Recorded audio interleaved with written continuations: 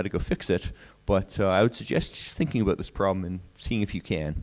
It would be a real shame if we didn't have, a second or third good CoinJoin implementation. So finally, we'll go to Wasabi, where all this kind of started. And Wasabi, it does privacy by amount decomposition. All right, so JoinMarket does privacy by amount matching. Wasabi takes your amounts and decomposes them. Well, what do I mean by that? Well, let's go look at one of my transactions. Again, a test transaction I did for this blog post. And I had an input of, what was that? Yeah, 516,000 Satoshis. And for that one Wasabi CoinJoin round, it took my input and split it into 3 outputs. And the trick with Wasabi is the output amounts are a known list.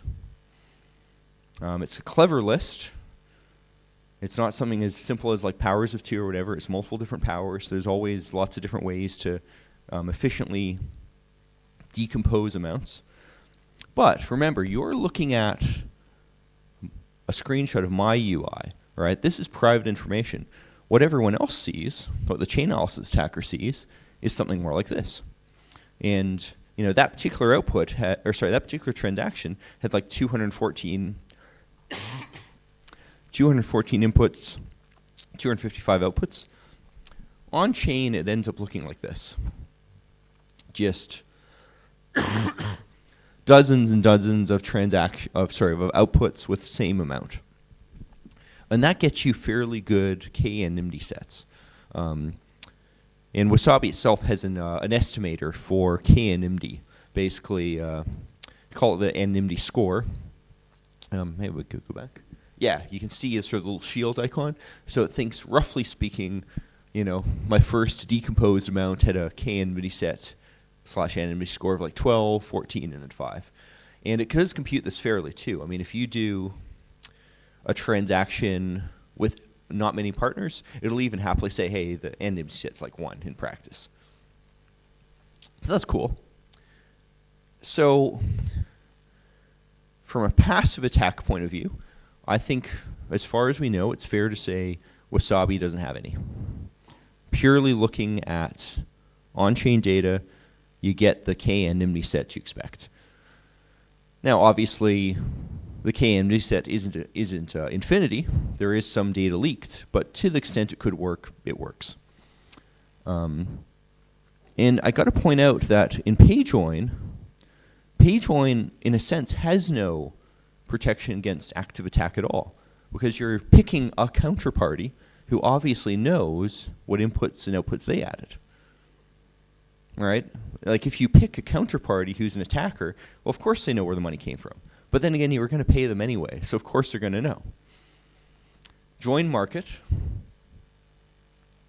its protection against active attackers is essentially a fidelity bond system where you go put up money and there's a bit of economics around and so on. But basically speaking, other than that kind of meta protection, if you will, there's no protection against active attackers. Wasabi decided to throw math at this problem. Lots and lots of math. But before we kind of get into how it works, I want to make the point that in general, Sybil attacks are always possible in multi-party coin joins. Now, what do I mean by Sybil attack? Well, in any protocol where we create coin joins where multiple anonymous entities come together, obviously someone could just have a ton of money, do all the coin joining, and by process of elimination, figure out who's actually doing real coin joins, and then de-anonymize their coins. In Wasabi, the protection against Sybil attack is there's a lot of money involved. But the protection against active attack gets down to how it works under the hood. So basically, Wasabi uses a coordinator. It's a coordinator you can pick. I'd pick that guy. He seems trustworthy. But the beautiful thing is you don't have to trust them because it uses what's effectively Shami and Ecash. So there's basically 2, 3-ish main steps in this. You have input registration, where your client connects as a new identity, a new Alice identity. and ask the coordinator, I want, in this round, to register these inputs. Critically, you use different identities for every input. And what do you get in return? Well, you get a Xiaomi and Ecash token, if you will, that you can anonymously go back later. When do you go back? Well, output registration. So in output registration, you get yet another anonymous identity, and you go back repeatedly saying, I want this output in this CoinJoin round. The coordinator can't link the two, or at least shouldn't be able to, because of the Xiaomi and Ecash type math. And then finally, once all the inputs are registered and all the outputs are registered, then we got to go back yet again and sign the transaction. Now, of course, not everyone might sign, so you might have a blame round where you try to remove people and so on. But when it works quite nicely. So this gets the meat of my blog post. How can this fail? Now, nothing much is criticism of this came down to really like new subtle technical detail, which is how do you identify what round you have? This is called the round ID. And basically, when you register an input, you're registering an input for a particular round. Now, the interesting thing is, can the coordinator Sybil attack you by pretending other inputs are not actually the same round? And bizarrely enough, if we didn't use Taproot, basically they would be able to. But because we use Taproot, and Taproot signatures commit to the public key, and also Wasabi protocol has proof of ownership of inputs that get sent to everyone else. Long story short is, provided there's Taproot inputs in your CoinJoin round that are honest, everyone else has got to be honest because they all got to agree on the round ID. So that's a nice bullet dodged. And I'd suggest you read the blog post for more details on this. But then the second worrying thing that we found looking at this was address reuse. Now remember, if a round fails, you have told, even through anonymous identities, you have told the coordinator, hey, I want these inputs and I want these outputs. Well, generally these outputs would be addresses that are hypothetically generated from fresh. They have never been used before. But this conflicts with HD wallets, where you want to have a gap limit. So currently the Wasabi protocol ends up reusing addresses in certain cases, which means that if a round fails, now you have the information on the coordinator side, potentially on another client side, hey, these inputs were associated with these outputs. And I think that's an issue. There's probably a few ways to go fix it. Read the blog post for more details there. But obviously a very simple way is just ignore the gap limits and not reuse addresses. It might make it hard to recover your Wasabi wallet from a seed, but maybe that's the right trade-off to make. There's probably also like silent payment methods and so on. And there's a bunch of other potential other like edge cases around like say communication and anonymity and so on. But I think like that's the main category of issue to go be concerned about. So I'm running out of time. So I want to go and summarize. First of all, what should I use? Well, there really are only 3 main types of CoinJoin out there. But yes, I can go say, yeah, use Wasabi, obviously. It has good protections against passive attackers and seems to be fairly good against active. But the thing I would go say on top of that is I personally do not trust one type of privacy software. Things have issues.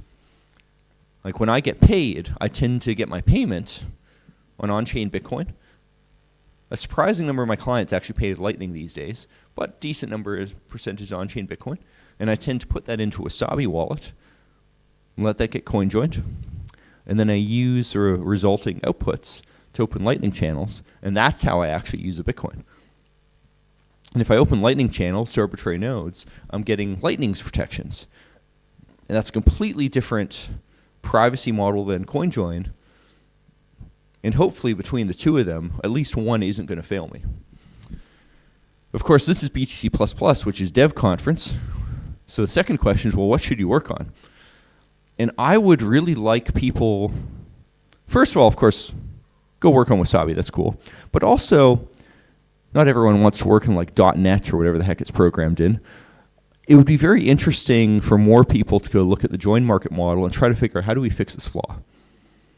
You know, how do we make a market where you can go pay for CoinJoins, but actually go pay securely?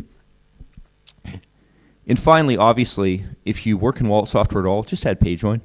Like, there's an excuse not to.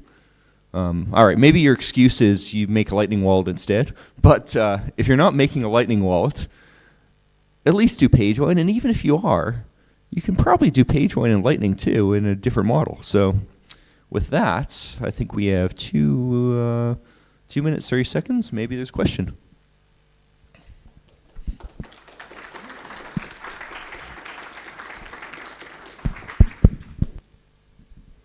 Anyone? Good, I explained everything apparently.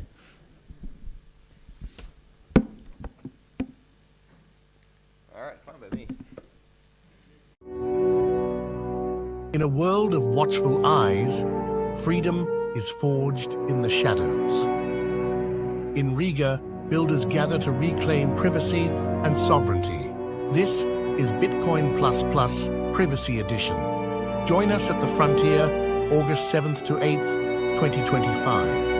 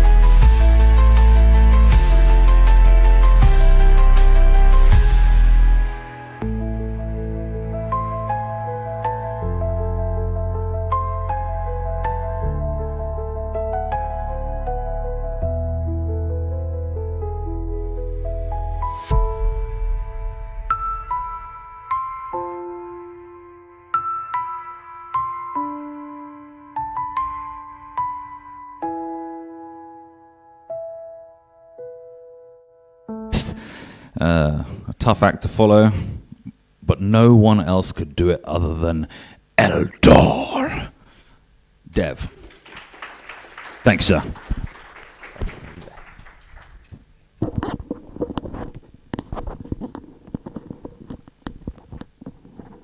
All right, thank you, Walton. Oh, 1 second.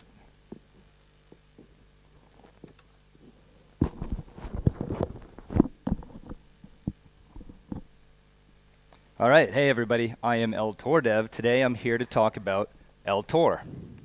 So the agenda for today's talk is, what is eltor? What did you build? Also, why is Tor slow sometimes? I'm sure a lot of people out here have tried to use Tor or failed to use Tor. Why is it slow sometimes?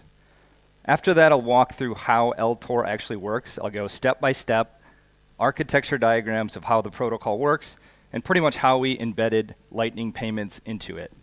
Then we'll go over some attacks, Sybil attacks, and hopefully some mitigations. And we'll close it out with a roadmap and some of the releases that we're going to release here at the conference. So what is eltor? So TLDR is just a fork of the Tor network. We'll get into why it's a fork later, or maybe a different talk. That's a big reason. But it aims to be high bandwidth. And really, relays can get paid for sharing their bandwidth. And we're using a lot of the new technology in Lightning, specifically Bolt 12 offers. And at the bottom here, you can see a typical 3-hop Tor circuit. Typically, if you're using an exit node to get out to a website, you're having an entry, a middle, and an exit. And what we did, we actually integrated a payment protocol into the circuit build step of Tor. So let's back up a little bit and let's go over a few metrics of Tor. So if you've used Tor, anytime before 2015, it wasn't used as much, right? You can see this chart here. In about 2015, a lot of relays joined the network, and we've had about 7,500 relays in 2015. And fast forward 10 years to 2025, we only have about 8,500 relays. So that's only been about 1,000 relay increase. And of those, we only have 2,500 exit relays. So that's a lot of users sharing the bandwidth for, in my opinion, a fairly low amount of relays. But if you go to this Tor metrics website, I believe it's metrics.torproject.org, you can actually search relays, and it shows a lot of different information about them. Is it an exit? Is it a guard? Are they fast? Are they stable? But an interesting thing is a lot of Tor relays choose to put a Bitcoin address in their contact field, really for donations. So a lot of Tor relay operators operate off donations, and they already want Bitcoin, right? So let's compare that to the Lightning Network. So we've seen explosive growth in the Lightning Network. Back in 2019, we only had a few nodes. If you guys remember Lightning Torch and all that fun time. But since then, we've just exploded. And in 2024, I believe we had around 18,000 nodes. And of those 18,000, 8,000 were using Tor. And that's just known nodes. This doesn't include unannounced channels. If you have just a partner where you're just paying back and forth and not routing traffic, this metric doesn't include that. So why not get paid to run a relay? We've already got all these users running Lightning nodes, running Bitcoin nodes. Cypherpunks run nodes, write code and run nodes. So what the heck happened in 2022? So if you're around in 2022, you guys might remember Tor was really slow. A lot of people said it was getting DDoSed. I think it was just getting used a lot.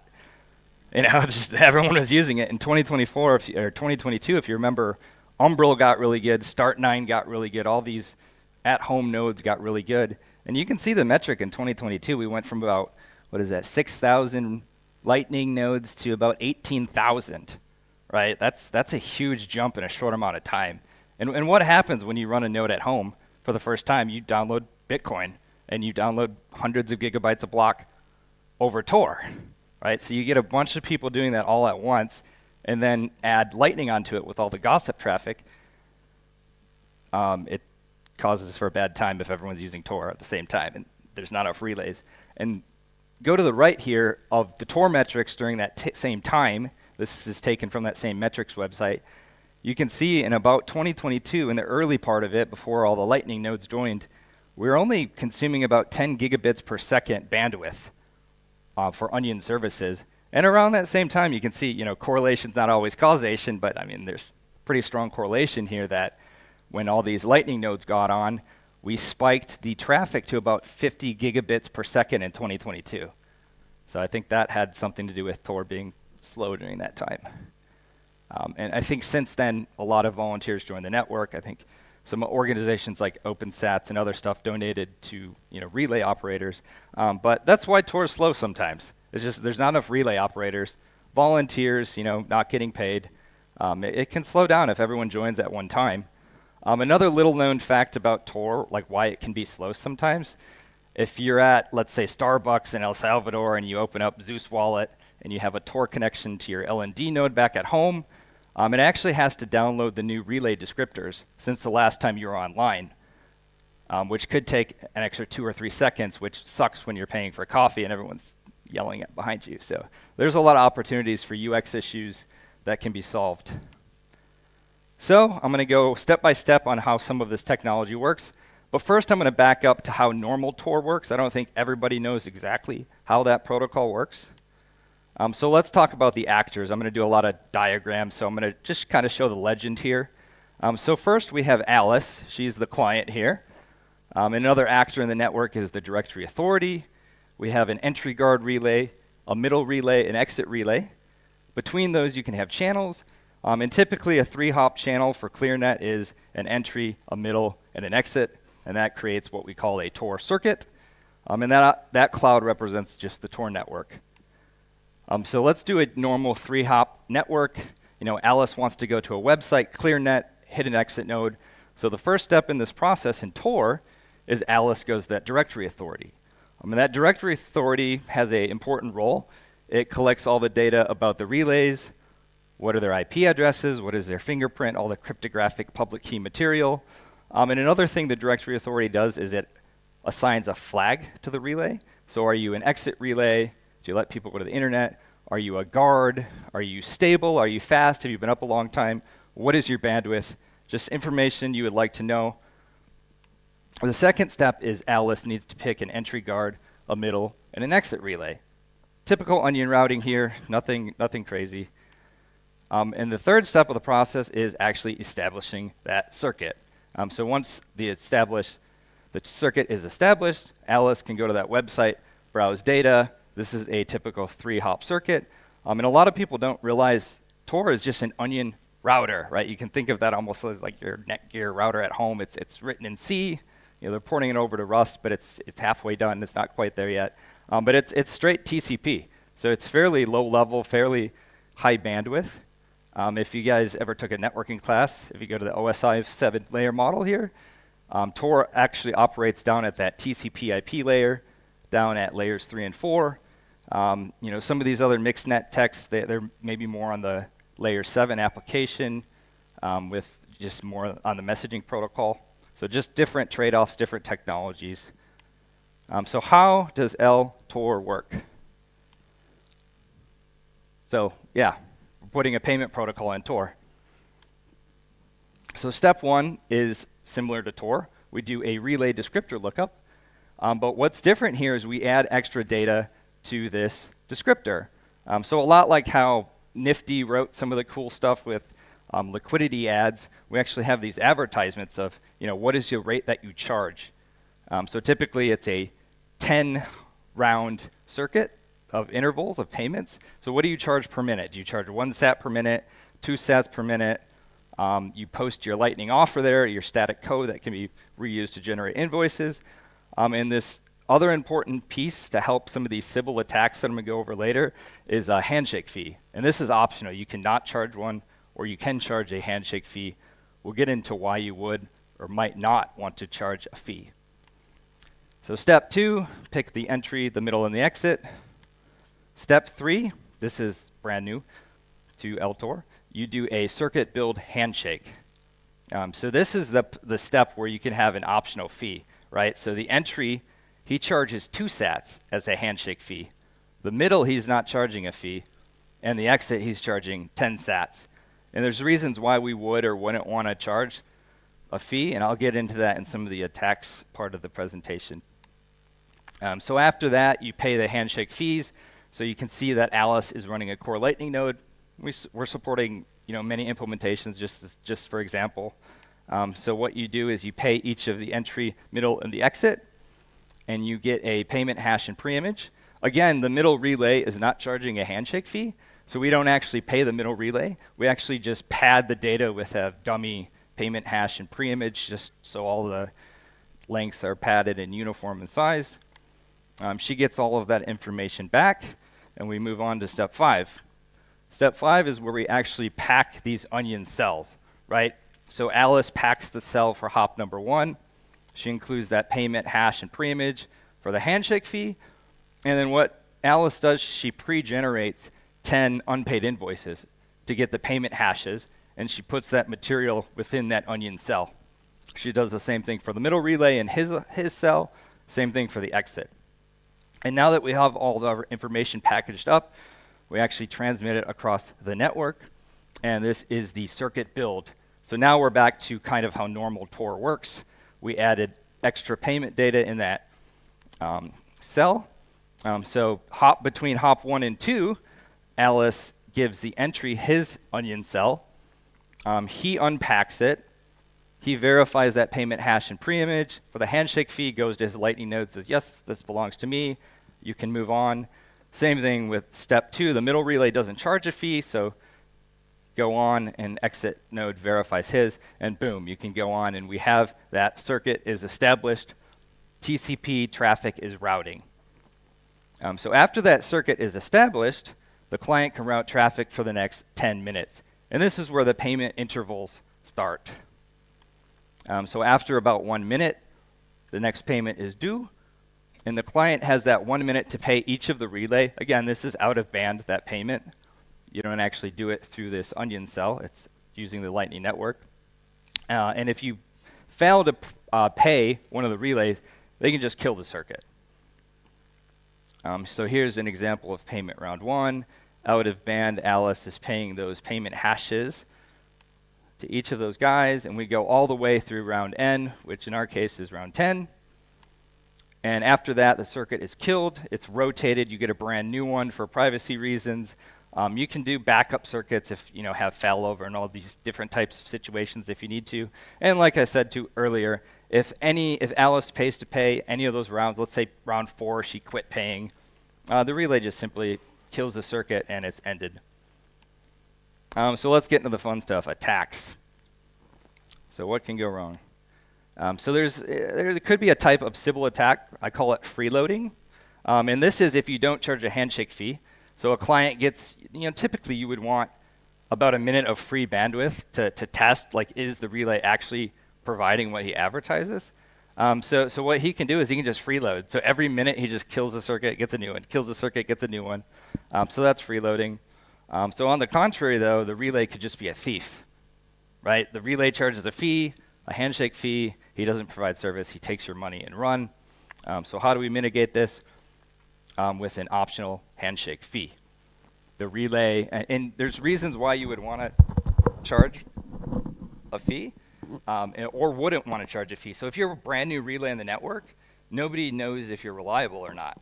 So you're probably going to want to charge a 0 handshake fee, and you might end up getting a few freeloaders, but that's okay because eventually you're going to build reputation to be able to charge a fee. So let's say you're an established relay on the network, you're high bandwidth, you're constantly providing 500 megabit per second, you're reliable, you're always up. You could probably charge maybe a couple sat handshake fee. So let's get to the final part of the presentation here, the roadmap. So we're actually launching, hopefully this week, give or take, the eltor chutney testnet. If you're not familiar with how Tor works, anybody can take it, run it locally on their machine or out in the cloud. It's a software called Chutney. So we're releasing that. And with that, releasing the eltord binary. This is going to be version 0.0.1. And it works very similar if you've used regular Tor before. It's just a Tor binary and then a Tor.rc config file. But what differs with eltord is we actually wrap our forked Tor binary and we include all the Lightning information to talk to your Lightning node. So you can see within that Tor.rc configuration file, we add that payment Lightning node config at the bottom where for this example, I'm connecting to LND. So I stick in my URL and a macaroon. We've got support for Core Lightning with runes, and hopefully PhoenixD and other implementations, LNDK for LND, stuff like that coming in the future. So next on the roadmap in September, we want to release an Umbrel app. And the intention here is for relay operators, right? We already have, I don't know, I think they advertise thousands, tens of thousands of Umbrel nodes. I don't know how many exactly are out there, but that's a lot of candidates of people who might want to run a Tor relay and get paid. If you can do one click, automatically connect to your Core Lightning node and Umbrel and get paid, that's a pretty good deal in my opinion. So in October, we have a plan for a desktop app, and this is intended to be kind of like a VPN-like. A lot of people use VPNs now for whatever reason. No. Obscura is a great option too. They do like a two-hop relay situation, which is cool as well. So the idea here is somebody can install the eltor desktop app, hit activate, have it connect to their Lightning node, and it runs kind of in the background like a SOCKS 5 proxy situation. So it hopefully will have a very VPN-like feel to it and be high bandwidth. And later this year, we want to work more on hidden services. I didn't talk too much about hidden services. I talked more about how you would use an exit to get the ClearNet.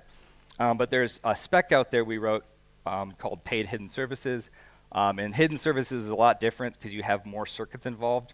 You have like a circuit from the onion service to an introductory point, and you have 2 circuits to rendezvous points. So there's quite a bit of more payment stuff that has to go on. So there's a spec out there. Read it, critique it, let me know what you think. We're going to work on that near the end of the year. And that's it. Go to our GitHub. It's github.com/eltor. And I think we have quite a bit of time for questions. So, yeah.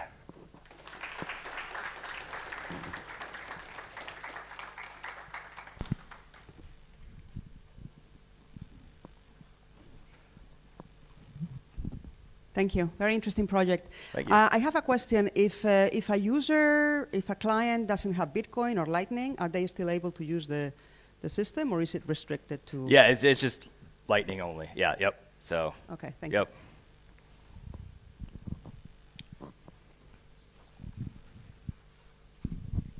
At one point, you said the clients pay the servers or the relays using Bolt 12, and then a few minutes later, you said this relay is set up to use LND.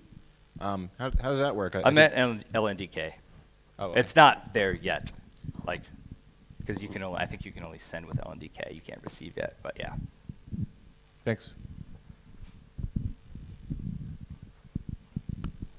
Have you given any thought to consideration of end users who are using public channels, potentially having routes to be doxed and a connection made to coins on chain that might lead back to KYC metadata or anything, just based on latency analysis and general Lightning issues kind of being parallel to the Tor circuit?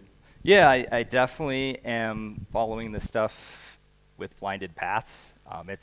It's getting there. A lot of the nodes are supporting blinded paths out of the default Bolt 12 blinded paths. So hopefully we can just all use that eventually.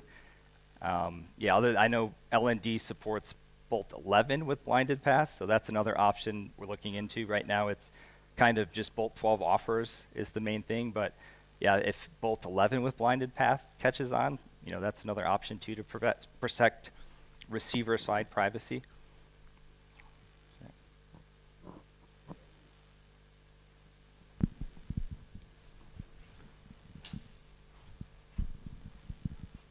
Yeah, so I have 2 quick questions. For one, I might have missed this, but is this backwards compatible? So the client would still use regular Tor network also? No. So I wanted that to be the case, but I just couldn't figure it out. So there's 2 reasons it's a fork and not just shimmed into normal Tor. One reason is I have to pack the payment hash data into the onion cell, which increases it a little bit. So in that point, if it was on regular Tor, everyone would need to update their clients. Then you'd have these weird ones that are having bigger onion cells that would kind of fingerprint stick out. So I think the second reason being, if you've seen some of the talks from some of the Tor people, I think ideologically they want to keep the relays just being volunteers. Even though you can see in an earlier slide I had, over 1,000 or 2,000 relays are requesting to get paid into a Bitcoin address on chain, as a volunteer donation based. So I think ideologically, I don't know if the Tor project would lie. I'm not affiliated at all with them. I just forked it. Yeah, so that might be an issue. Anonymity loves company, so just basically starting from scratch with no relays. Yep. It might be an issue anonymity-wise. Yes, if you have bootstrapping ideas, let me know.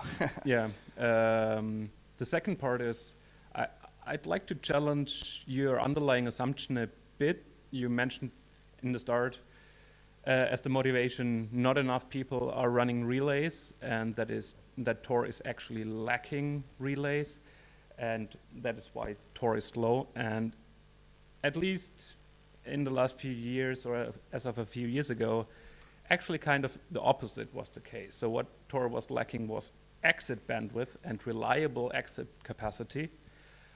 But in part, what made Tor slow was unreliable relays run by average Joes on their home network because they were unreliable and slow internet connections, actually. So that is why Tor started introducing all this directory to classify, to build up that reputation, which nodes are reliable and so on. Yeah, I just want to challenge that a bit because I'm not sure that it's very. The solution is that everybody just running relay, and that would solve the Tor slowness issue. There is a bottleneck at the exit capacity, but I'm also not sure if that would be solved by more exactly. people And I'm hoping setting there's up exit relays. You know, as your Lightning node becomes more popular, you use it more. You know, you definitely want your Lightning node to stay on time. You don't want to rely on Watchtower. So I'm hoping a lot of these Lightning node operators are already successful operators, high uptime, high bandwidth. So that's part of the assumption there. Yep. Any more questions? All right. Thank you.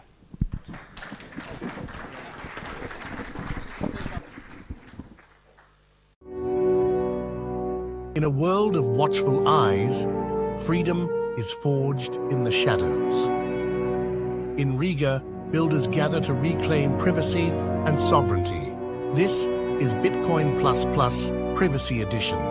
Join us at the frontier, August 7th to 8th, 2025.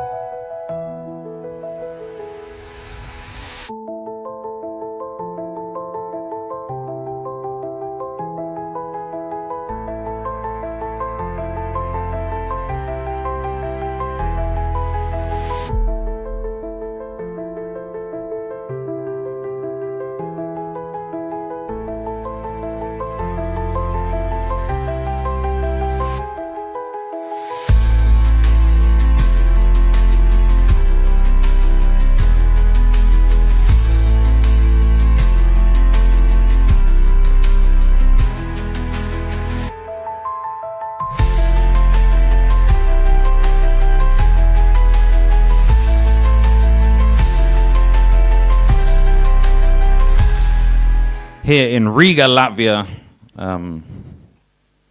I don't just get to introduce the next speakers, but I get to join them. I'm hosting a panel titled Building Your Privacy Stack. I'm honored to be joined by Jeff G.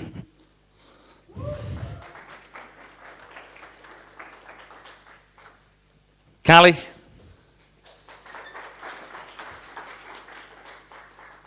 Super Testnet.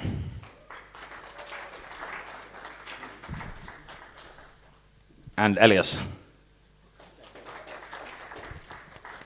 As you see, Super Testnet is wearing his invisibility cloak for the moment as an additional privacy measure. Super Testnet's invisibility cloak only exists for a short period of time. It's about 21 seconds or so.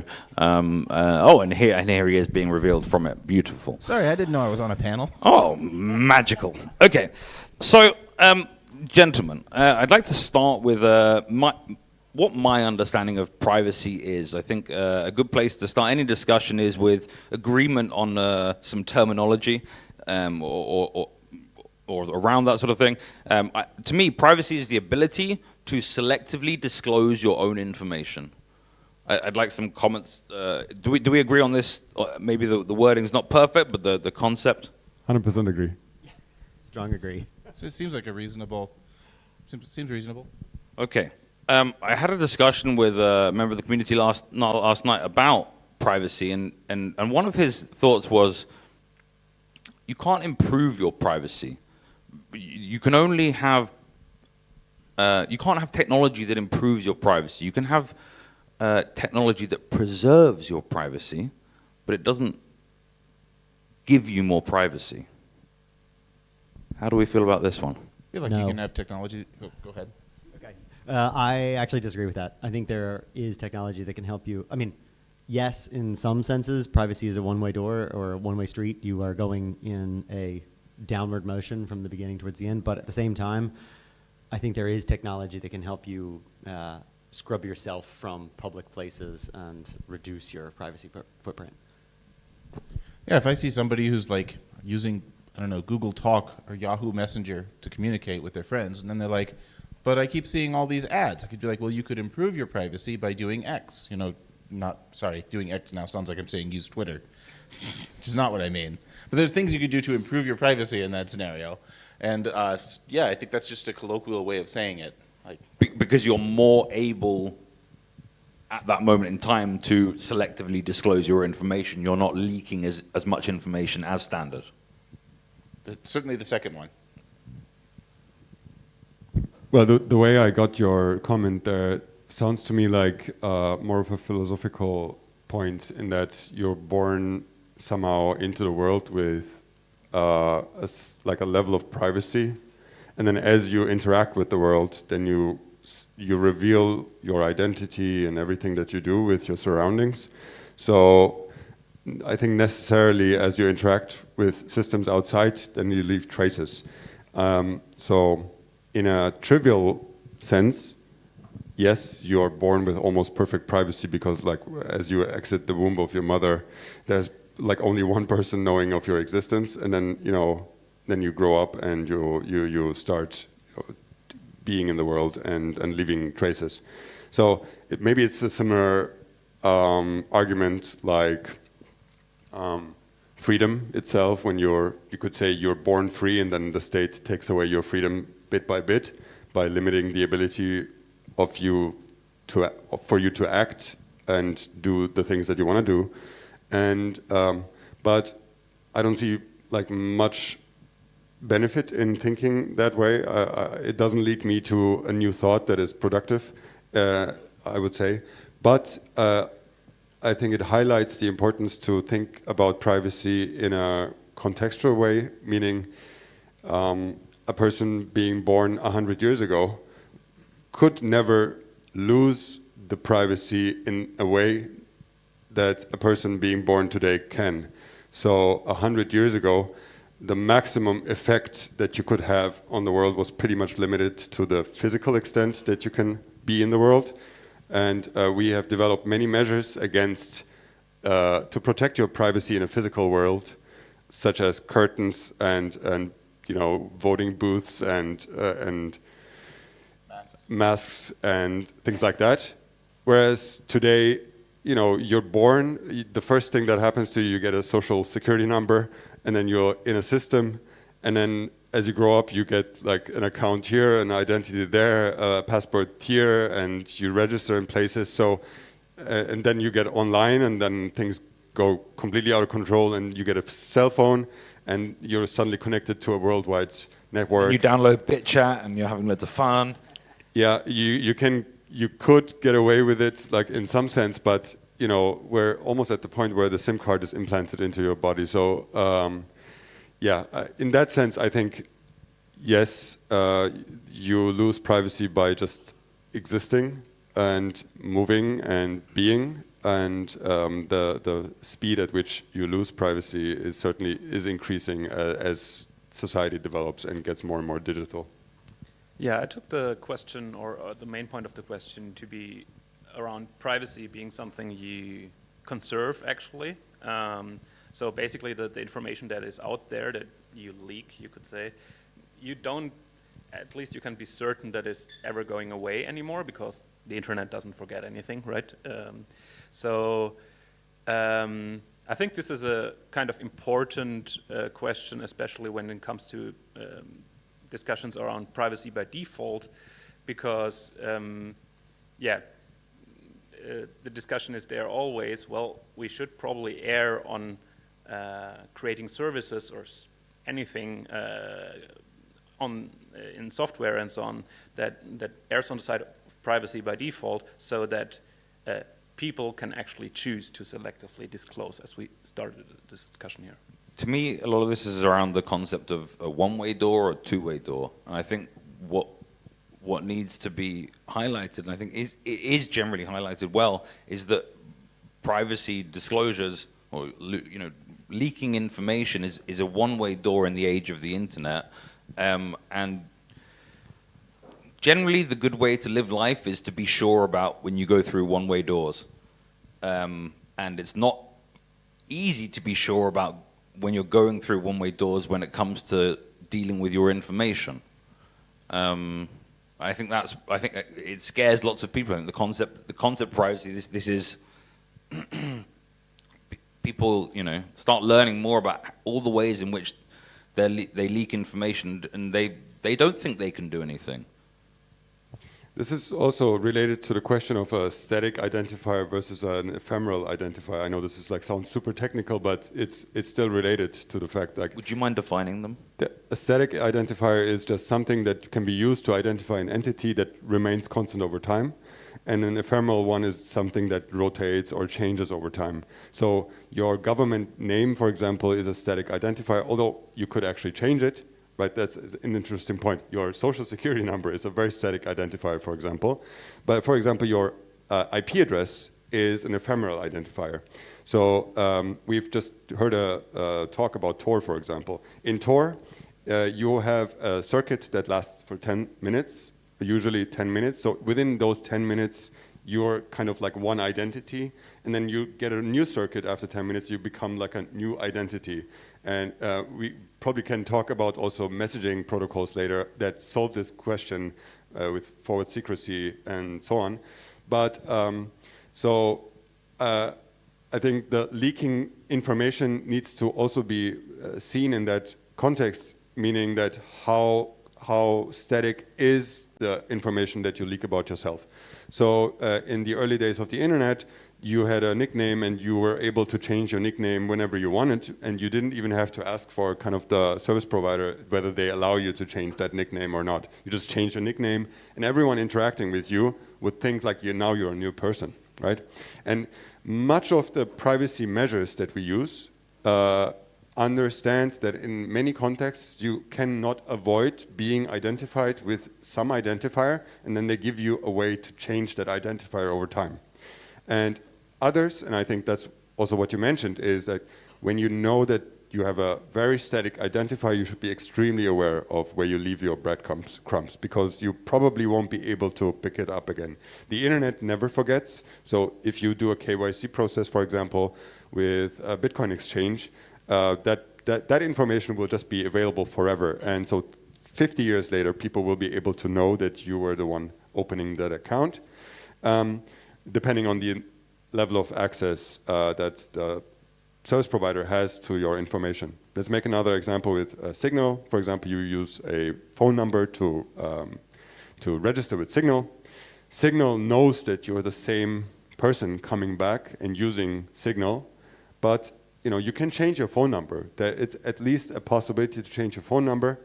The map between phone number to your superstatic identifier, meaning your government identity, they don't have direct access to that, as the government obviously has direct access to a map from phone numbers to people.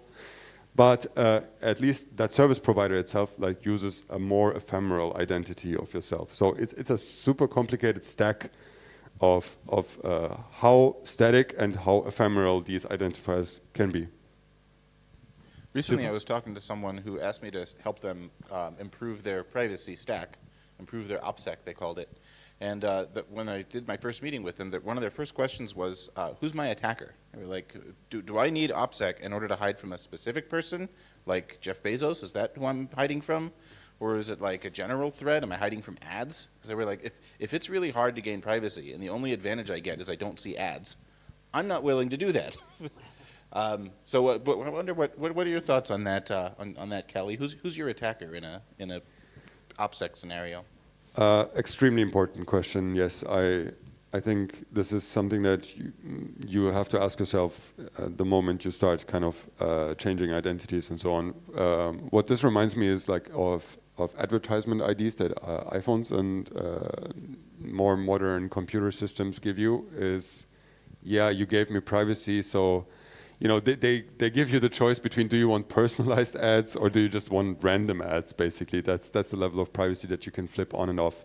But that's the most shallow level of looking at it, is the advertisement. Do you want personalized ads or not? That's probably the most people are faced with only that level of decision. But yes, so the other extreme is, I would say, maybe the NSA or the US government or something like that, which is like the all-seeing eye of Sauron that has all access to passively observing the entire internet all the time and being able to connect everything that you do. And it is almost impossible to hide again from the passive global observer. Almost impossible. I mean, the fact that Satoshi has managed to do that is close to a miracle. It's probably almost as much of a miracle as the Bitcoin protocol itself. Maybe he is known and he's just paying his taxes. Yeah, that's certainly a possibility. So I think this world you're talking of essentially the state centralizing information on you for not necessarily always the best use, and it's their ability to do so is increasing through a number of things. And I'm going to quote from someone in the London Bitcoin community called Cowboy Bill. He's actually an American guy. I guess that's why he calls himself Cowboy Bill. But he talks of the synthetic stack versus the sovereign stack. And I don't know how many of you are familiar with this framing, but in his synthetic stack, essentially this is the system that the state provides for you that makes you think you're living in some sort of free reality, but actually you're living within this system of it's going to be of CBDCs, stablecoins, smart cities, AI law, digital ID, and ESG, which he refers to as a moral laundering system. Your ability to interact with society in the way that you want to is going to get harder, isn't it? Yes, that's exactly what they want. I mean, if you think about a digital identity, all the things about protecting children, all the things about terrorism, all of the super convenient ways to pay for your groceries by running your hand across a thing or staring at a camera for a second, it's just an easy way for governments and corporations to just have everything they want at their fingertips at any point. And sure, for 90+% of people, it doesn't really matter that much. They're not going to do anything in their lives that is going to cause the state to come crashing down on them.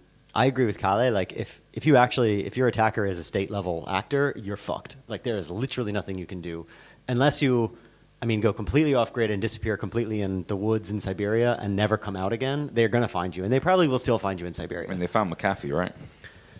Yeah, he was not really in Siberia though, so maybe a bad example. But I think this is the main trade-off when you're trying to get people to understand privacy and actually take it seriously is, are you willing to give up super easy convenience and what is fed to you constantly because you have a busy life and you got to go to work and you got to deal with your kids and you got to go to the grocery store, and like saving 5 minutes across all those surfaces every single day actually is meaningful to most people.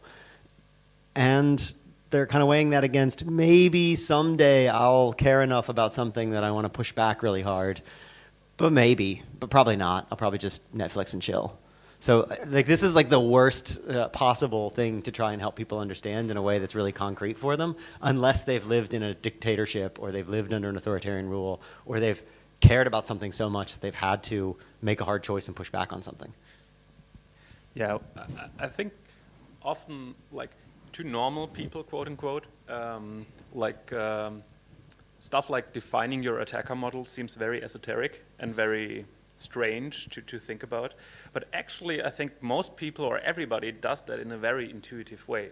You don't just go and post your social security number on Twitter because you decided this is information that is really crucial to keep private in a certain sense, and you share that with government services or whatever when you need to. But you don't just, you decided it's none of the public's business because there could be consequences of posting it publicly. So you constantly make this decision what is kind of private, what should be public, and then with privacy enhancing technologies or preserving technologies, it's more of the more information people have about the consequences of the action, the better they understand or can make their own decisions which part of their information should live in a privacy stack and which part of it is perfectly fine to share in that subset of people or in that group of people or even with the public, basically. My answer to this person who asked, who's my attacker? Who am I trying to defend my privacy against? What I told them was, I don't know who the attacker is for you, and it's quite possible you don't know who the attacker is for you. You might not know who's trying to get your information, but very often you don't know in advance. So the best thing to do is to guard your privacy as best you can, so that when someone does start looking for you, even if you don't know it, they're going to have a harder time doing it.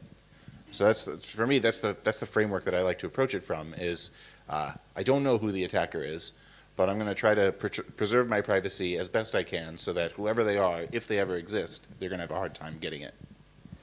There's also the component that if you're like one of the only people in a crowd that turns off their phone because you're paranoid, then you make yourself more visible than the rest of the crowd in a sense, because the passive observer can see that, there's one person that turned off the phone. Why?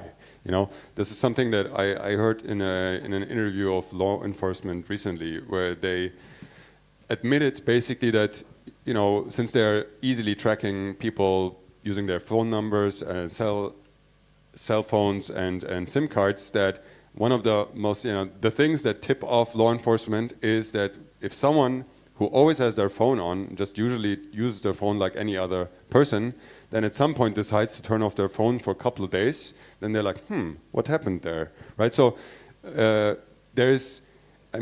wouldn't call it a moral imperative, because that's just too moralizing for it, and even if you don't understand like how privacy really works, then it cannot be really a moral imperative for an individual. But there is a huge benefit for default privacy by default. So for anyone who doesn't even spend time thinking about this, should increase their privacy, or I should frame it differently. We should build systems that make privacy the default with the same level of experience for systems that don't provide privacy, such that everyone can benefit from it. And it's kind of a beautiful thing. It's also a depressing thing at the same time, is that the more people participate in preserving their privacy, the easier it gets for everyone who wants to preserve their privacy. So we say privacy, loves in numbers, I think, or we...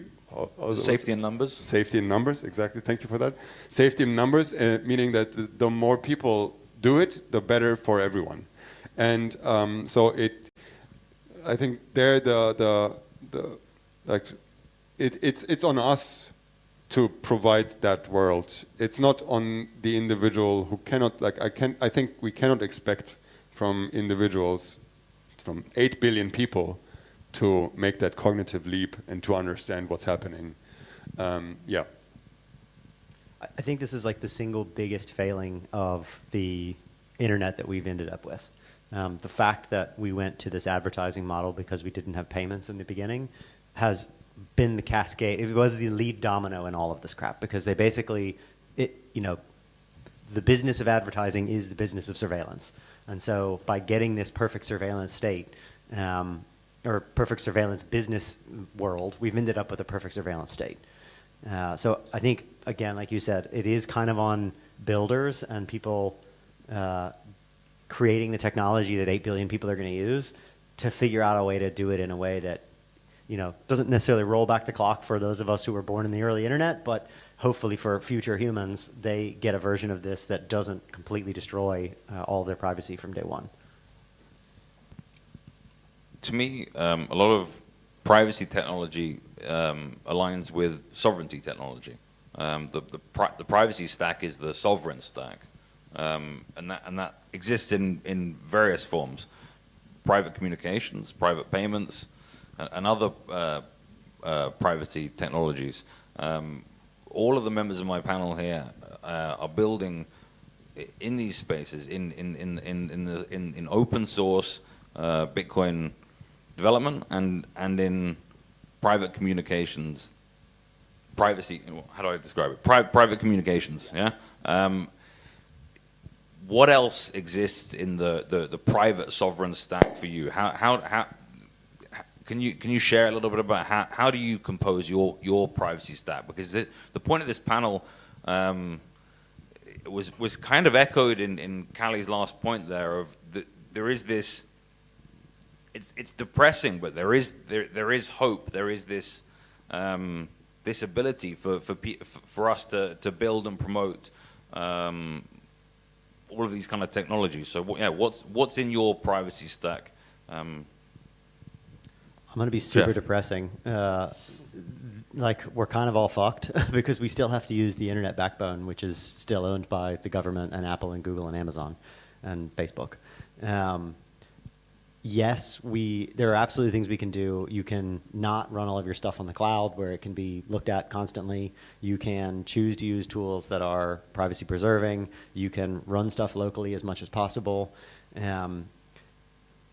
You still have to then be very, very careful when you connect to the outside internet to do anything. And I think, for 99.9% of people, that's just too hard. So I think, yes, I like, that these tools are available. I like that people are using them. I like when I see people running little home servers and things like that. I think the reality of the situation is that, like, even most of the people trying to do that aren't sophisticated enough to know how to set it up perfectly. Like, I wouldn't say I'm sophisticated enough to set that up perfectly. But all the same, it's still worth doing in a lot of cases. Being able to run a local LLM and not have ChatGPT profiling you constantly is a big deal. Being able to have, a communications app where you don't have to give your phone number and you can create multiple ephemeral accounts constantly is a big deal. Having money that you can send for free instantaneously offline is a big deal. So I think that stuff is really helpful, but it leaks in around the edges. And I think those of us in the Western world that are already hyper-connected have already lost most of what we had to lose. So I think a lot of those tools are going to benefit future humans or humans that are in places that aren't as well connected.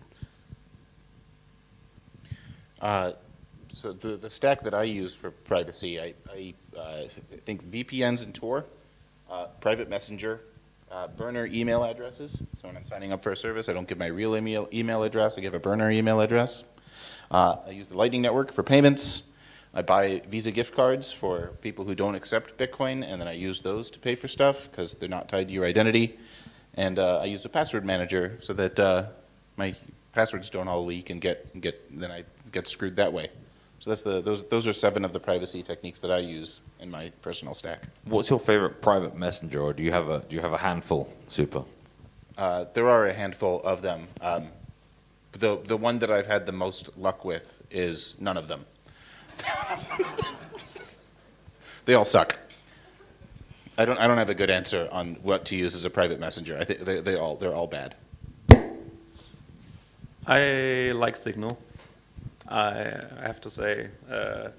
I also maybe I should do this basically be the shill for the big things here. Like I like Signal. I like credit where credit's due. You said Apple before. I actually have to say Apple did some great work in the recent years. Basically a good chunk of the privacy stack you just described is now part somewhere of the Apple ecosystem.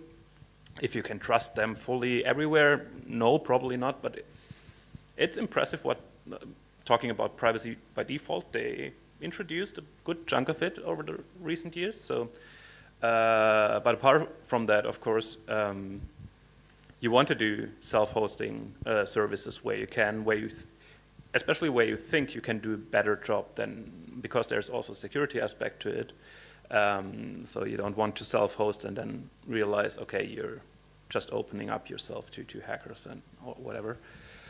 And I think in terms of privacy stack, you don't only have to have one, right? That is maybe the point of choosing your attacker model. You can say, for one attacker model, I'm building this kind of privacy stack infrastructure, I'm using these tools, and there's then a certain subset of information I only put on another privacy stack because I want to protect them even more, for example. And this really comes back to the attacker model, because like what the Snowden revelation showed is that the global surveillance is real, but even more than that, like there's stuff like, not only is the passive surveillance constantly happening, but actually, if you're important enough that the services are willing to waste a zero-day exploit on you, they will, and then to protect against that is very, very, very hard. And for 99.9% of the people, it's probably not worth going to these lengths to protect themselves because they're just not as important enough or not as interesting to the services as they then maybe believe to think. But if you're a journalist with information, if you're some freedom fighter or whatever, and you think you're interesting, you probably need an advanced privacy stack on top of your regular privacy stack that you use for everything else, basically. Yeah, I want to echo that. I think it's very important that we stress that you don't have to be a hardcore cypherpunk in order to benefit from these systems, and it's also enough to just go 10% the way, or like not enough, but maybe worth, go 10% the way, 20% of the way. Many people face like all this barrage of information and they're overwhelmed with it, and then like the cognitive load becomes so high that they rather choose not to deal with it and just keep the status quo in their lives. So even like tiny steps are really worth it. One of the easiest things that you can do is just use a VPN, for example, or switch the messenger that you're using. And these days it has become easier than ever to go these steps, and we should also promote that. And I completely agree with what Elias just said, that if you're someone who's under threat, then obviously you just have to think about these things in a different way. But personally, I'm really much more interested in what's applicable for the masses, and that's why like I'm kind of still struggling with what you said, that the privacy stack is a sovereign stack. It is true, it is true, and it matters for a tiny number of sovereign individuals, and that's my problem with it. It is true. But I cannot really recommend it because, those people I would recommend this to already know what's up. So I think that, therefore, like to 98%, I don't agree with that. I think the privacy, I'd rather trust math than the personal responsibility of every single person on the planet. So my approach would be, rather than to try to spread the message and educate the masses, is to build parallel systems that are as easy to use. And we have good examples of how this can be done. So Signal is obviously a great example again here, but also Apple. I'm not really an iPhone user, but I recommend an iPhone to people who are, you don't even have to be a privacy advocate to use an iPhone, and you get amazing privacy compared to the other options that you have. So it's like the min-max is so good that we should drive those technologies as well and keep it normie compatible, because I think the number of people that we can get onto the other side, onto the privacy preserving side, is more important than the tiny percent of people that need extreme protection. So my message is very simple, basically. Is not to think about your life and upgrade your life. I'd rather talk to the builders and stress the builders to build good products that are easy to use and just give you privacy by default. So I want privacy that my grandma can participate in, and she doesn't need to be a sovereign individual in order to use privacy preserving technologies. Yeah, I agree with that, and I think the move is also to basically push more builders, especially also of larger companies, into actually going for privacy by default. I mean, there are, of course, a lot of history lessons we can learn, but one point I'd like to raise is, for example, with TLS, with SSL, there was a point where a lot of people in the internet community of large companies, of the ITF and so, were discussing, well, TLS encryption, it's so wasteful basically for stuff that you don't need to encrypt. Why should we employ it everywhere? It's just wasting server resources and so on. And a lot of people pushed back on actually implementing TLS at some point. And then came around Google, for example, and they just said, F it, we just do TLS everywhere in Chrome and in all of our services because we think security by default is important.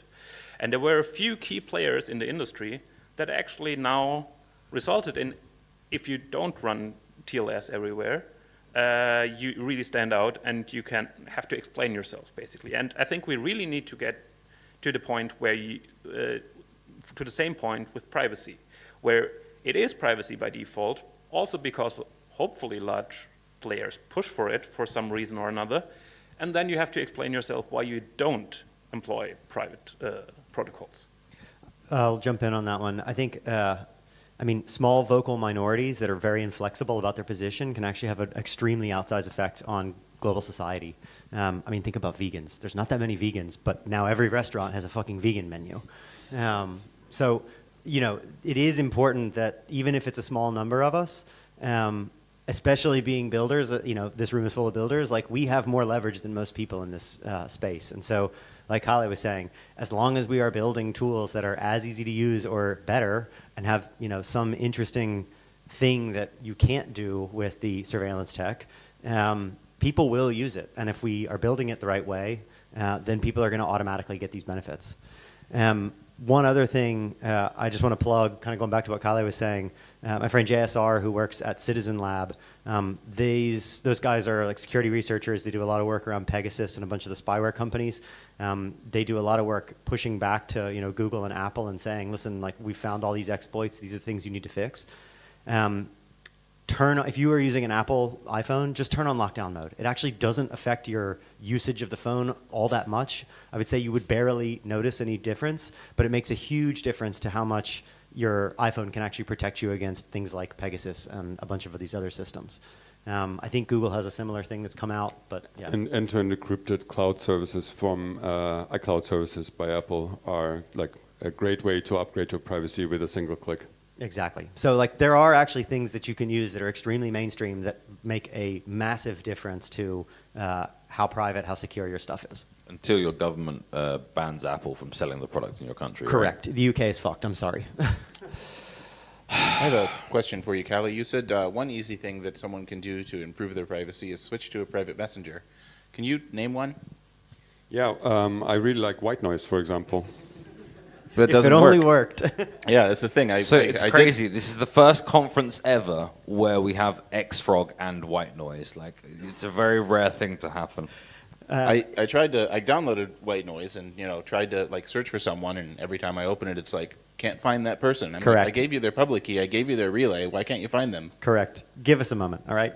It's a hard problem. No one else has fixed it. We're trying to do something pretty novel. I think we've figured out a way to do this, and I think it's going to work. No, I'm sure it's going to work, but it's very complicated. Like you talk to, Moxie Marlinspike, who developed the Signal protocol, has said in public multiple times that he thinks federated secure messengers are impossible, which, okay. Cope. Cope, exactly. It's a really hard problem, and I think it's one of those ones where it's one of these multivariate nasty problems where, I get it. It's going to take a little while. If you've tried to build one, I don't blame him for thinking it's impossible because it's really, really hard. but I don't think Correct. It's impossible. No, but he has one good point, though. I saw his talks about this, and I disagree with most what he said about this topic. But one good point is that it echoes a bit what I previously said, in that he does not expect that most people will run their own infrastructure, and I think that is a fair expectation to have. 100%. I agree with that. One other part of the sovereign stack from Bill's thesis here is that it's about sovereign time, and so much of our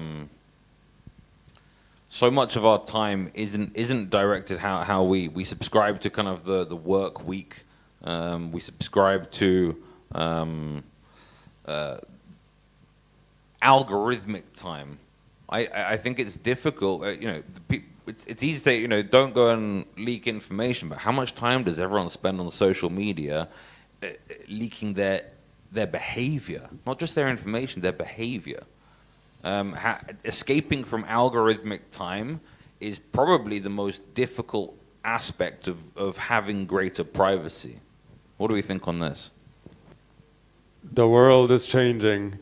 So it is extremely scary. If you look into the research of this is even, let's say, 5 to 8 years ago. There are papers from the Facebook research and so on where they identify people based on the way that they move their mouse. On the way that you move your mouse can be used to identify you. The way that the frequency of which you press the keyboard buttons when you type a message on Facebook can be used to identify you. So there are markers that you're not even aware of that you are transporting, carrying with you. So, and I think that opens another portal into hell that I would like to open here, which is AI-assisted surveillance. And that's, everyone here is old enough to remember that, 15 years ago, we had machine learning, we had neural networks already coming up and so on. But there was still the expectation that, the NSA, okay, we know since Snowden that the NSA is copying all the data from the entire internet and storing it for some time in the future when they'll be able to analyze that. And we kind of we didn't know how long that would take. And at this point, we're at a point, we're way at that point already. What we know from Snowden is X-key score, which is, you have to know who you want to observe. You enter the email address, and then the search engine gives all the information about this guy, phone calls, friends, all profiles on the internet, and so on and so forth, because they could, just by targeted search, they could identify all your entire internet activity. At this point, it's always safe to assume that the best technology that we're aware of, times maybe 2, is already being deployed to surveil populations. So we all know how powerful LLMs have become and how large the neural networks are that we are already using for entertainment purposes. So it's very reasonable to assume that the entire data of the internet is also being analyzed in real time by neural networks or the most advanced AIs that you can imagine, basically. So one segue, and I'm very curious what the others think about this. One segue is to the Chinese authoritarian regime. So let's say 20 years ago, the West was in this nice sugar-coated reality in which they thought, hey, let's bring like capitalism to China. You know, let's infiltrate China with Coca-Cola and Barbie and whatever freedom technology. Then they will notice that, you know, consumerism is so great, and then the people in the West, you know, they have like free lives, and then they will go to the streets and then protest and then fight the Chinese regime. Like that was the primitive and naive expectation of the capitalist West against the communist China. What's happened and what people didn't expect, basically, at least not the sources that I'm aware of in this case, what they didn't expect is that, you know, even a totalitarian regime can uphold itself. A totalitarian regime that is open economically and is basically a capitalist system as well, can still uphold complete control of a population if you can employ technology in the correct way serving the regime. So in China, they have everything. Obviously, they have Coca-Cola, and they're driving electric cars, and like they've surpassed most Western societies at this point. But people cannot speak freely on the internet. The entire internet is like there's a fence around the internet, and everything stays inside. Even that was unimaginable, that you can do this in a technical way. But now everything inside that system is fully observed. And what this does to people is that, you know, you behave differently. You don't talk about things in a way that you would talk about. Even it affects how you talk to people on the street, because even if there's no one listening, you have like this NSA looking over your shoulder feeling wherever you go and whatever you do. So in a short way of saying what I just said in a long way, is that technology has evolved in such an incredible way today that all the things that we thought, you know, governments would be overwhelmed by the amount of data that we create, we've just like went way past this. And at this point, like I think technology is way beyond what the data that we can create even. So we're now analyzing data has become easier than the speed in which we can create data. So even your tiniest movements, your tiniest actions on the internet can now be analyzed to identify you, find you, and then, you know, take away your freedom of movement. For example, in China, they did this with the COVID passport. They use predictive algorithms to detect who is likely to protest against a bank. This is a real story. And they turned like hundreds of thousands of male internet users between 25 to 45, turned COVID positive, so they couldn't take a train in order to protest, right? So things are becoming extremely scary in that sense, and you know, it highlights even more how pressing this issue becomes. What's also amazing is just how liberal governments like Europe and the UK and America to a lesser degree, but certainly America as well, are doing exactly the same playbook. They're like, we must protect you all, so therefore we must have infinite surveillance and total control over the financial and banking system and everything you do online. And people somehow don't learn the lesson. Like they look at China and everybody goes, oh my God, isn't it terrible what's happening in China? Isn't it scary? Oh yeah, we should probably employ this chat control thing. Or like, yeah, it's absolutely fine that we have 75,000 cameras around, you know, central London so that we can track everything that possibly could happen. And they don't make the connection that those are the same things. And this is where I know I'm being sort of the Debbie Downer here, but like I'm a little black-pilled on the topic because it's just like you either care or you don't, and most people don't fucking care. And so again, we either build it properly and give them the toys that they want, but it's actually built properly and they just use them anyways. Or to your point, you know, you have to get out of the algorithmic loop, and the only way to get out of the algorithmic loop is to put the fucking thing down and turn it off.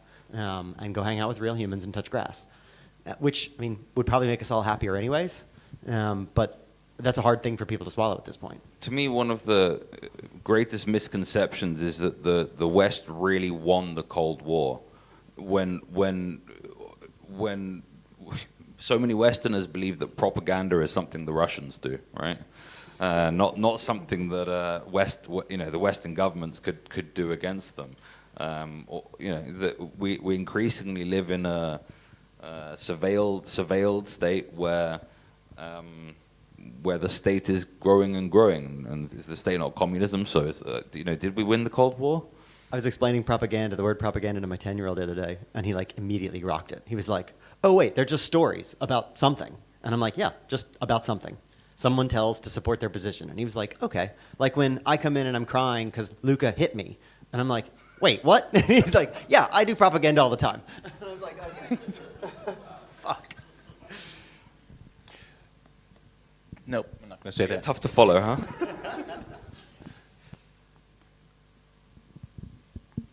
Hey, your turn.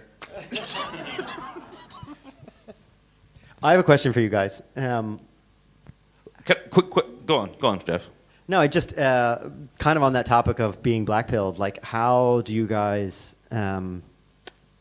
think about this? Like, do you have those waves of kind of going up and down and being like, yeah, we can fix this, or is it just perpetual optimism, or are you kind of constantly blackpilled and it's like, oh God, we have to do something, or it's going to be even worse?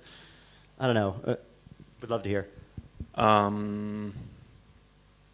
think it's important not to end up completely blackpilled or in a defeatist state of mind, because there is still like a very huge gap between China authoritarianism and US or European states.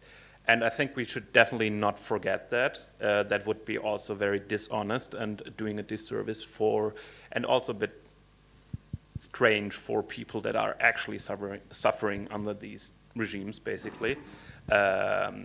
So for one, it's important, of course, to push back on such tendencies in the West, but yeah, and basically not lose hope there and push back, but also still see that there is a clear difference, I think. Many Bitcoiners say you should never go to Bitcoin conferences because it's terrible for your privacy. You gentlemen obviously disagree, but do you feel there is some, or rather, maybe you don't disagree, but you think that the benefits outweigh the costs? What champions you to be the ones speaking up about privacy, to be the ones trying to help others publicly about privacy? I think most of the heavy lifting that we need to do is narratives, and so that's a motivation to speak out and to just keep talking about this topic and frame it in a way that makes sense for people. So I guess TLS is a very good example. TLS, you could frame it in a way it's for money laundering and drug trafficking, but it has become, a security question. It is foolish to not encrypt your data, and this has, it has changed from why would you do this? This is only for criminals to this is it. Without this, my bank cannot exist because security is necessary. So, and that evolution, it just doesn't happen by accident. It needs to be directed by the conversation. And so that's my white pill, and there are many black pills, obviously. But my white pill is that we can shape the conversation, which is a huge part of how these systems are treated in society and publicly. Another example that I make is how the narrative has shifted for private messaging, in which 15 years ago, 10, 20 years ago, like the beginning of Crypto Wars 1.0, this is just, why would you ever want to hide what you say? And now it has become this, if you're a parliamentarian, then you must encrypt your communication because it's for the security of your country or something like that. Or you frame it in a human rights way that most people understand, which is you wouldn't want your most personal conversations with your family and your loved ones and so on be visible to the government and so on. So there are ways to change the way that we talk about certain things. So that's what we need to do.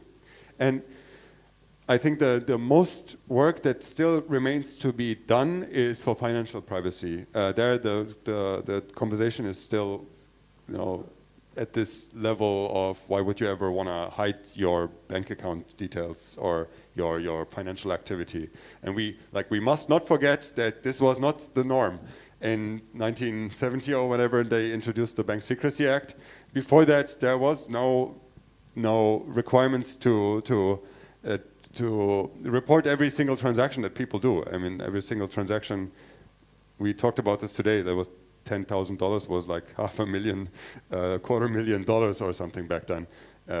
Or it's, I think, 75K or something like that. But things are evolving in both. There are two narratives. One is driven by the authoritarians, which try to frame everything in terms of the things that affect you, emotionally, like Child Safety Act. They give those things like names that sound like, oh my God, the children, like you need to protect the children.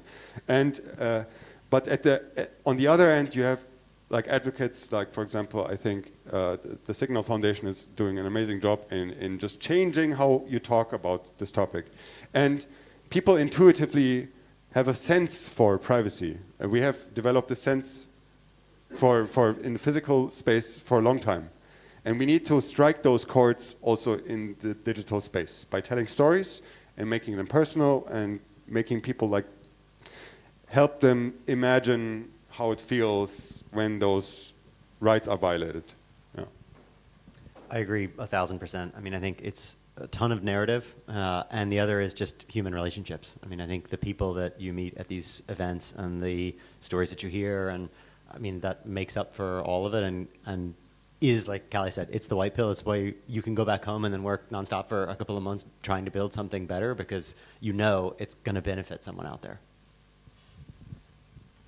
I think another great thing that you can do for privacy is start in your local community. A lot of us have got into Bitcoin because of a Bitcoin meetup that somebody brought us to. And maybe you could get some people who are not currently into privacy, but maybe you could start a privacy meetup and get some people into privacy because they went to a privacy meetup and now they care. That could be one thing you could do. One thing I forgot to mention earlier when I was going over my privacy stack, another thing that I frequently use is RoboSats, and I just want to mention that in here as well. A lot of Bitcoiners buy their Bitcoin on, or buy or sell their Bitcoin on regulated exchanges, and if you use unregulated ones like BISC, RoboSats, what are some other ones? I forget the names of the other. Those are the ones I use. Peachish. Hodl. We should make a list. There's got to be a list somewhere of all. And if you use these services, then you get a more private experience buying and selling Bitcoins. That one's particularly relevant in this case. I mean, also just come to conferences, meet friends, and then trade Bitcoin peer-to-peer like it was meant to be done. Yeah, I've spoken about one of the greatest things traveling with Bitcoin is you never need to use ATMs because you say, would anyone here like to buy some Bitcoin?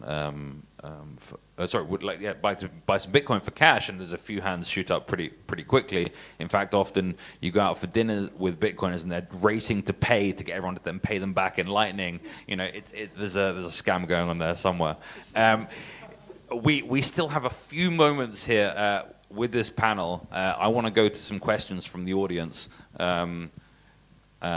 Please shoot hands up, and I'm going to run over to you with the mic for our illustrious panel here. I don't think anyone has any questions. No?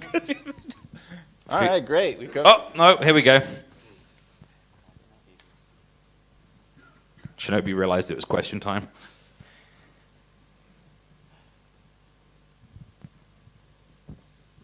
On a scale of 1 to 10, how fucked are we? 7. For me, it's a 1. For you, it's a 9.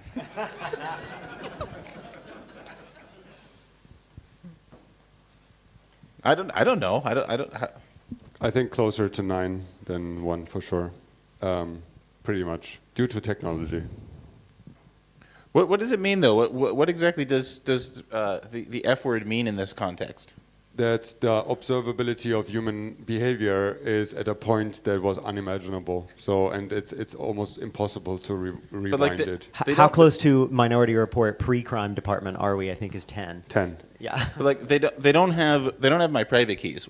If that's one of the things I'm trying to hide from them, we're nowhere near them being able to get my private keys. Debatable. Is it? I mean, What's the quantum? debate? How What's close the- are they with what's- quantum? Debatable. I think they're pretty far off, but they're not that far off. It's like the show Black Mirror was kind of fun a few years ago, and then all the episodes started Everything becoming is true, real. and I stopped watching. I didn't want to know what was happening next. Hey, do you guys ever lament the fact that, at least in Bitcoin, sometimes the conversation is more economic? Some of the loudest voices in the room are talking about store of value, medium of exchange, da-da-da-da. But in other communities, take like Monero or Zcash, the conversation is almost inherently privacy. That is what we are laser focused on, and that is the conversation.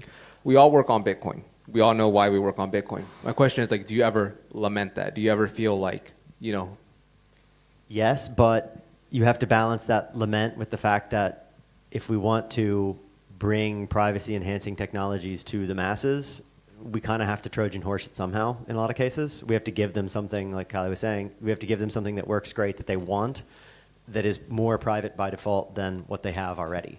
And so if that means that you've got to talk about, you know, Wen Moon and treasury companies and all that crap to do it, there's a trade-off. I mean, I think it's okay. It's okay if somebody comes to the privacy thing by that path, you know, going around through a treasury company and then coming back to the real reason underneath. Might take a while, but. Yeah, so it's really a bit about the narrative, right? So I think a good way really to deal with this is also to show that it's not store of value. Basically, you have fungibility only works because you have privacy. If you have privacy, once you lose privacy, you lose fungibility. So privacy is a feature of all the other aspects of Bitcoin, basically, to show that. And there's also other things, basically, like previously here, Peter made the example of Payjoin, which is a really great example that has tremendous benefits for exchanges, for all kinds of services, efficiency-wise, and that is why they want to apply it, with the benefit that it's also more private if you apply it. So I think you can basically sell it to be both. I kind of agree with what was just said. Bitcoin is just so much bigger, so it is not a surprise that many different people are interested in different aspects of it. And there are a lot of Bitcoin privacy-focused projects. We could fill halls of people just working on privacy, and those halls will be, you know, fuller than We did. Here they are. Zcash and yeah. So it is not the only aspect that Bitcoiners are interested in, and obviously in my mind, the fact, you know, the commercialization and this investment lens is the most boring part of Bitcoin, but it's to be expected. So it's just I think a effect of being more attractive to normies at some point. But as a Trojan horse, I think this gives us a great opportunity to, you know, change things really on a large scale. So we just have to make sure that we guard Bitcoin in a way that MicroStrategy doesn't start to affect the protocol and doesn't make, you know, decisions on which side of the fork that we take. We kind of need to remain rebellious and make sure that, you know, Bitcoin is in the hands of the cypherpunks and not of the finance bros. And the finance bros, they follow. They don't lead. We have one final question here before we have to wrap up this fantastic panel. Yes, I wanted to ask, if we can't stop data collection, can we at least pollute the data set? And do you think that would lead to a meaningful increase in privacy? I think that's one of the techniques that is commonly used in privacy discussions and in privacy technology, is to make it so that the data they can get from your actions is poor quality data and unreliable for identifying you and identifying your information. So yes, that can be done, and it's a widely deployed technique. But I want to go back to his question. Unfortunately, we have time, Supernova. Well, I'll talk to you afterwards then. Thank you. Any final comments on the data pollution idea? Yes, we can. Ladies and gentlemen, Unfortunately, we're out of time. If you have further questions, please try and find the speakers afterwards. Although there is going to be a hackathon presentation from review. Sorry, and so I need to wrap things up here and thank my great panel, Elias, Super, Cali, and Jeff, and all of you. Thank you for coming.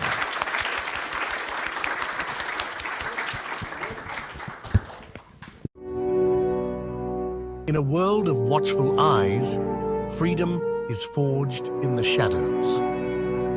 In Riga, builders gather to reclaim privacy and sovereignty. This is Bitcoin++ Privacy Edition. Join us at the frontier, August 7th to 8th, 2025.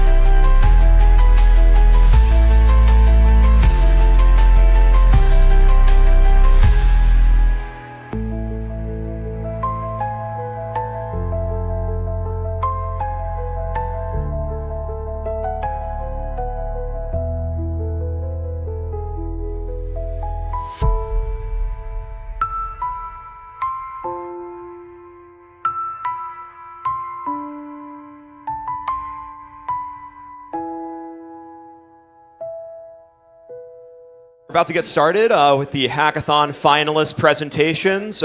We have 6 phenomenal projects to present. They'll have 5 minutes each to go. We have a subsection of our fabulous panel of judges over to your left. So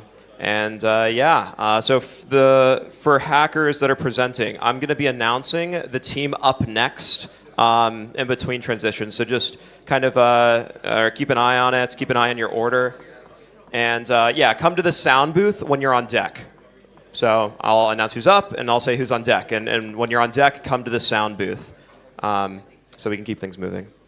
All right, first up is GitFuzz and Parasite Messaging, you're on deck. Good luck. Hi. Okay, so we are at a privacy conference, and lately in the Bitcoin space, we have seen many developers being attacked by the state and legally by nefarious entities, right? So my tool is a helper for them to obfuscate their location and their waking hours and so on, like by changing the timestamps in the repo's commit history. So how can you do this? You can only do this for things that you have not published yet. Published commits, changing them would mean that's another way of introducing vulnerabilities. So this tool, you would run it like this before you push your currently unpublished branch. So how does it work? So as a demo, I have cloned the Bitcoin repository yesterday. And we can have a look. How does it look? So this was the state yesterday, and here you can see that this branch was merged by some developer. I can't pronounce their name. So I will pretend that, okay, I am that developer, and I have that branch privately in my laptop. And I want to change fuzz my timestamps before I push. So I have a branch checked out of that before the merge. So now what I would do is I would just run this. So this commit, this 7.1 thing that you're seeing, that's the part where I branched from. So that is the last public commit that is already in the upstream repository. So you would run my script like this. What it is doing is going through all the commits that come in between. So in this case, I think there are 6 commits. So it goes through all of them, and it rewrites the commits with altered timestamp by taking the last public commits timestamp, right? So that 7.1.2 commit, whatever timestamp it had, it starts from that and then looks at the current time now, and it evenly distributes it across all the commits. And it also has an additional feature that it randomly picks a time zone, but this is optional. If you choose not to, if you don't, so it's a Linux only feature. So if you are on a different platform, you will just default to UTC. But the time wise, so in your when did you commit, that information is gone, and where did you commit, that information is also stripped and randomized, right? So how does it look? So now to have a look, you can have a look. Where did it go? Yeah. So now you can see here it's the last commit that was going to be merged. Now it's today's date, right? And same for the other one. So it's like so it's going down until the last public commit, which was this one, right? And there you can see it's still July 21. So it basically took July 21 to August 8th and divided by 6 and rewrote it. And now you can push and no one would know what's your location. That's it.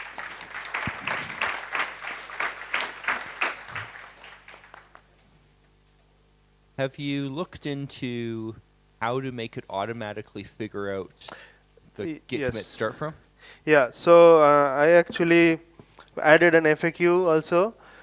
Sadly, it's not possible to use it inside a git hook because when you push, the hook that git provides you, the pre-push hook, it basically determines already the commits that are supposed to be pushed, and then it allows you to do a yes or no. But since I'm rewriting history, the commits now change, and it still tries to push the unchanged commits. So my question is actually slightly different. Well, I'll go give it as a suggestion. I would suggest you look into using Git's like metadata around like remotes and so on to figure out automatically what is the Git commit that it should start randomizing from. Because you probably can go do this. So it would basically be something like, just hit GitFuzz and it would just figure it out automatically what is local and what has been pushed remotely. Yeah.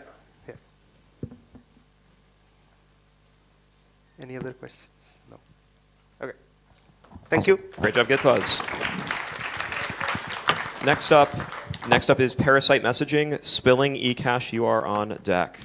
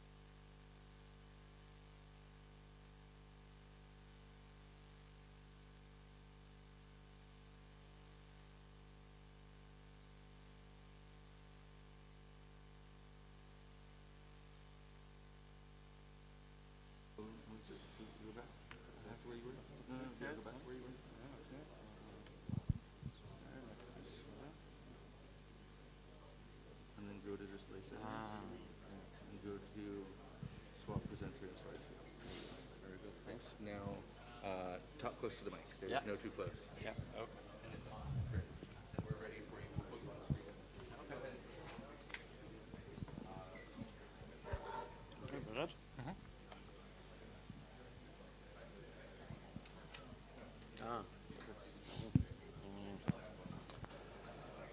Go ahead and flip it again. Sorry. Yeah. Parasite Messaging, you're good to go. Apparently it's still extended. Now it should But be now okay. it should flip back, right? Are we seeing? Should I extend it? Oh, there it is. No, it's okay.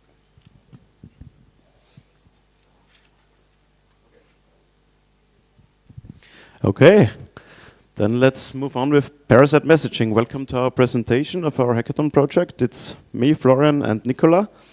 And our basic idea is to use centralized, censorship-prone platforms for our own purpose. So like a Parasite, we are just using the infrastructure of the big players for our own purpose. Inspiration to this project came from the 9/11 attacks, which the terrorists used Gmail drafts basically to communicate and were bypassing efficiently the NSA and other government monitoring this time. So drafts have not been monitored. Therefore, they could communicate and they were just account sharing, logging into the same account, communicating over the drafts. This resulted in a project at my university which was called Grafenger, which was basically a messaging app for Android using the same concept. So you could just WhatsApp-like message and all the communication in the back was done encrypted over Gmail drafts. So far to the inspiration. Basic idea, as I told you, we're using centralized, censored platforms for our own purpose. We make censorship much harder for the platform providers, and we change the game to an asymmetric situation favoring the user. That's the idea. So we force the system operators to censor themselves. Okay, but Bitcoin-related use cases we see many, yeah. So it doesn't matter what you wanna transfer, what kind of data. It could be output descriptors, it could be lightning commitments, whatever.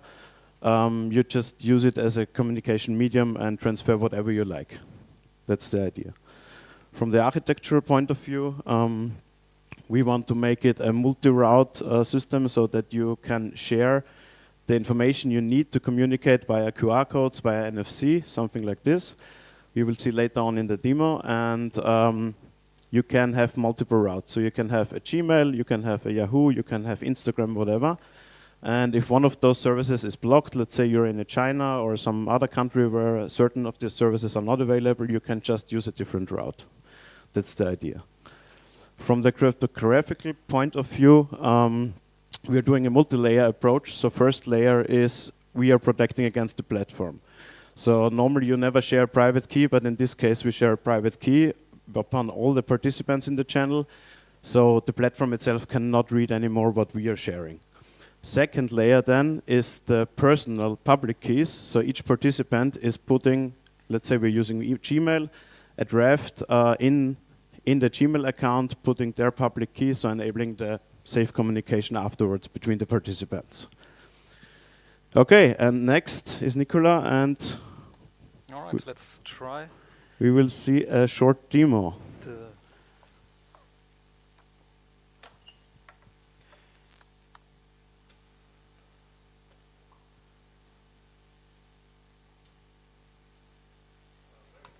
Does it show up? I don't see. All right.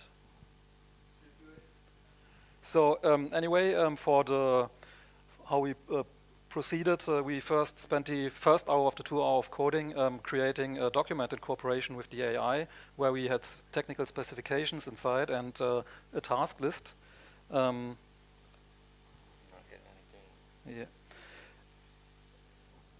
And we started to have it write code after 1 hour. And yeah, it looks like the video is not working.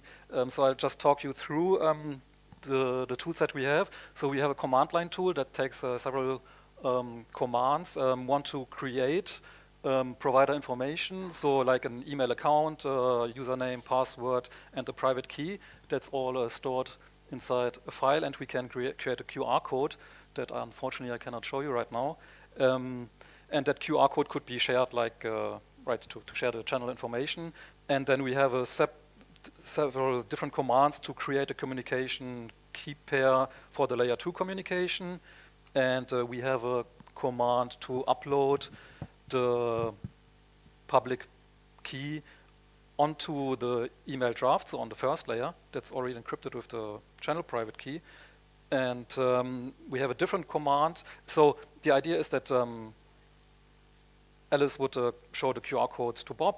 Bob creates the layer 2 key and uploads it as a draft. And then Alice can go into the email account and has a command to extract the public key from the email automatically and save it locally.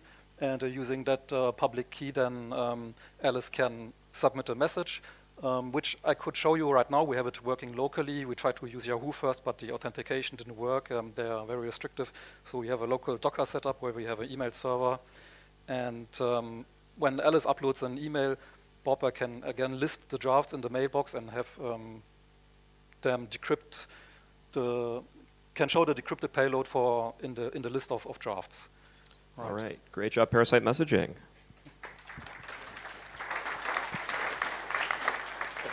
Questions? All right, great job. Spilling Ecash, you are up next. And Peanut Pal, you are on deck. Come to the DJ booth.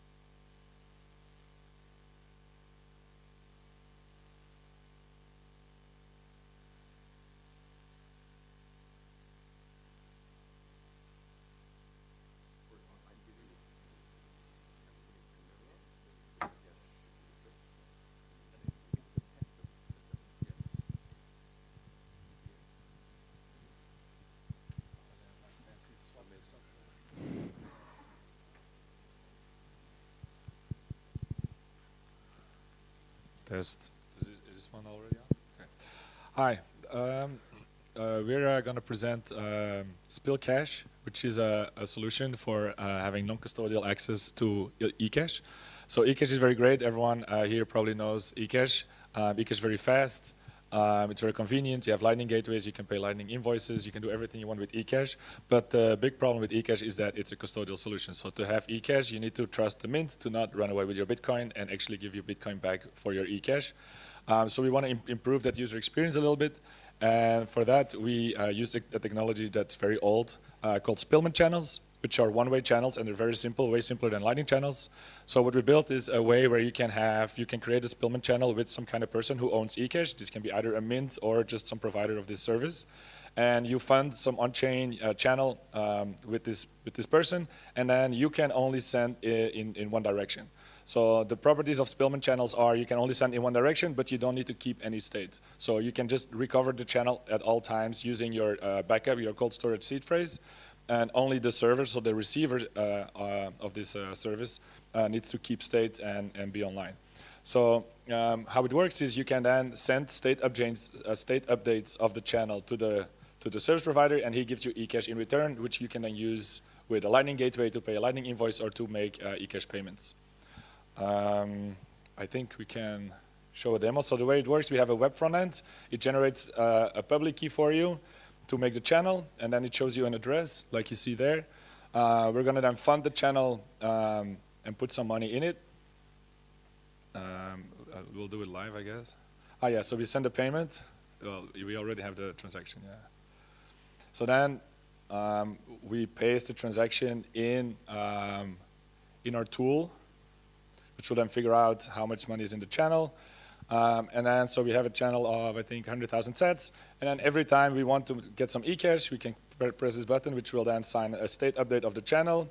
We get at the top, go back. You can see that we got this Ecash. And then you can see the update transaction of the channel. So then we can copy the Ecash. Let's say we want to deposit it in our Ecash wallet.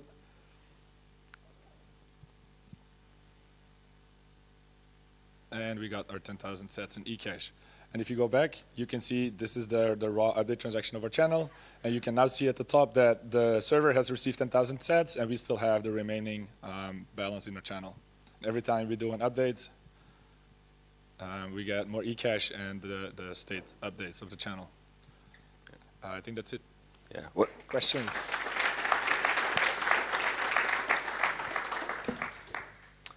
Correct me if I'm wrong. It's been like 10 years since I last thought about this, but don't Spillman channels have an expiry time attached to them? Yes, exactly. So the way this works, you have an expiry time. So the user can always get their money back after the expiry time, even if the server is not cooperating. We imagine this could be like 1 month or 1 year or something like that. And to get the money back earlier, of course, you need to ask the server to publish one of these states because the server doesn't co-sign them. They only co-sign them when they want the money back. The server can always get their money back whenever they want. But the user either needs to ask for a cooperative exit or just wait for the time to pass and then he gets his money back.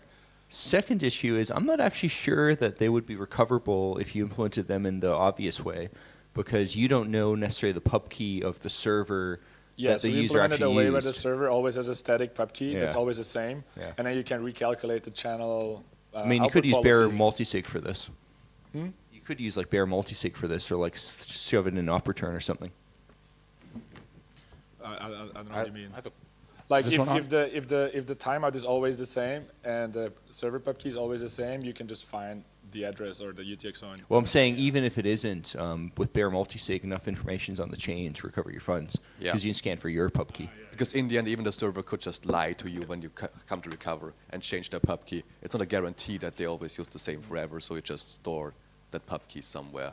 What if you pay him for 10,000 Ecash and he just runs away with the money? Exactly. What? But that's like a trivial backup thing to do the op return or bare multisig thing. But you were asking? Yeah, what stops the service provider from running away with your money? Nothing. Like in the end, nothing. If they don't give you Ecash for it, then you are screwed. The idea is to minimize how much wiggle room you give them and how much they can steal from you in one increment. Because if you have like a huge Ecash balance, they can run away with the whole thing. If you only give them a 10,000 sats thing, state update, and they screw you over, you're just going to sit there and wait until expiry to get the leftover of your money back. It's a risk minimization that you So do. it's like trusting them with a single payment instead of Exactly. your full balance. Instead of your whole wallet. Great Minimize job how much. spilling Ecash. Thank you. Thank you. Thank you. Peanut Pal, you're up next. Note Guardian, you are on deck. Come to the sound booth. Note Guardian.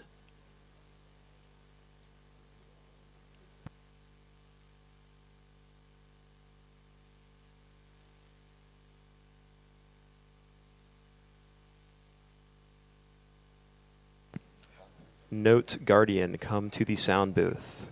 Table 14.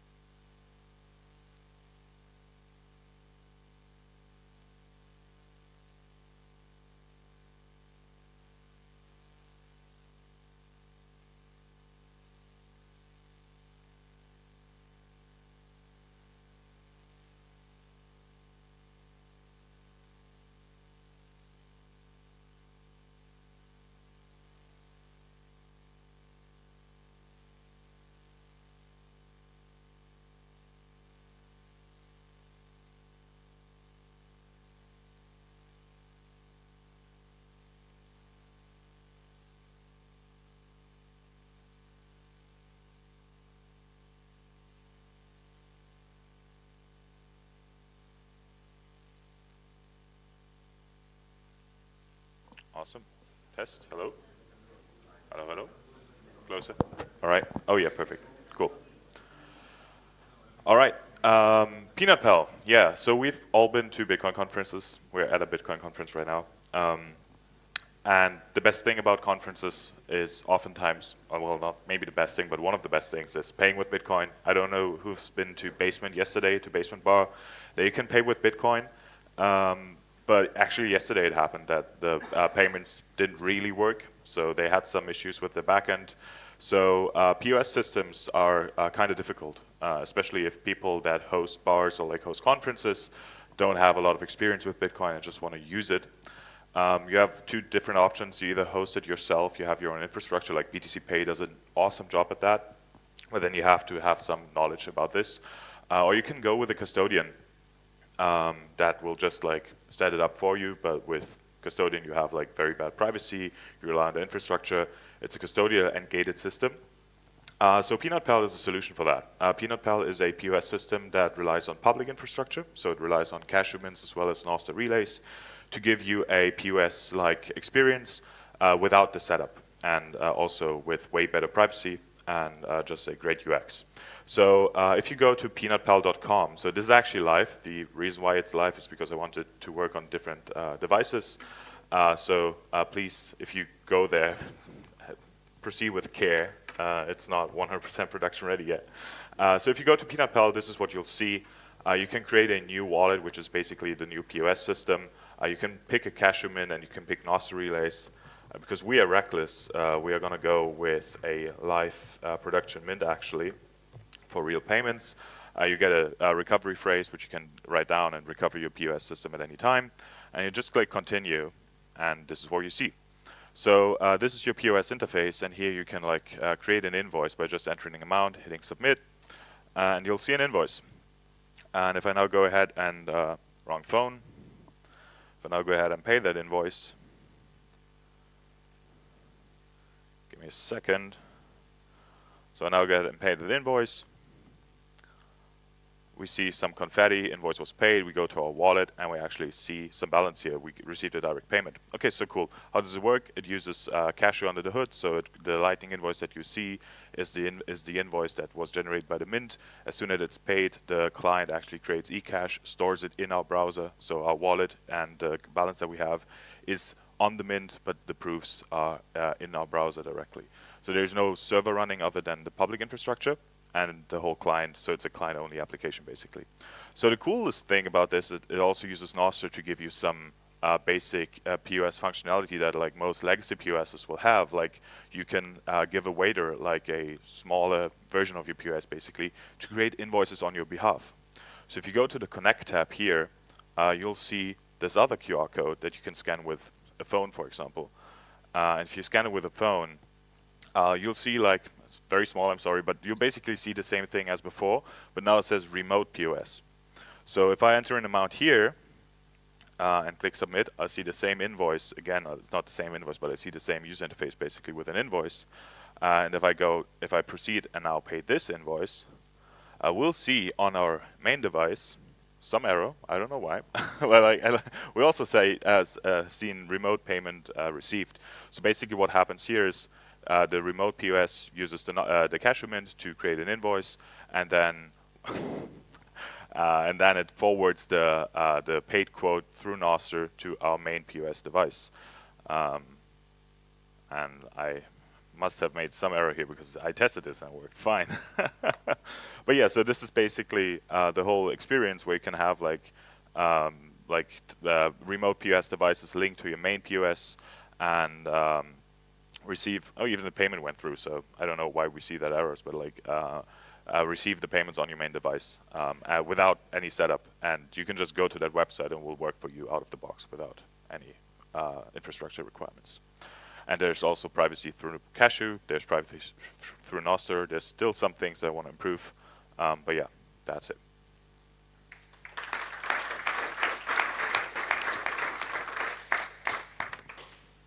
You mentioned that you should use it carefully because not all of it works yet. It looks like all of it works. What doesn't work? So in this version that's live right now, the withdraw button doesn't do anything, which is might be critical. So that's one thing. I have a working version locally. I'll push later. I actually want to investigate why we've seen errors right now. The mint URL is not in the QR code that you scan with a remote phone. So if the remote phone is set up to use a different mint, you'll see you have errors. So there's some state stuff that I want to fix. I've added the BIP39 backup just now, so you can actually recover everything. The Nostr key is recoverable right now, but the Ecash is not yet deterministic, so that needs to be done. I guess another 2 hours, and then we have something that is actually usable. Great job, Peanut Pal. Thanks. No Guardian, you're up next. And Private Broadcast, you are on deck.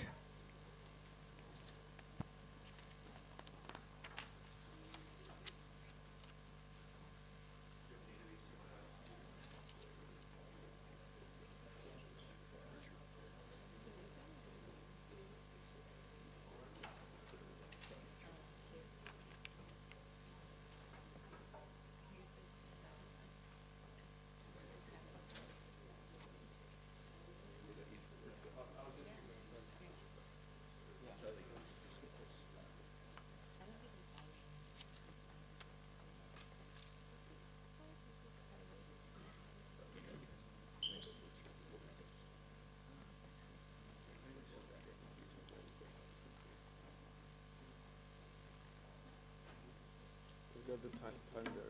You got video? Just stuff it in, yeah. Are you seeing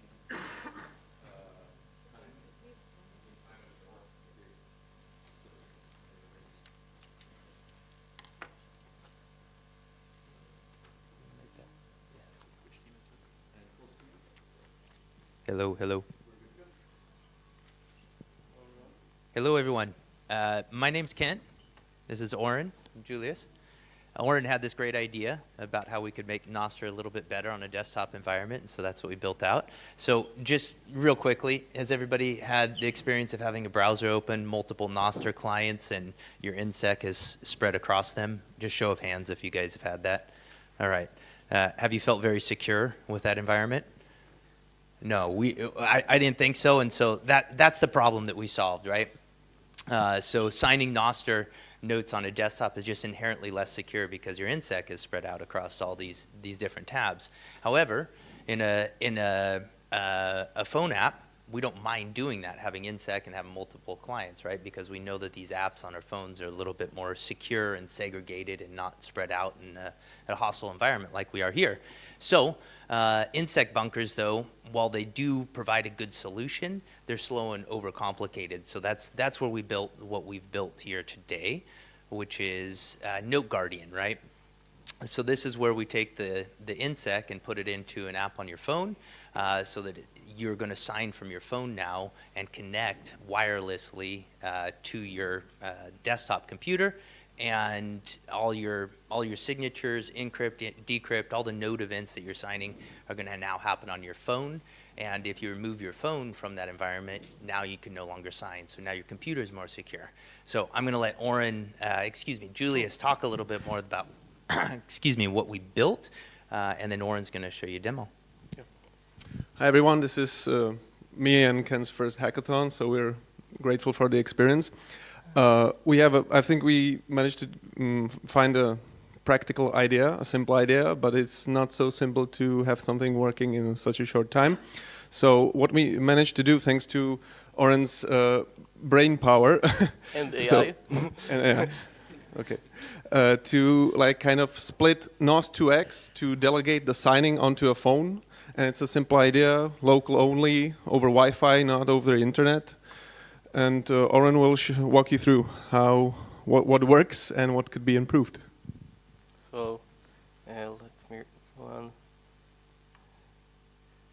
show me both my phone and the browser side by side. First, let's go to some Nostr-related website. Let's scan this. Open this app. Not showing. So you pair it with just scanning a QR code to make the local connection. Yeah. WebSocket connection. The idea is that it will be an app, but because of the short time, we implemented a website. But the idea is that after we scanned, I can paste the INSEC, connect, and now when I will try to log in, for example, using my browser extension, I will see a request to ask for my public key. I will approve it, and let's skip this step and just post hello world, please send zaps. Send. See the JSON, I can look at it, approve, and that's it. We can log into Flappy Ostrich, approve, and then try to pass some steps. That's it. So what we can improve? Things that we can improve in the future is to have this as an app and not as a website. We can have it over Bluetooth, for example. There are several things that can be improved over this idea. Yeah, the idea was simple. We just want to keep the secure storage on the phone, which could be done better, but just to extend the usability to a desktop, to a large screen without much hassle or security concerns. Yeah, what do you think about it, Ken? No. It's wonderful. Just questions? Questions? As a feature request, I have a feature request because I'd probably use this. Don't make it an app. Just launch the website. I don't want another app on my phone. I'd rather have a website that lets me securely do stuff on Nostr. So. Yeah. The website. There's a question who hosts the website, because if the thing that hosts the website is your computer, and your computer was hacked, it can serve you a different website. So, yeah. Sure, it could be done better. We want some better storage at rest to keep it on the phone, but this is just what we managed to make work in the short hackathon time. Yeah. It can be a simple HTML file that you save on your phone and open when you need it, not a full app. Yeah, do that. Don't make me download another app. Yeah, okay. No, don't do that. Make a website. Make it an app. I like apps. We hear the conflicting and clear feedback. Thank you. It's simple enough. We can just make it, have the NOS2x somehow make it extend a function of an existing mobile NOS file. Yeah, like Amethyst just scan the code connection and have the WebSocket. yeah, Amethyst already has my NSEC, so I can have this communication too. Awesome. Great job, private broadcast. Thank you. Sorry, it's great job, No Guardian. Private broadcast, you're up next.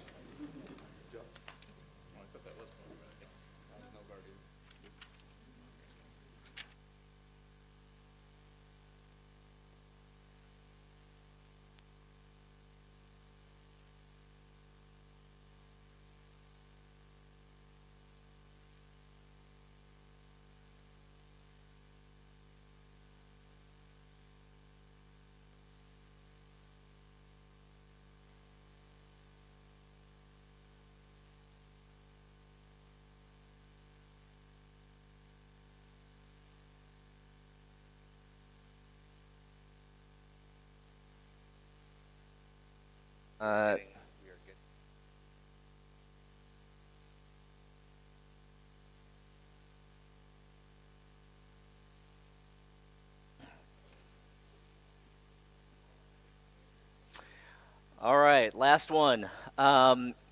So this is an existing Bitcoin Core privacy-focused PR by Vassal D. It's been open for over a year. It's very simple. It just, as it says, creates a temporary private connection to a brand new peer, and it sends your new transaction to them. And so they're the one that blasts it out to the network. And so it breaks the heuristic of, if I'm surveilling the network, whoever broadcast it likely owns it. So it's very powerful, very simple, easy privacy win. I'm not a C++ guy, so I can't help do PR review to help get this across the finish line. But I wanted to see, how does this slot into the entire wallet ecosystem? So I compiled Vassal's PR into Bitcoin Core, spun up a VM for it, and then pointed my new Electrum Rust server instance to that Bitcoin D, synced everything to Testnet 4, and then connected Nunchuck, my wallet front end, to this whole infrastructure. So let's do a self-transfer, copy a receive address, do a send. I'm gonna send some sats, paste in our address, create the transaction, sign it because we're using a hot wallet, and broadcast. So now I am not enjoying Nunchuck right now. Sorry, guys. So Electrum Rust server is doing what we expect. It's relaying my new transaction to Bitcoin D. Bitcoin D is running through its new private broadcast features now. It's searching for a private connection for us to talk to. Let's see, handshake complete, socket connected, another handshake complete. So my understanding is it's going to make 3 attempts to connect to a private peer, one at a time. And so here we go. We've received the privately broadcast transaction from the network. So what his PR does is, it doesn't put this new transaction in our mempool. It waits to hear it coming in from the outside. So this is our validation, like, shit, it worked, right? And so if we grab our transaction ID and go to our Testnet 4 block explorer, trim the front of this. So yeah, our transaction is out in the world now. So, well, this is all Vassal, right? He coded up this PR. So my question was, how much of the infrastructure has to change to take advantage of this? This was my hackathon project. I was ready to like make a mess of Electrum Rust server because I don't know Rust either. And the end result is 0 lines of code. Your shit just worked. So my hackathon project is I didn't have to hack anything. I just had to try it out, and it all just worked.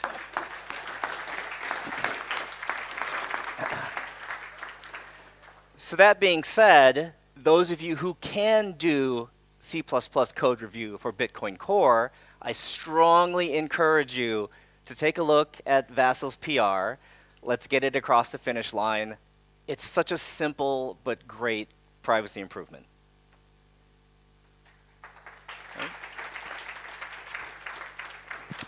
So to be clear, you're really just hacking the hackathon format to get a prize for doing PR review. You know, but PR review at live hackathons it's a beautiful thing. Especially privacy focused, we are on theme. Completely allowed. All right, great job. Okay, so yeah, amazing presentations. Thank you all finalists for putting work into making a presentation. This concludes our finalist presentations.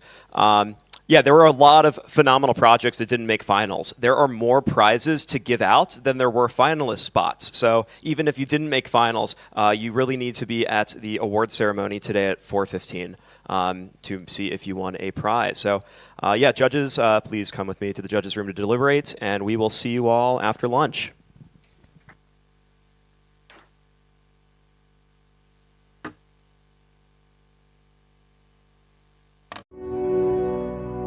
In a world of watchful eyes, freedom is forged in the shadows. In Riga, builders gather to reclaim privacy and sovereignty. This is Bitcoin++ Privacy Edition. Join us at the frontier, August 7th to 8th, 2025.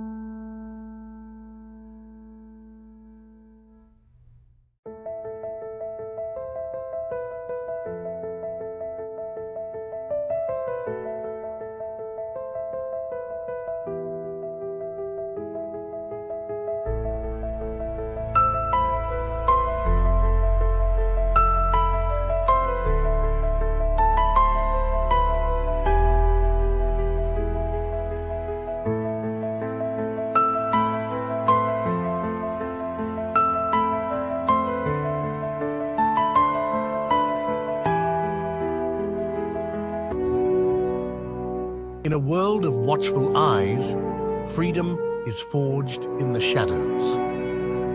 In Riga, builders gather to reclaim privacy and sovereignty. This is Bitcoin++ Privacy Edition. Join us at the frontier, August 7th to 8th, 2025.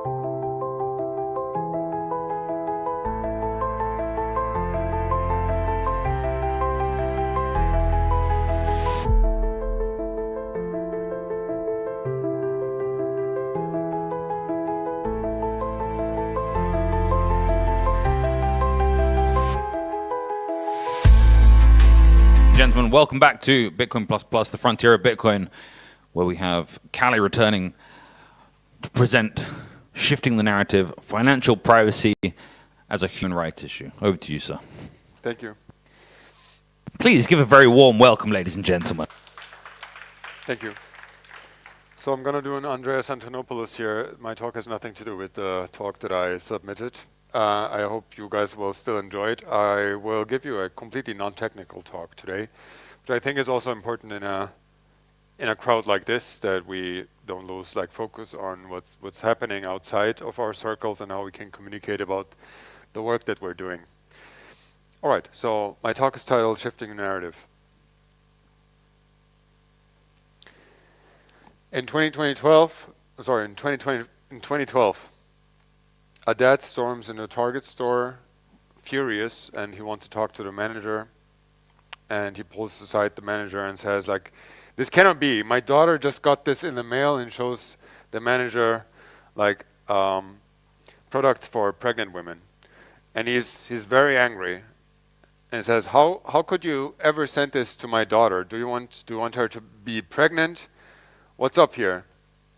The manager doesn't know what to say and says, "I'm extremely sorry that this happened, sir. I cannot explain it." And the father walks back into his family house, and they have a dinner with the family.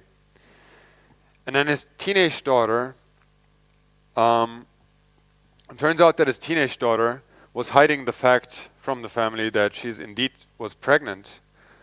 And while she was browsing Target and buying products from the Target store, the algorithm correctly determined that she might be a pregnant woman, and then started to send her products that are meant for pregnant women, without her family even knowing this. The dad walks back into the Target store and apologizes with the manager and says, "I didn't know." So even though the daughter wasn't ready to share this with her family yet, that she was pregnant, the algorithm that Target employed to detect that has known before.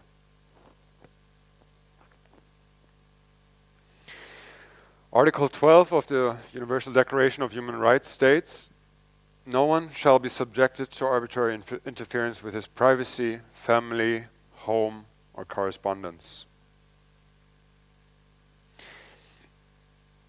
In the 21st century, this must include a right to financial privacy. Our financial activity reveals much more about our personal lives than it ever did.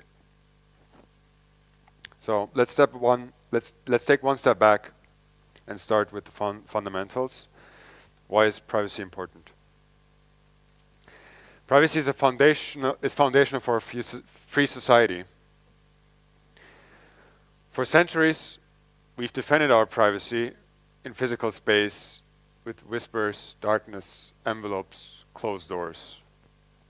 We all developed a sense and an intuition for that. And in fact, democratic societies, they deeply depend on privacy. So when you cast a ballot, you have a right for a private vote.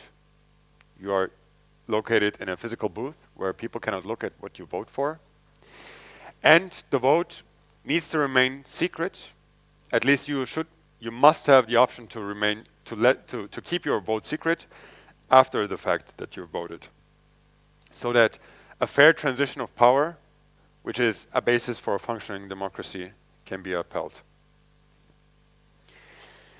But privacy is not just a good for itself.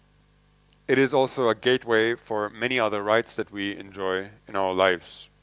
Privacy guarantees dignity, autonomy, and as I said, democracy. I will give you the most striking example of what can go wrong when we do not respect privacy. And this is a story from the Second World War, when the Nazis invaded the Netherlands. They were able to deport 75% of the Jewish population in the Netherlands. And when you compare the numbers against what the Nazis did in France, you find that in France the number was a lot lower, the proportion of people that they were able to find and deport. And the reason for that is that the Netherlands had a meticulous record of every citizen and their religious affiliation. So there was a database of everyone's religious affiliation mapped to their names and locations. That when the Nazis invaded the country, they were able to access the data and then perform one of the cruelest and most brutal murders in human history. So I think it should be clear, especially for the crowd here, that a free society in the modern age is based on privacy in digital space. So we say cypherpunks write code, right? So let's put this a bit into context. Where does this come from? We start with the Crypto Wars 1.0, and the fact that I call it 1.0 probably gives you a hint to what comes next. In the 70s, the US government sanctioned encryption under weapon export laws. This is, many Bitcoiners are aware of the story, where basic forms of mathematics was treated as kind of ammunition, and moving this information abroad was seen as treason.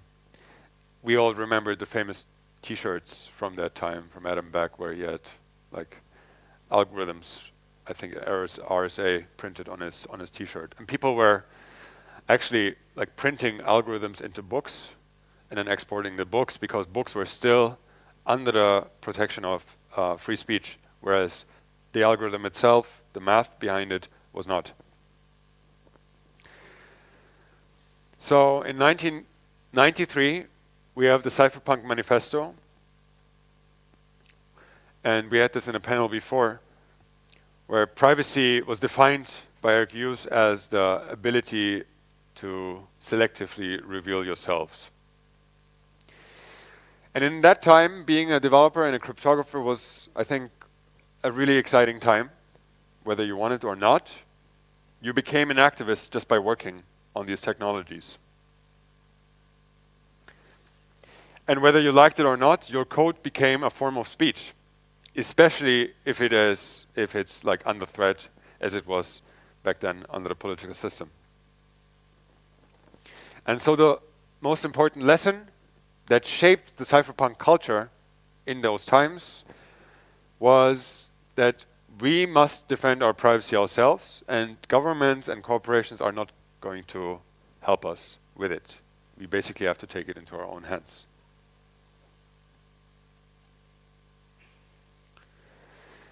In 1995, the US Supreme Court rules in the famous case between Bernstein versus the DOJ that code is indeed speech. So this marked, historically speaking, the end of the Crypto Wars 1.0, where we still celebrate this as something that we've won. We've won the Crypto Wars, we say.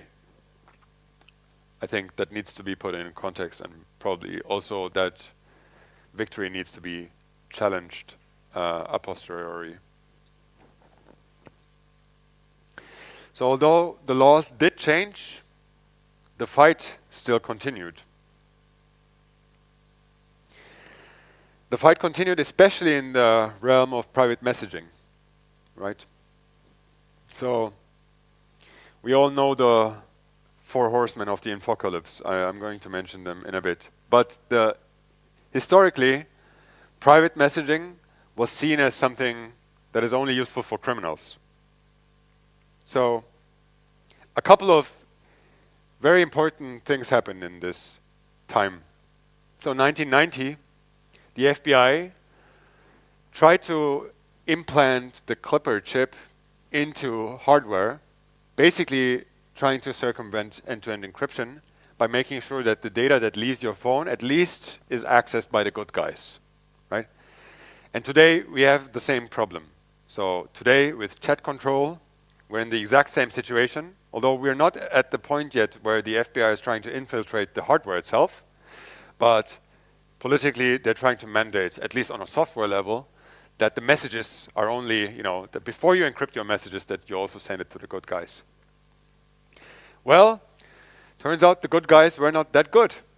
In 2013, we all saw that the wildest conspiracy theories about what surveillance can be was surpassed multiple times by actual reality when Snowden revealed that there was a global surveillance network led by the USA, basically infiltrating all communication happening on the planet and keeping a copy of it, whether it's abroad or domestic, clearly violating all the rights of free expression.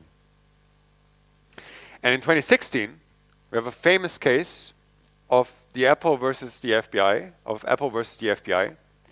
where the FBI wanted to have access to Apple's encryption system, on-device encryption system that is pretty strong, to unlock the phone of a terrorist that they found. And Apple said no. Apple won that case, and Apple said no. Funny side story is that the FBI kind of said like, lol, and went back and then cracked the iPhone anyway using a jailbreak that they had access to. So what they wanted to do here is not to get access to the iPhone, because they clearly had access to the iPhone, whether it's legal or not, but to make a point and a precedent in the courts. Luckily, Apple won that case. And in the same year, I think this is the most significant event in private communication that ever happened, was that WhatsApp, after they, at the same time when what is now called Meta acquired WhatsApp, the founders got so angry, and that they implemented the Signal protocol in WhatsApp, turning 1 billion devices to end-to-end encrypted, uncrackable communication systems, which is still the case today, I want to stress this again, although WhatsApp is definitely not something that I would recommend to most people, that is still the most significant change that we've seen in terms of numbers of transitioning people from bad security to really good security.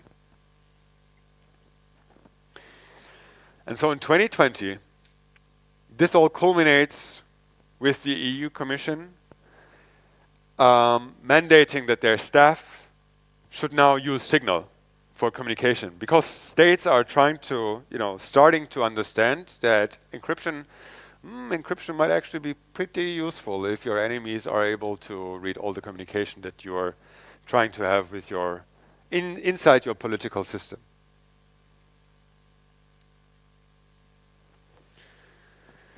So, in all these decades, the fight for privacy was not only on a technical level. I mean, technically speaking, we've been able to do most of these things for a long time, but it was the relentless work of activists that highlighted the benefits of privacy for ordinary people and made clear and said loud and clear that without privacy, the most vulnerable parts of society suffer the most. So the narrative completely flipped. Privacy suddenly became the best practice. So I wonder how. How did we get from this to this? So we have made quite some progress in terms of private communication, and today we're at a much better point than we are today. I want to, just stress again that everyone should try to talk to as many people as they can about the safety of communication, why it's important to use secure communication, which everyone has access to today. However, we're still kind of at the beginning of what this means in terms of how we treat privacy for financial activity. So in the Bitcoin space, we're well aware of this, right? Since we think so much about how money works, we know that we have the saying that half of every transaction is money. But money is not only money does not only facilitate transactions, but it also acts as speech and defines your identity and your social map. I'm going to make some examples how. So, how is money speech? Think about a donation that you would make to a human rights organization, or when you purchase a political book, or when you financially back a protest movement. So the money that you spend reveals your political beliefs very clearly. Indeed, the US Supreme Court agrees with you again. It was ruled that spending money is indeed speech and therefore protected by the First Amendment. Money also defines your identity. So your financial transactions reveal who you are politically.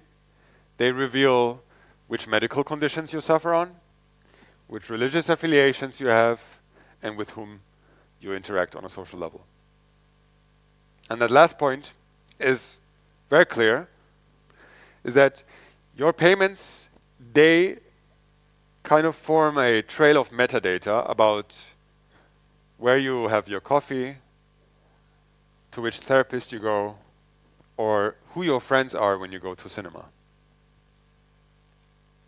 So ask yourself this: what do your last transactions reveal about you?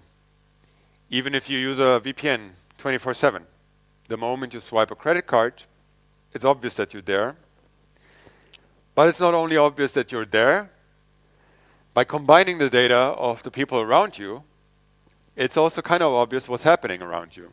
So maybe you have 10 last transactions that happen in Riga, but the systems also can see easily that suddenly there is an influx of people coming from all around the world that somehow are interested in technology, all swiping their credit cards suddenly in Riga, right?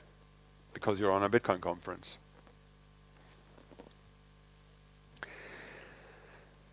So let's look at what happens when they can turn off your money. And this is, again, a topic as Bitcoiners. We think about this topic a lot because we have money that cannot be turned off. Unfortunately, most of the world does not have money that can be turned off. One example that comes to mind is the authoritarian regime in China that most people think about immediately, with a striking example of the Hong Kong protests in 2019, where the regime turned off digital payments for the protesters, and the protesters just simply switched over to cash. And lots of people in that time who went onto the streets lost their bank accounts, and they went into jail. And some of them are being released at these times, like at this point, right now, and they still cannot get any bank account. So kind of they are burned forever. You're once in these protests, and it doesn't matter what you do afterwards. Like, these people never will be able to get a bank account in China again. But it's not only the authoritarian regimes. Also the good guys, quotation marks, the Western civilization, democracies, and capitalistic societies do the same thing, basically. Very known example in our space is WikiLeaks 2010, when Visa and PayPal blocked the donations to WikiLeaks because they were revealing information about the war crimes that the US committed across the world, especially in Iraq and Afghanistan. And we all remember the reaction from Satoshi Nakamoto on to these events, which basically coinciding with other events where some early Bitcoiners started to talk to the CIA during those times, explaining what Bitcoin is. That was kind of the event that caused Satoshi to disappear from the space. He said, you know, someone kicked in a hornet's nest. But it still continues. So in Canada 2022, 200 plus protesters' accounts were frozen just for taking part in a protest, which was still just their basic human right to participate in a protest, whether you agree with the protest or not. I mean, it is literally about not agreeing with a protest that gives a protest the freedom, right? So these Canadian citizens were blocked from the financial systems, and some of them are still today. And in 2022, again, we had this ridiculous draft policy from PayPal, basically bending the knee to the financial repression happening in the United States at that time. This was withdrawn, by the way, by PayPal's CEO again, who said, like, this is a crazy thing. I wonder why he didn't know that this was happening. But PayPal had this policy of a fine that they will give you due to spreading misinformation online. So now, your bank account basically is tied to what you're posting online and whether that is classified as misinformation or not. And to stress this clearly, and I almost want to include also stablecoins to this, because at this point, stablecoins are the same thing as CBDCs. Like, just look behind the narrative that is building up behind stablecoins. Stablecoins are the CBDCs. And they will enable financial repression on a global scale. So everything that we have seen basically is supercharged, hypercharged with the use of CBDCs/stablecoins.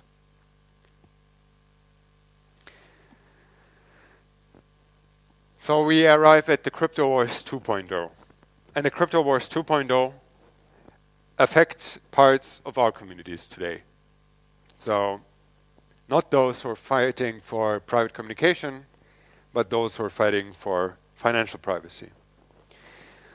Two of the striking examples that we all know about and talk about are Tornado Cash and Samurai Wallet, which both have seen kind of a resolution of those cases in recent weeks. So a brief summary of that is 2022, the OFAC sanctions code, unprecedented for the first time. That code itself was sanctioned. I mean, we saw in the Crypto Wars 1.0 that it was treated as weapons export. But now OFAC sanctions code, and the Tornado Cash developer, Roman Storm, was just charged guilty on operating a money service business 1 week ago. Although he or they followed the FinCEN guidance, which was written down and given to them, operating a non-custodial service, which never was on the table that this could be classified as a money service business, which we kind of have to defend now. 2024, the Samurai founders were indicted, and they also pled guilty a couple weeks ago for the same charge for operating a unlicensed money service business. Although both of these services were non-custodial. So it seems like they operated a money service business, although they were not in control of the funds, which sounds like a paradox to me. But the signal that was sent is loud and clear. Even behind the whole legalese and what they're trying to achieve with the messaging, is that if you write privacy code, that you should be afraid of the powers that be. And this comes after years and decades of studies over and over repeating the same thing, showing that the overwhelming majority of crypto transactions are completely legitimate, especially when you compare it to the old financial system, the fiat system. And so these cases are not to fight Tornado Cash and Samurai Wallet. They are there to paint every user of a financial privacy tool as suspicious by default. So they are threatening the very notion that we as individuals have a right to privacy also in our financial activity. Hal Finney famously said, the computer can be used as a tool to liberate and protect people rather than to control them. So, how do we do that? Well, I think it is especially about narrative. And there is a lot we can learn from the messenger wars that we need to apply today in the fight for financial privacy. So we need to reframe the debate. We need to take control of the narrative. One example is in Nigeria, 2020, where Alex Gladstein has talked a lot about these examples. By the way, one of the people who has done the most in this space to create this narrative and to shift this narrative, which I'm extremely grateful for his work. where feminist activists, they switched over to Bitcoin after their bank accounts were blocked. Or in Belarus, where the cruel dictator has jailed in journalists and blocked their financial access to bank accounts, again, where these journalists were left with nothing but access to crypto in order to continue their work on reporting on the crime of their criminal regime. So we need to reframe the debate in that regard, but we also need to personalize the issue with relatable stories so that people can build intuition, because most people do not have the technical knowledge to build an intuition around this issue if you only talk about it in a technical sense. So we need to tell relatable stories like this. And we also need to strengthen the coalitions just beyond developers, reaching NGOs and journalists so that we can pressure the policymakers from multiple directions at the same time. And lastly, we need to keep talking about the tools that we have today, like Bitcoin, Lightning, Cashew, Signal, White Noise, Tor. We need to get the word out even more and more and more so that more people have access to these tools. So I want to end with a quote by Phil Zimmerman, the inventor, well, of PGP, who said, if privacy is outlawed, then only outlaws will have privacy, and we need to make sure that those who have privacy can also remain free in a society like ours. Thank you very much for your attention.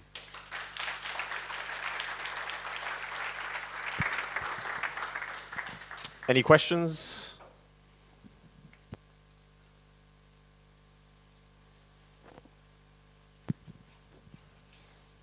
Sorry, again, not very technical, but I just wanted to ask you to dig a little bit more into the notion that stable coins will not be, are likened, you liken them to CBDCs. And could you just say a little bit more about that, please? Well, I mean, the fact that stablecoins are allowed to exist should tell you a lot.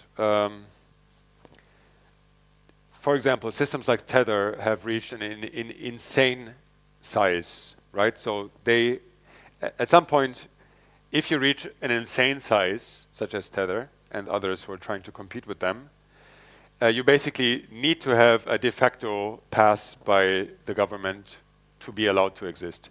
In the beginning, stablecoins were framed as this, alternative to the fiat system, to the old system. We can now use the modern techniques that the cryptography that Bitcoin has introduced and introduce it to the old system. But what we're going to see is that, and you can look it up, it was just said, Trump just said it like 24 hours ago about the Genius Act. And I'm loosely quoting, but he basically said stablecoins will further the dollar dominance across the planet.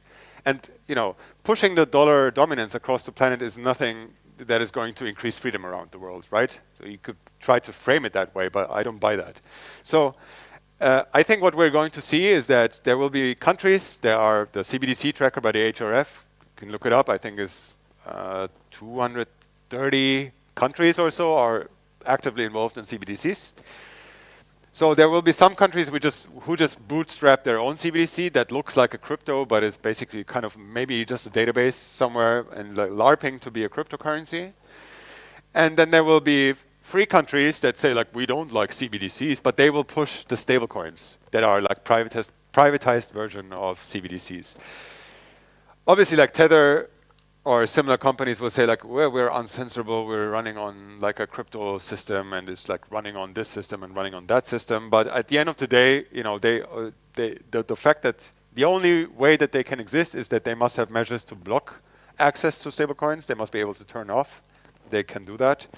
And then, the most obvious part is the way in and out of the system where you create the stablecoin and you destroy the stablecoin. That is a fully permissioned way of dealing with money where you need the banking system on top of that. So these will be used and are used as choking points for limiting personal freedom, but also on a nation-state level, be used as kind of a soft warfare against other nations where you want to destabilize their financial system by introducing the dollar.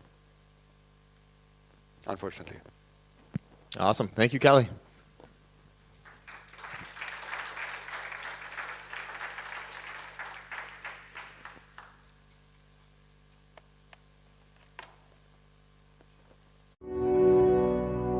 In a world of watchful eyes, freedom is forged in the shadows.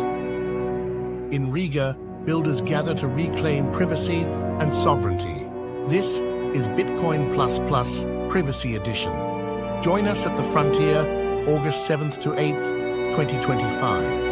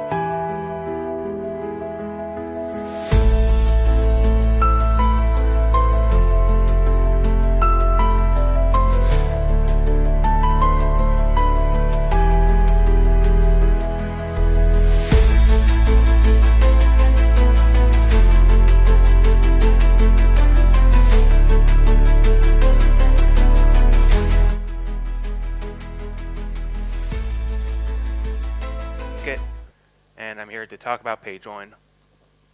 My talk is called Scaling is Privacy. You might be wondering what that means. It's basically the basic concept that if you reduce your on-chain footprint, the amount of data that you actually put on-chain, not only is that great for scaling, but it's also good for privacy. Lightning Network is probably, arguably the most widely used privacy tool on Bitcoin. It's primarily branded as a scaling tool, but by not putting every single payment transaction and putting all that economic activity on the chain, you are actually preserving a lot of privacy and just keeping that essential information off the chain and just distilling the essential blocks that need to be put on the chain. Another example of this is shielded CSV, which is a newer proposal, and it works by having these coins that get sent off the chain, and then the only thing that gets posted on chain is a tiny proof that the coins have not been double spent. So here again we see that's obviously a huge scaling benefit because you're now just posting a tiny proof for encapsulating a lot of actual payment activity that's happening, and it's also great for privacy because all these payments are not being posted on the chain. And there are many more examples of this than I can fit on this slide, but they essentially all boil down to this, is that if you put less information on the forever time chain, that is great for scalability and it's also great for privacy. It's almost obvious that the less data you put on the chain, the less data is on the chain. And so Payjoin kind of fits into that context. Payjoin essentially allows a sender and receiver of a transaction to collaborate and build sort of the optimal transaction together. And doing that, they can consolidate their transaction intent and cut out any middle information and only put the essential payment data on the chain. So I'll kind of run through some basic Payjoin examples to kind of illustrate that point. I think we're all familiar with how a regular Bitcoin transaction looks. So you have Alice pays Bob. In this case, Alice is paying Bob 10 Bitcoin, and she puts in 2 inputs, and Bob gets an output of 10. Alice gets her change back as 4. Now, the thing here is that, first of all, it's actually kind of obvious if we're looking at this as an external observer that 10 is the payment amount, because otherwise Alice would not have needed both of these inputs to make this transaction. If she was just sending 4, she could have selected just one of these inputs instead of both of them. So there's information that's being leaked just by putting this information on the chain. So the very simple base Payjoin example is you have Bob contribute an input of his own. And so now Bob contributes this input of 8, and in the payment output, he adds that value to the payment from Alice, ending up with an output of 18, and Alice still gets her change back. And there are many advantages to this. The first advantage is that it kind of obfuscates the actual payment amount, or it adds ambiguity to that. If you're looking at this and you don't know that it's a Payjoin, the most obvious interpretation would be that some sender sent 18 coins as a payment. Even if you do know that the transaction is a Payjoin, you'd have to know exactly whose inputs belong to who to actually be able to determine what the actual transfer amount was. So that's the first benefit. The second is that it breaks the common input ownership heuristic. So the common input ownership heuristic is this assumption that all inputs in a Bitcoin transaction belong to the same owner. And it's essentially the bedrock of chain analysis. Like, it's used to group addresses together and figure out which entities control how much funds and where those funds live. So by breaking this heuristic, it adds some ambiguity, and it also does this without signaling to an external observer that it's breaking the heuristic, because there is no obvious giveaway that one of these inputs doesn't belong to Alice. The third advantage that comes into the scaling side of Payjoin is that there's actually a UTXO consolidation that's happening here. So Bob, as the receiver, started out with one UTXO of 8, and now he has one UTXO of 18. Without Payjoin, he would have ended up with 2 separate UTXOs, and in the case of like a merchant, they would be accumulating many, many UTXOs as they're processing transactions, and eventually, when they have to make a transaction spending these UTXOs, they're linking all of them together and losing privacy that way. So with Payjoin, the consolidation happens at the time of each payment and in a much less obvious way. And Bob also gets an opportunity to do this without paying the fees for that consolidation.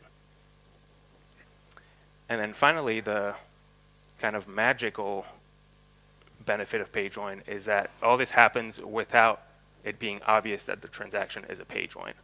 So the transaction completely blends in, and that adds ambiguity to not just this specific Payjoin transaction, but if we assume that we reach some Payjoin inflection point where enough of the network is using Payjoin, we could look at any transaction and not be sure that it is or isn't a Payjoin. So this basically destroys the common input ownership heuristic, or makes it much harder for chain analysis to be successful.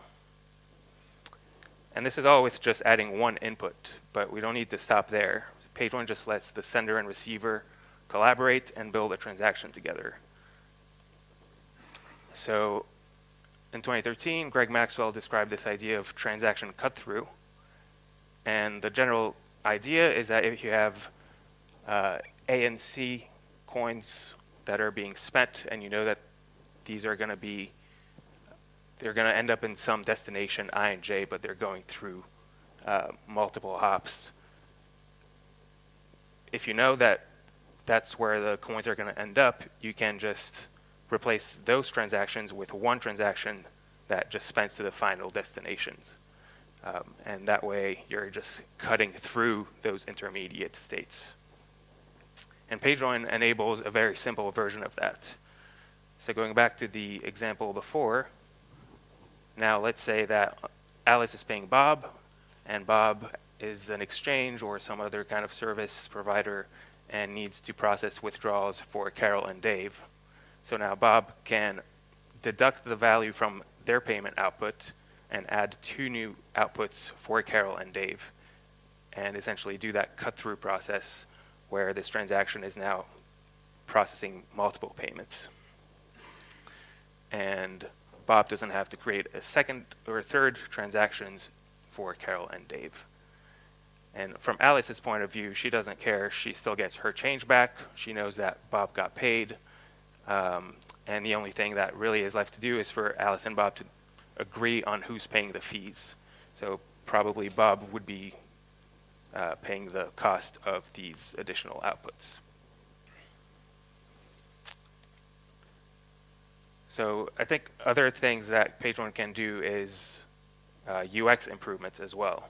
So we have a proof of concept of this that's currently in development for Payjoin time lock refreshes. So we're doing this in Liana wallet. Liana has this inheritance time lock contract where you can put the coins in the wallet, and then they have some time lock expiration where after a certain amount of time has gone by, your successor can spend the coin. Now the issue with this is that these time locks live on the chain.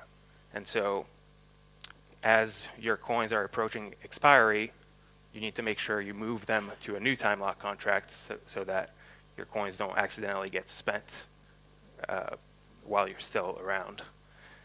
So this means you need to make a manual transaction and pay for the fees just to refresh these time locks. With Payjoin, we had this idea that we can actually automate this process and just have the wallet do the coin management.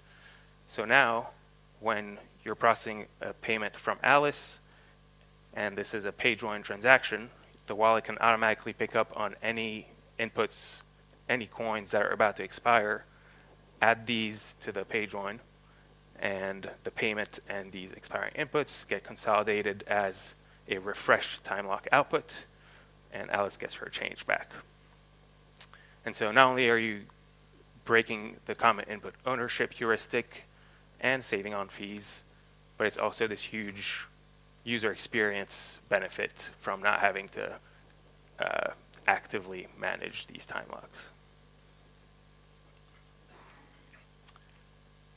And the kind of really amazing thing about Payjoin is that it doesn't require any new cryptography or new opcodes or any forks. Like, all the technology is already there. We know how to do this. So then where are all the Payjoins, right? Historically, there have been, I think, 3 barriers to adoption. It basically boils down to UX. There's that added interaction between the sender and receiver, and so that means we have delays and some kind of collaboration that needs to happen. And if the receiver goes offline, there's all these kind of edge cases that need to be handled. In the past, Payjoin v1 also required the receiver to run an always online server, which just for most users, that's just not a reasonable thing to expect. There is also engineering complexity where it does add more logic that needs to be handled, and app developers need to actually work around that and handle these edge cases. And then finally, I think there just hasn't been enough selling of Payjoin as a tool that is not just a privacy tool, but actually has economic incentives to be adopted. So if you're running an exchange, you don't have too much incentive to adopt something that's just a privacy tool. But if you know that you can actually save fees or run a more efficient operation, then you adopt the tool, and by doing that, provide more privacy to the entire network. So the Payjoin dev kit kind of exists to address these challenges and provide solutions for all 3 of those. So it's a lightweight modular Payjoin library. The idea is we focus on just doing Payjoin right, getting the UX as tight and clean as possible, running the infrastructure that's necessary, and then app developers can just focus on writing good apps and just easily integrate Payjoin. It's a Rust SDK, and then we have language bindings for Dart and Python, with more to come. Again, here the idea is just that you just have this one library, and as much as the ecosystem is possible, just has access to the dev kit if they want to integrate Payjoin. We're currently focused on doing more integrations, so that's the current bottleneck, is actually getting this in the hands of developers, and then there's this feedback loop where we figure out, okay, this is areas where PDK needs improvements, and so on. But we do need more hands and eyes and brains to be working on this, so if people are interested, we have the GitHub link up there. There's a Discord. We do weekly status calls, so that's a great way if you want to get started working on Payjoin Dev Kit. And then finally, we are also launching the Payjoin Foundation. It's a nonprofit that'll be focused on privacy on Bitcoin. So basically just any tool that aligns those economic incentives and makes the privacy tools not only cheaper and more convenient, but also just a better experience in general than the alternative.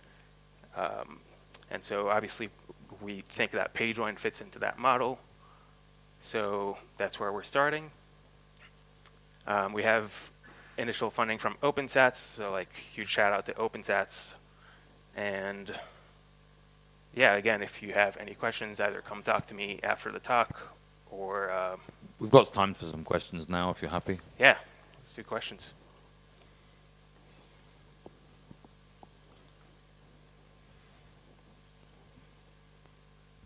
Just out of curiosity, is that batching implemented by any exchanges at all?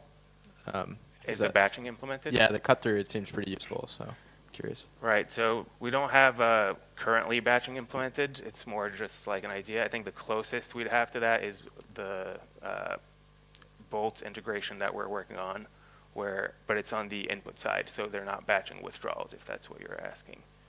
Oh, yeah. Yeah. Any other questions?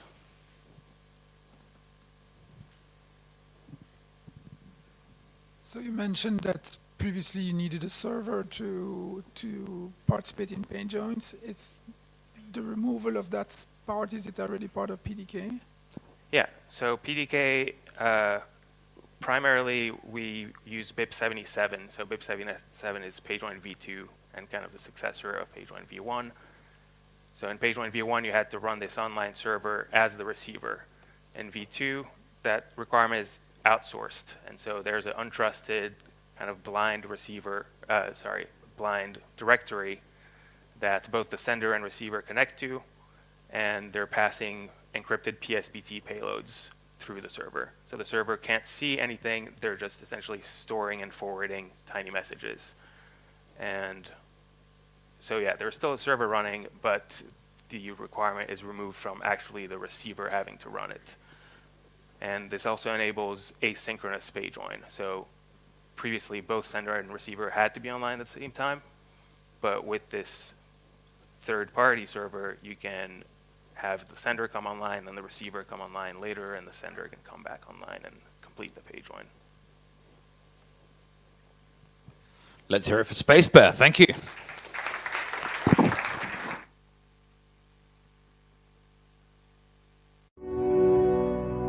In a world of watchful eyes, freedom is forged in the shadows. In Riga, builders gather to reclaim privacy and sovereignty. This is Bitcoin++ Privacy Edition. Join us at the frontier, August 7th to 8th, 2025.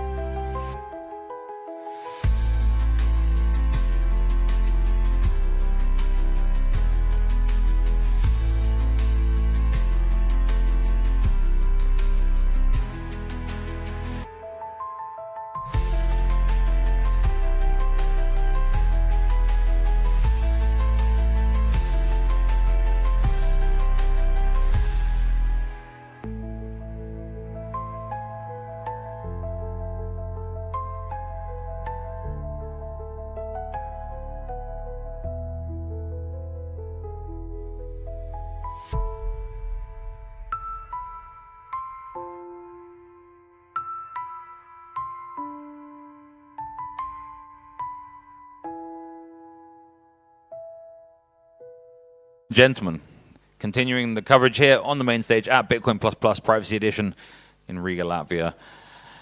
We have Fabian to tell you all about cross-input signature aggregation. Please let's give a very warm welcome to Fabian. Thank you. Thank you, thank you. Yeah, I'll talk to you about CISA. I'm Fabian, and I'm supported. Okay, thank you. I'm supported on a regular basis by Brink for my work, primarily on Bitcoin Core, but specifically for CISA, I work with the Human Rights Foundation, and we released a report on CISA, which is a bit less technical in terms of like the stuff that it goes into than my usual work. But yeah, that's one of the main inputs to what I'm showing you today in the presentation, and I think that has been a very fruitful collaboration.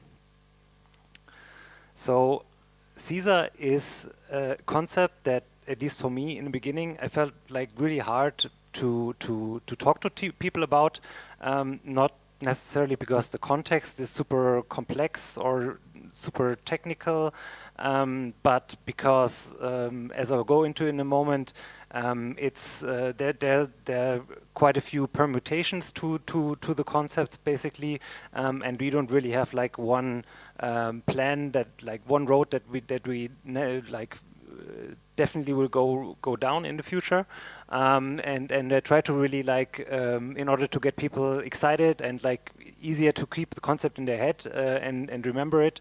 I try to come up with visualizations, and this is actually from the last time I presented on it last year. The first presentation that I gave on it, there was more than just a lightning talk, basically. And I hope this your association with this would be that you get privacy, but at a discount. At least that was my idea. But specifically, when I wrote the report with HRF, and kind of as I was thinking more about it, like I kind of saw this also a bit lacking of like really what the idea is. So this is my new visualization now. It's more I guess there's more going on here, but I hope it transports the idea a bit better. So there you see there is a Chainalysis store that's looking like a luxury store. Looks like you have to pay a lot in order to get potentially jailed. And then on the other side you have a Cypherpunk store where you get privacy, but it's a lot cheaper. And so yeah, this is maybe like if you take nothing else from this talk, then this is maybe a visualization that you can remember, and that maybe lets CISA stick in your head a little bit more. So what's CISA generally? Not that stuff on the right. It was already said. Cross-input signature aggregation is what it stands for. And it's really almost everything in there, but to make it a little bit more concrete in just one sentence, it's the idea to combine multiple Schnorr signatures into one and then validate them together within the Bitcoin base layer. And as you know, in Bitcoin on the chain, when you use up space, that comes at a cost, that comes with fees. So we say here, okay, summarize into one, then you save some fees as well. I always have to point this out because I was confused by this in the beginning, how these two concepts relate, and I feel like every talk there's somebody who is confused by this. So this is not music. In a very short explanation, what music does, it aggregates the keys. So key aggregation is the key word there, not signature aggregation. And when you aggregate the keys, so before you have like 3 pub keys and then you aggregate them to 1 pub key, then on the chain you just have 1 signature for 1 pub key. So then on the chain there's no concept anymore of having less signatures than public keys. So that's where it differs, and that's also why this is something completely different in terms of the changes that we have to make to consensus. So why do we want CISA? In general, I just said savings, and savings are always great. We want that anyway, but there is a specific idea that makes this even more attractive. And also, like, we're at a privacy conference, so why am I talking about CISA? Maybe you've even heard that CISA has something to do with privacy, but actually, I'm just talking about getting your stuff cheaper. So CISA, since it puts together the signatures into an aggregation, and the signatures are typically associated with inputs, you get more savings the more inputs you have. And what are transactions that typically have a lot of inputs? It's these collaborative transactions among multiple participants that people do for privacy. And you've heard about these before already here at the conference, so I will not talk about what a CoinJoin is, what a Payjoin is. We just heard a Payjoin presentation literally right before this. There was a very great explanation, I think, and Groove talked about CoinJoins yesterday. So if you missed that and you need an explainer on the basics, also Peter's talk this morning on CoinJoin implementations was very great. So you can get all the information on that there. But what makes CISA such a great match to these concepts is that these concepts become a lot cheaper with CISA, and specifically they become even cheaper than the normal transactions. And that's the hook back to the picture that I showed you in the beginning, my new visualization. Basically, if you get a transaction in the chain for a lot cheaper, and you also get it with privacy, like that's really what we want with Bitcoin. Like you would basically be stupid to do a non-private transaction when you get the same for cheaper. Yeah,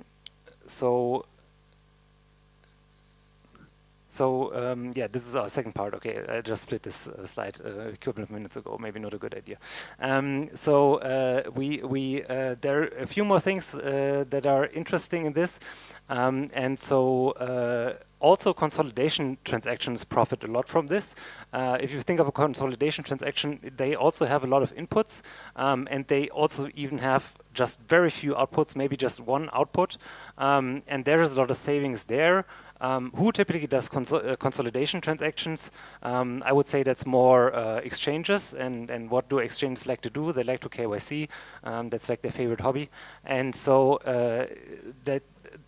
that's like why is it interesting to us? Like we still want like wide adoption of this concept. Like we want every participant in the network ideally to want to have CISA as a next soft fork, as an output type that they are using, so that we have a bigger privacy set on the network. This is something also that I just recently started to appreciate more and more about this idea, is that there's a great alignment between participants in the network, even those that are not necessarily interested in privacy that much. We also get a bit of a performance boost, but that is also kind of a argument, because we can get almost the same performance boost without doing a consensus change by doing batch validation. So this is, you can keep that in the back of your head, but like we can also, if this is really like the major argument, like we can also get it without CISA. I said CISA is a bit complex to kind of keep in your head and think about, and that, in my opinion, is because there are a couple of flavors to it, and not just like one core concept that is easy to think about. So we can first of all aggregate the signatures just within a transaction, but we could also aggregate them across different transactions. That is a general, like these are both valid ideas, and I will talk about this a little bit more on the next slide. Then we have full aggregation, which is a concept of summarizing transactions completely into a constant size, whereas half aggregation has other upsides, but there the aggregated signature is just half as big. I will talk about this also a bit later. But as you can see, there's it looks almost like a matrix, right? And so I feel like when in early conversation about CISA, I always had to when you talk about like how much are you saving, or what is really in the concept, like what do you have to change, or what are the upsides, downsides, you always have to specify like, yeah, actually we talk about the transaction-wide full aggregation now, and then like, yeah, so yeah, that's a bit complicated. And then also you can use CISA not even in a consensus change base layer context, but you can also use it on the P2P layer in layer 2 applications. So for example, you could think of lightning channel announcements. These have multiple signatures in them, and you could aggregate those to save a bit on bandwidth. And for example, the shielded CSV concept also includes half aggregation for compressing the stuff that it puts on chain as attestations. These ideas are there, but I will not talk about those more because it's not my focus. So just know that these are interesting and there, but not what I will be talking further about today. So a bit more detail on full aggregation and half aggregation. Half aggregation has the major upside that it's non-interactive. So anyone who sees these signatures in a transaction can half aggregate them. And this is of course great, and we always want this. And if you're a bit technical, understand a little bit about signatures, about cryptography, the way this works is that the S value is aggregated, but the R values are not aggregated. Schnorr signatures consist of an S and an R value, and that's why you get roughly 50%. It is 32 bytes plus n times 32 bytes to be exact. But I will not go more into depth. There, for half aggregation, there's already a BIP draft by Jonas Nick and Tim Ruffing. And in contrast to that full aggregation, as I mentioned before, it gives you constant size in terms of the savings, but the downside is you have interactivity. So everyone who produces any of these signatures, of these separate signatures, needs to collaborate when they create a one of these full aggregated signatures. There is a paper that is very recent, just released about 3 months ago. It's called Dahlias, as well by Jonas, Tim, and Yannick Sören, which is actually the first signature scheme that has a proof for this interactive creation of these signatures that is secure.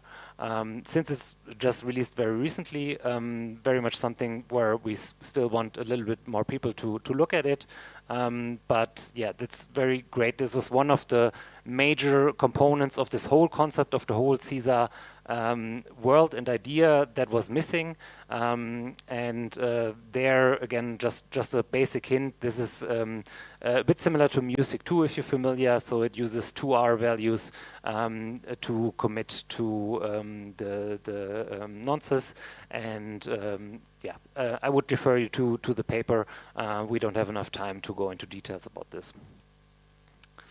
So as I said before, there are these different permutations that makes it hard to think about. And I also, when I started to look into this and to think about like how I want to take this concept forward and maybe get it closer to be considered to be integrated into Bitcoin, I kind of felt at some point, okay, I cannot do everything at the same time. That's not really something that is good. So I thought, okay, what makes more sense for me? And I prefer transaction-wide to block-wide.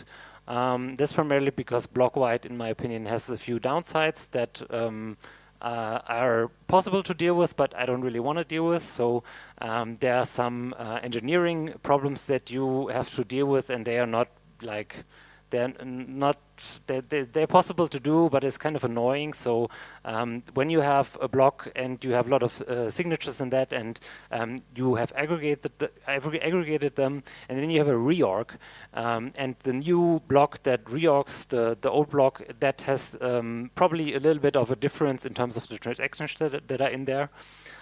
So what currently happens in Bitcoin implementations, at least in Bitcoin Core, is that you basically take the old block and you take out the transactions that you that were not in a new block, and you put them back in the mempool, so that then you can, if you're a miner, you can mine on these transactions again, or yeah, if somebody requests them from you, you don't lose them. The network doesn't lose them.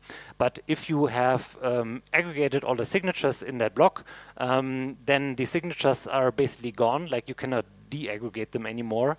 And so, yeah, these transactions are kind of lost. So you would need to have like a secondary mempool that is like a reorg mempool.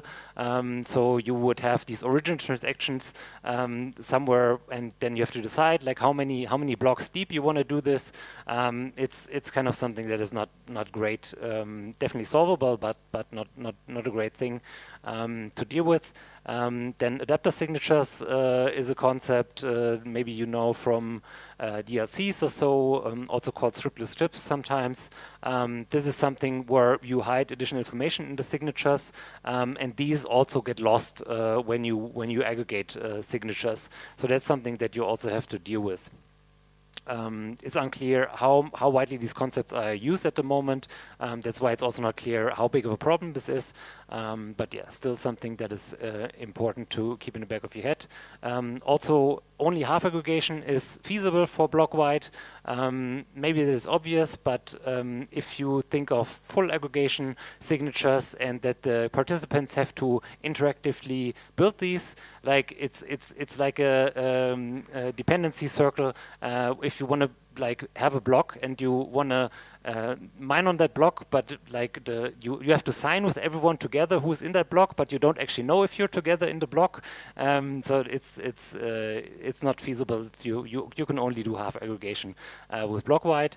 And then what I already talked about a bit in the beginning, and what I think I didn't emphasize enough maybe in one of the earlier slides is that when it becomes cheaper to do these collaborative transactions, Payjoins and CoinJoins, really what the hope is that this becomes more of like a default of interacting with the Bitcoin blockchain. So that would mean that potentially a lot of like mainstream wallets support this, and a lot of the normal day-to-day transactions on the chain get done by this. So that would mean that potentially a block in the future would mostly consist of 10 big CoinJoin transactions, right?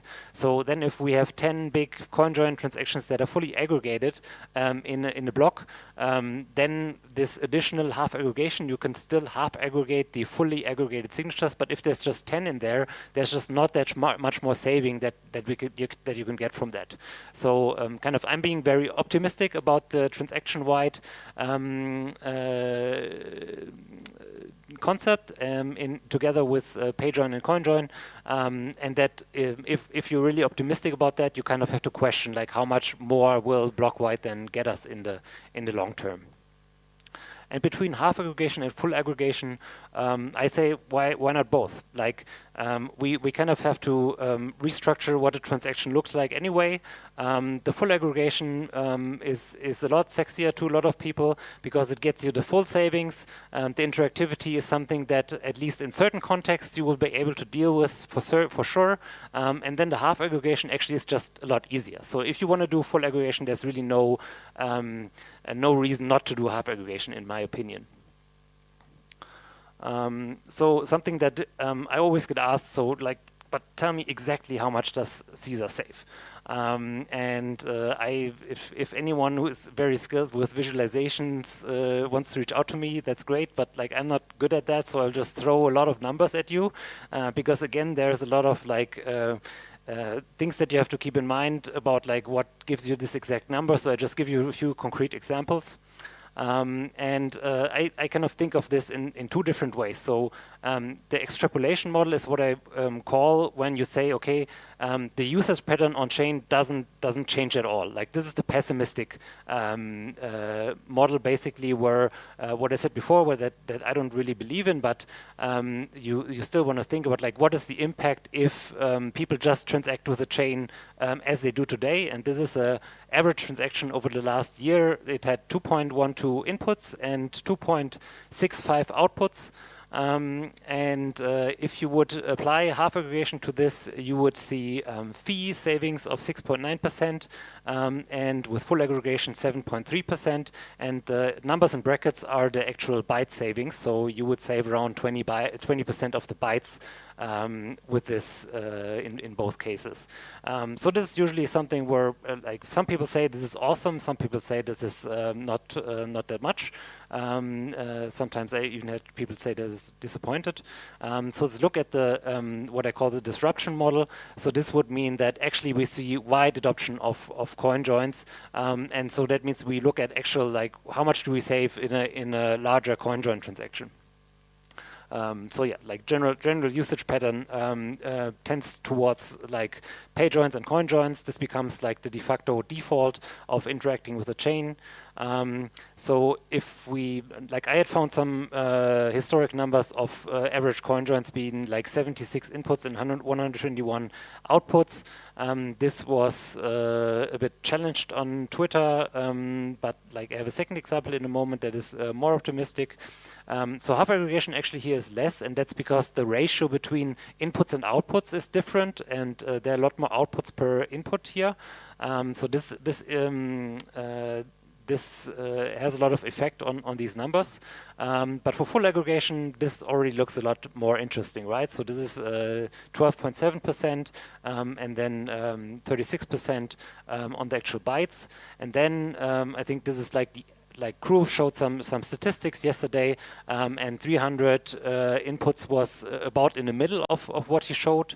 There's a bit of a trade-off of like if these CoinJoins actually succeed or not. So he's a better person to talk to about that. But let's say this is like the optimistic case that seems realistic within the optimistic scenario. Then you get almost 8% savings in fees and over 20% in bytes. And for the full aggregation, almost 16% in the fee savings and 42.7% in the bytes. And this is compared to what you would pay if you would use Bitcoin in a normal way, just making a standard transaction. And then the consolidation transaction, I already mentioned why it's interesting, and here the fee savings are even bigger. 150 inputs, one output is the pattern that OKX used in that case when they were bidding up themselves and paid way too much for fees. And in this case, you would save over 27% in fees. So we're a bit tight on time, so I will try to go a little bit faster. But what do we have to actually do to get to CISA transactions? First of all, we need a new SegWit version.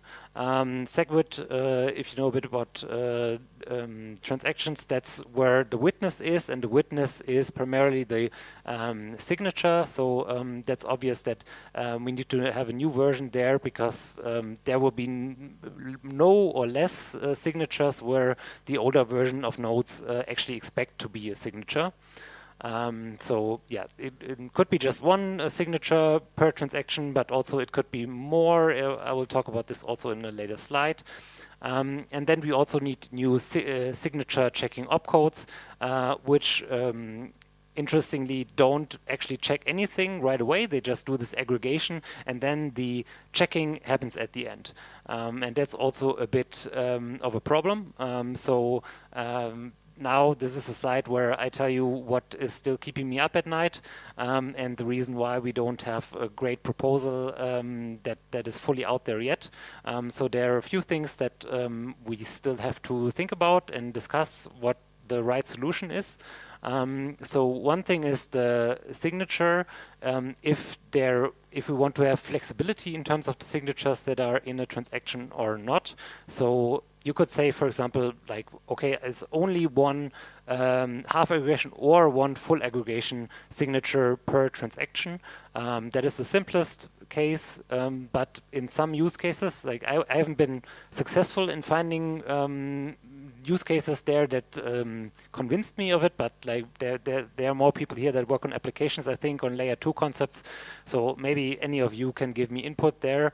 What about having one full aggregation and one half aggregation potentially in a transaction situation where part of the inputs are possible to be fully aggregated and another one where the other ones are just half aggregated? Or what if we have multiple full aggregation buckets where you could have like the first 30 and then the next 20 together in full aggregation? as I said, I don't really see use cases for this that have convinced me that this is really necessary, and I always tend to like try to do it as simple as possible. But yeah, I'm still not 100% sure that I haven't overlooked anything. And then there's a big issue with the Taproot script script path spent support. So if you know about Taproot and Taproot script, TapScript, there we have not these op-nop opcodes as an upgrade mechanism, but there we have op success. And the thing is, when you hit an op success, then automatically the script succeeds, which is great in general. But in combination with these aggregation signature opcodes, it's problematic. So you can think of, for example, a case where you have a signature aggregation adding opcode, and then you have one of these op success opcodes, and then you have another one of these aggregation opcodes. And so in the, let's say the success opcode in the middle was upgraded to some awesome covenant opcode in the meantime. And so this in a newer node that saw this upgrade will do the add the signature through the aggregation to the covenant opcode, and then add the second signature to the aggregation, and then validate the full aggregated signature. Whereas a unupgraded node will just see the first signature aggregation, and then will say, okay, success, great, and then it will try to validate the aggregated signatures. But yeah, this is just one signature aggregated, whereas in for the newer nodes it is two signatures that are aggregated, and so there you see you can get a chain split. So what are concepts to do this? So the simplest thing would be to just do key path spends, and we'll probably have one BIP that just does CISA for key path spends. And if you want script support, there it's really a lot of ideas, but not really anything that feels compelling. You can say, okay, like after we have one of these op success things, then we have to put the signatures into different buckets, and then we have to validate them separately. You can do order constraints where you say, okay, all of the signature aggregation opcodes have to come before the first op success opcode, and then you cannot do any more signature aggregation opcodes. There are more concepts like end root, graph root, etc., where this script path spends becomes possible again, but this kind of expands the whole soft fork proposal again to a degree where I'm not sure if this is really feasible. So now, should CISA be in the next soft fork? I have no idea really. I'm not here to sell this to you. Honestly, there are other proposals that are way further along, and so they definitely cannot be considered in the like CISA cannot be considered with it in the same range basically. On the builder sexiness score, I guess it ranks higher than the consensus cleanup, but definitely way lower than covenants and introspection opcodes. But I mean, I'm literally preaching to the choir here. We should definitely prioritize privacy more than a lot of people. Like, I think more people should work on this concept at least, and we should also do optimizations on the base layer, even if they seem kind of small. But we still have this change to do this, even if it doesn't solve all of our scaling problems fully. I think it's still important that we work on this. And now, before we have a few seconds more for the questions, this is the question that I anticipated to get anyway. Isn't this all a waste of time because of quantum computers? Yes, so this is based on Schnorr signatures, and Schnorr signatures will become insecure with quantum computers, but I mean, in my opinion, we still have some time left until they come. And also, it's not 100% sure that we will ever get them. Yeah, in both of these cases, either if we have over 10 years, for example, to use CISA, I think that would be fruitful. And if we don't get them at all, then it will be even better. Then when we eventually have to move to these post-quantum crypto outputs, then I think it would be great that when we have to do this, we get the fee and the space savings that CISA gives us. There's also post-quantum signature aggregation in research currently, so it's possible that that concept actually can stay around post-quantum. And wow, I met on the second. Awesome. So I'm not sure if we can do a question, but.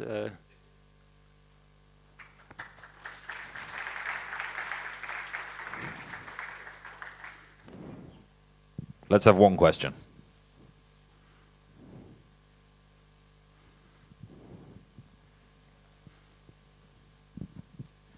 I challenge you to sit down on camera with me and debate whether CISA actually is the privacy benefit that people think it is. Okay. That's not a question. Thank you very much. Let's hear it, Fabian.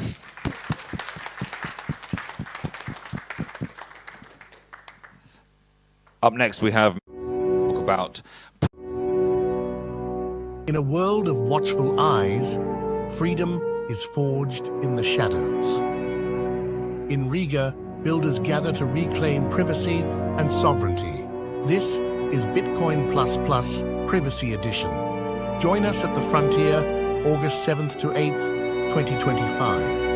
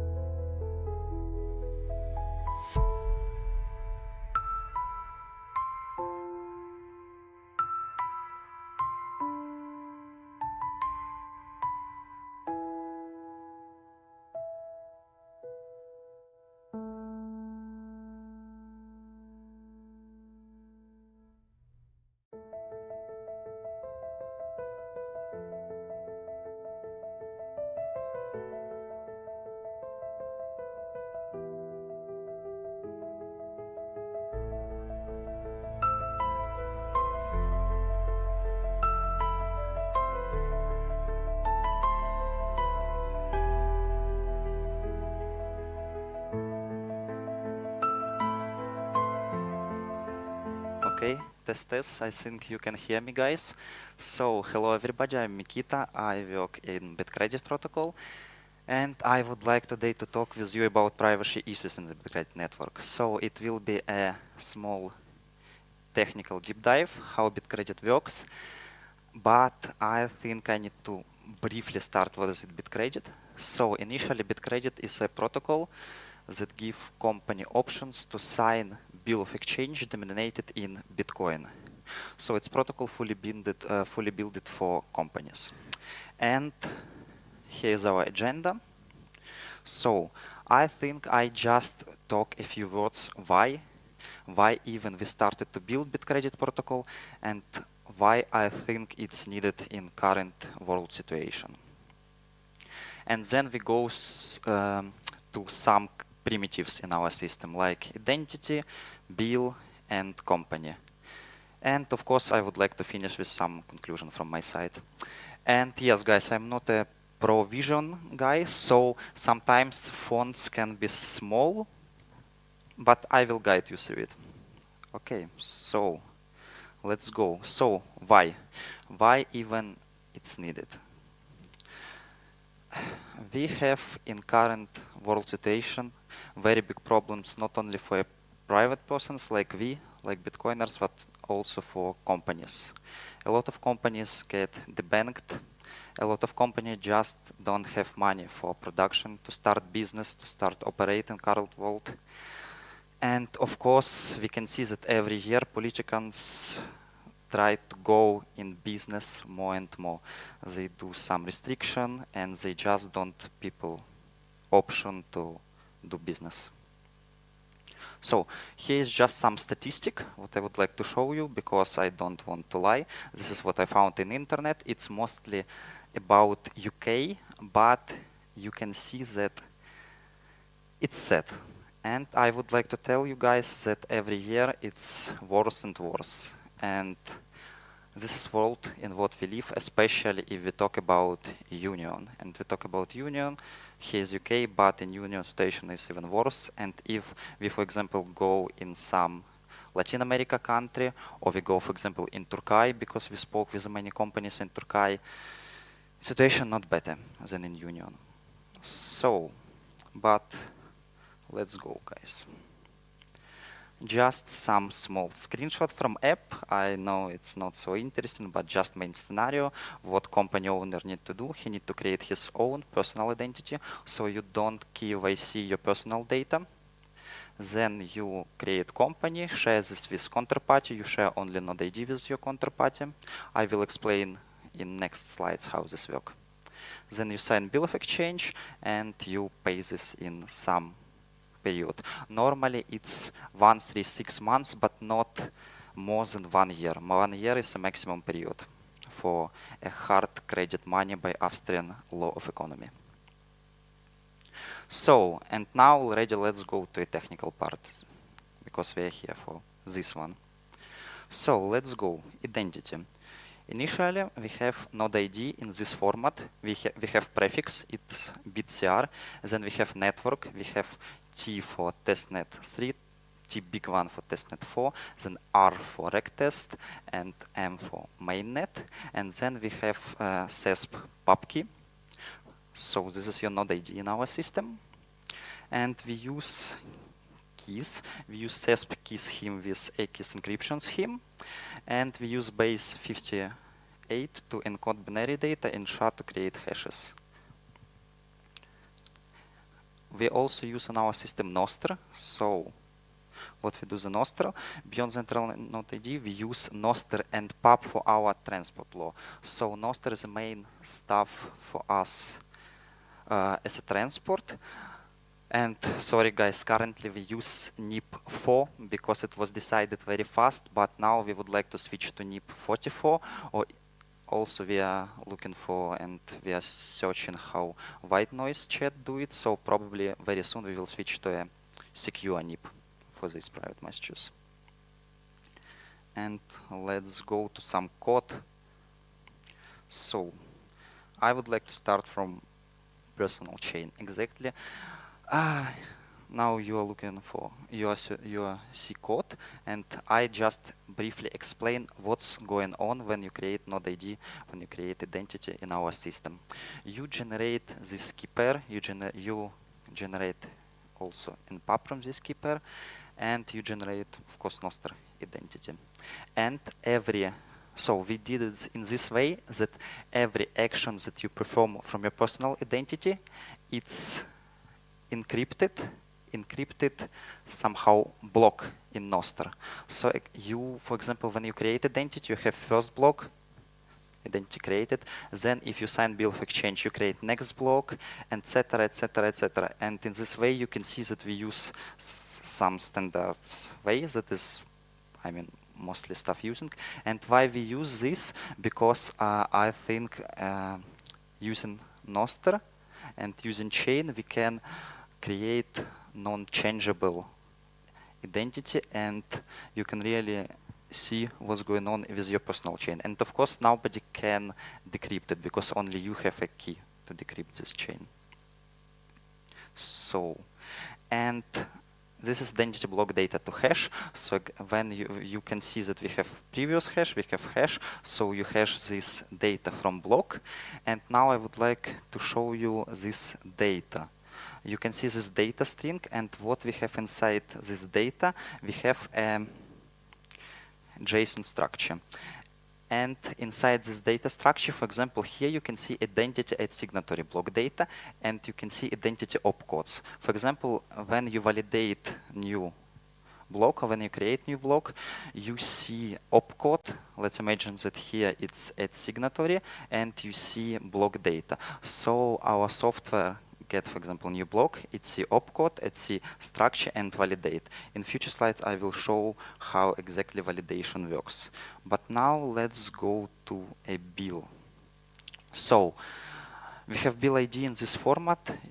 We have prefix, network, and we have this kind of base plus SHA plus key. And bill ID, of course, every bill ID is identical. And I would like to briefly explain what is exactly going on when you create new bill. When you create new bill from your, let's imagine, company in pub, you create a new public message thread in Nostr. So first, bill block, of course, encrypted, with bill data like date of maturity, sum, amount, etc. will be first message. And then, for example, if you or your counterparty perform new action, you publish new block. In this way, every bill is some kind of also chain. In this way, you can see what's going on. And this is again some Rust code. You can see here some bill block structure. Again, standard stuff like bill ID, plaintext hash, timestamp, etc., etc., etc. And here is bill opcodes. So you can see that initially you can do whatever you want with your bill of exchange, and whatever what can be needed in current situation in company. So here can be a small font. I don't know if you can, I think you can't read, so I just lead you through. When you have incoming block data, first of all, you verify a payload. Is it even a block, or is it just some random spam? Then second step, what you do, you check if this is a valid block. If you can add this to chain, you perform some initially business logic for this block. Then you check if block data is valid. In the end, you check who creates this block, if it's current holder of bill of exchange, or is it, for example, payer that can send request to pay, etc. So in this way, you just check if this a legal, if this a correct action with this bill, and in the end, you order this chain order validation. So as a block in correct order.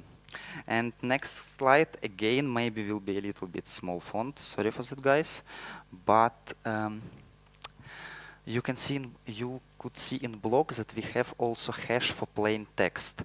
And here I would like to explain why we have hash for plain text. Because if you would like to send this bill of exchange to some external party, but of course you don't want to leak private key to see this bill of exchange. So what you exactly doing?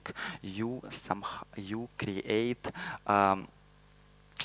plain text wrapper for this bill of exchange, and then you do some hashing, you do some serialization with Borscht library, and you encrypt this with receiver pub key, and you send this to this guy. So leaves him yes, left from your side, this is what you perform, and right side, this is what going on receiver side. So receiver side gets this initially plain text of bill of exchange, then he performs the same operation. So he decrypt it, he hash it, and then he go to a Nostr and check if hashes is matches. In this way, you can, without leaking private key of bill, you can already prove to somebody that this bill is a real one, and data in this bill is exactly what you have in Nostr in encrypted way.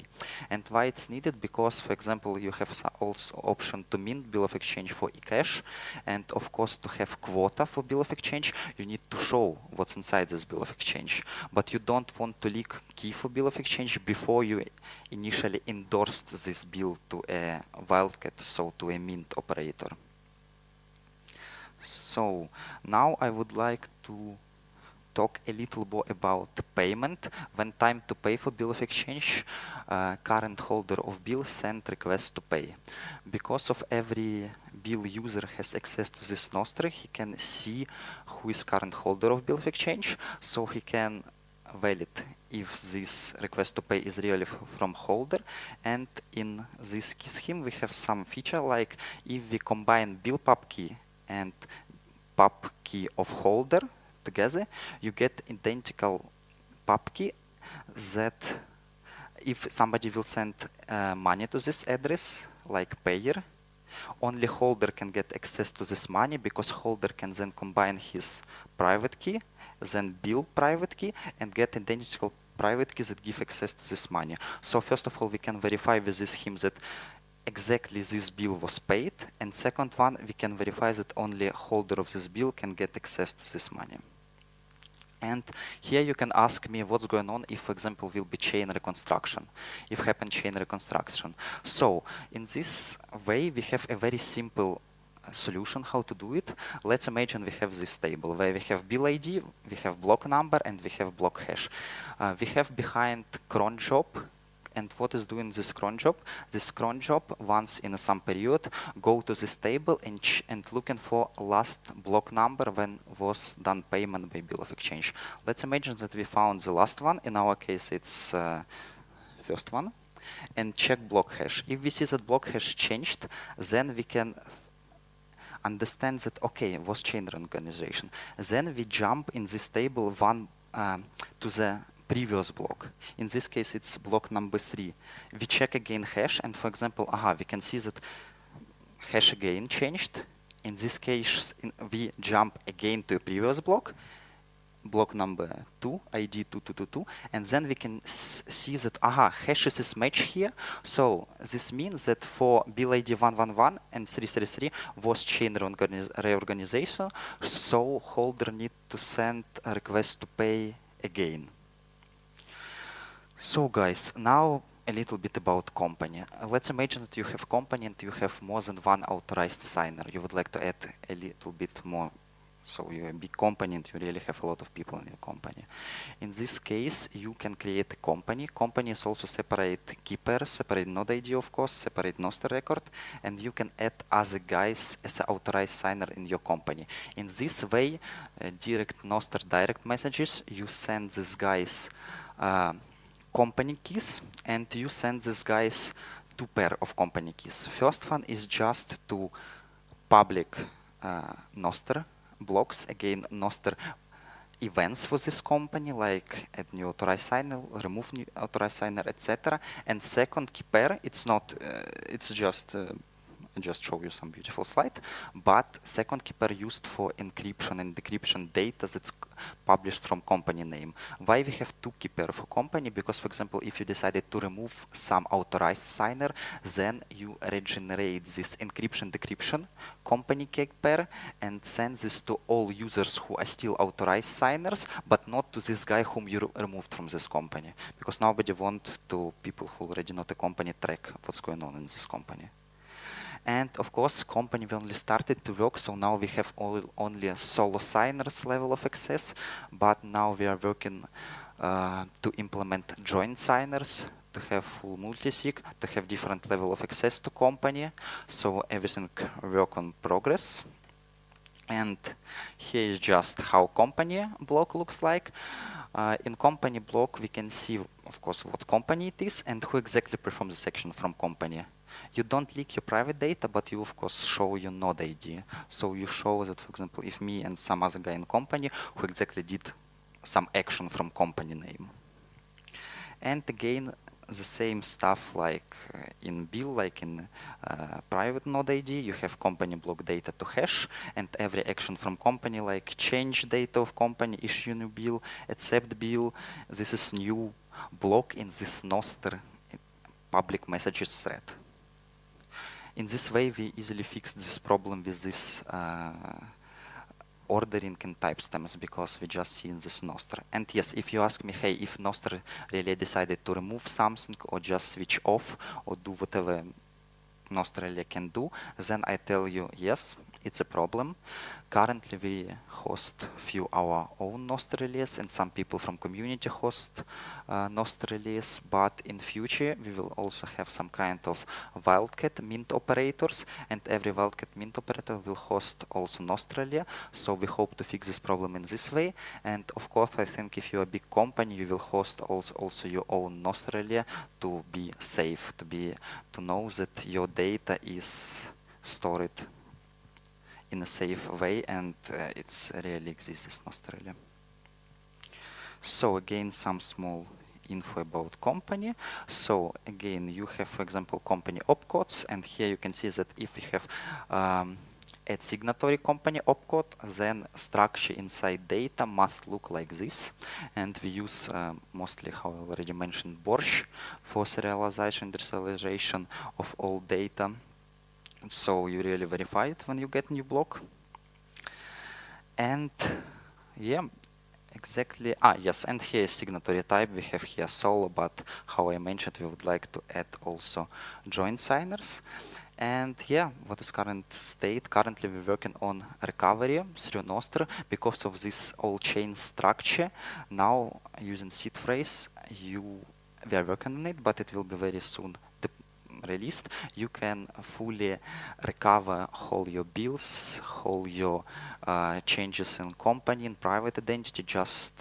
You need just to know your 12 words. And we also now working on multi-devices support. So because of we have this all in Nostr, if you have a few devices with the same node ID, information will be always synchronized, because when you will be logged in, when you will open your app, it will look for your direct messages and it will look for your chains, and in this way synchronize the latest state in this identity and all bills. And yes, it was my last slide. So, I mean, my conclusion is, and my idea is that we Bitcoiners, we developers, very successfully orange-pilled private persons. I mean, we know why we use it, we know how to use it, etc. But I think it will be nice if we can orange build next businesses, if we can give businesses option to use Bitcoin in daily operation and not rely on fiat, not rely on banks, and not rely on government in question of money, because government and money must be separate. So yeah, let's build such a nice software like Cashew, Nostr, Bitcoin, Bitcredit, etc., and really help companies to adopt Bitcoin in a daily life. Yeah, thanks guys, it's a link for our GitHub. And if you have some questions to me that I try to answer, you can ask. And yeah, thank you for your attention, guys.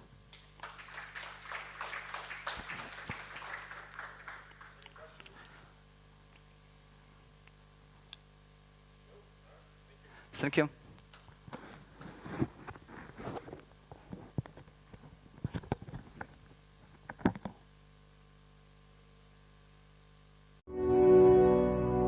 In a world of watchful eyes, freedom is forged in the shadows. In Riga, builders gather to reclaim privacy and sovereignty. This is Bitcoin++ Privacy Edition. Join us at the frontier, August 7th to 8th, 2025.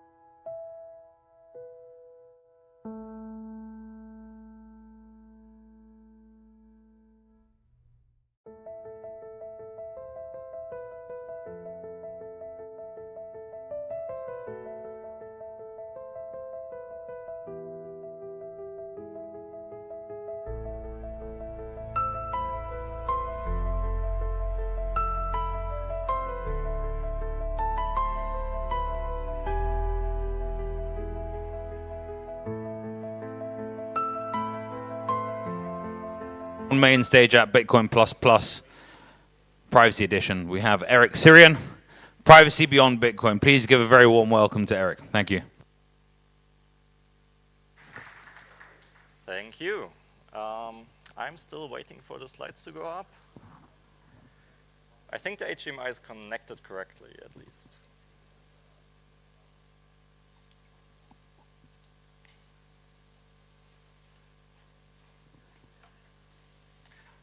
yeah, now no, it's still showing. Yeah.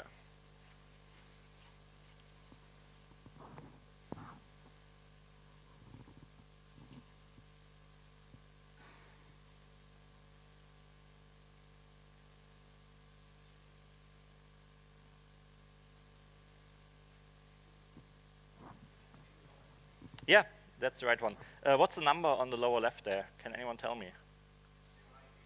No, like below that. Like which screen is it? Or does it show? If it doesn't, then I'll just guess it's probably number 4. Yeah, it's number 4. Very nice. Linux. Okay. Thank you very much, everyone, for being here today. I'm very excited to give this talk about Cypherpunk's wish list for the tools we need, the privacy tools for the fight ahead. And I think there will be a fight.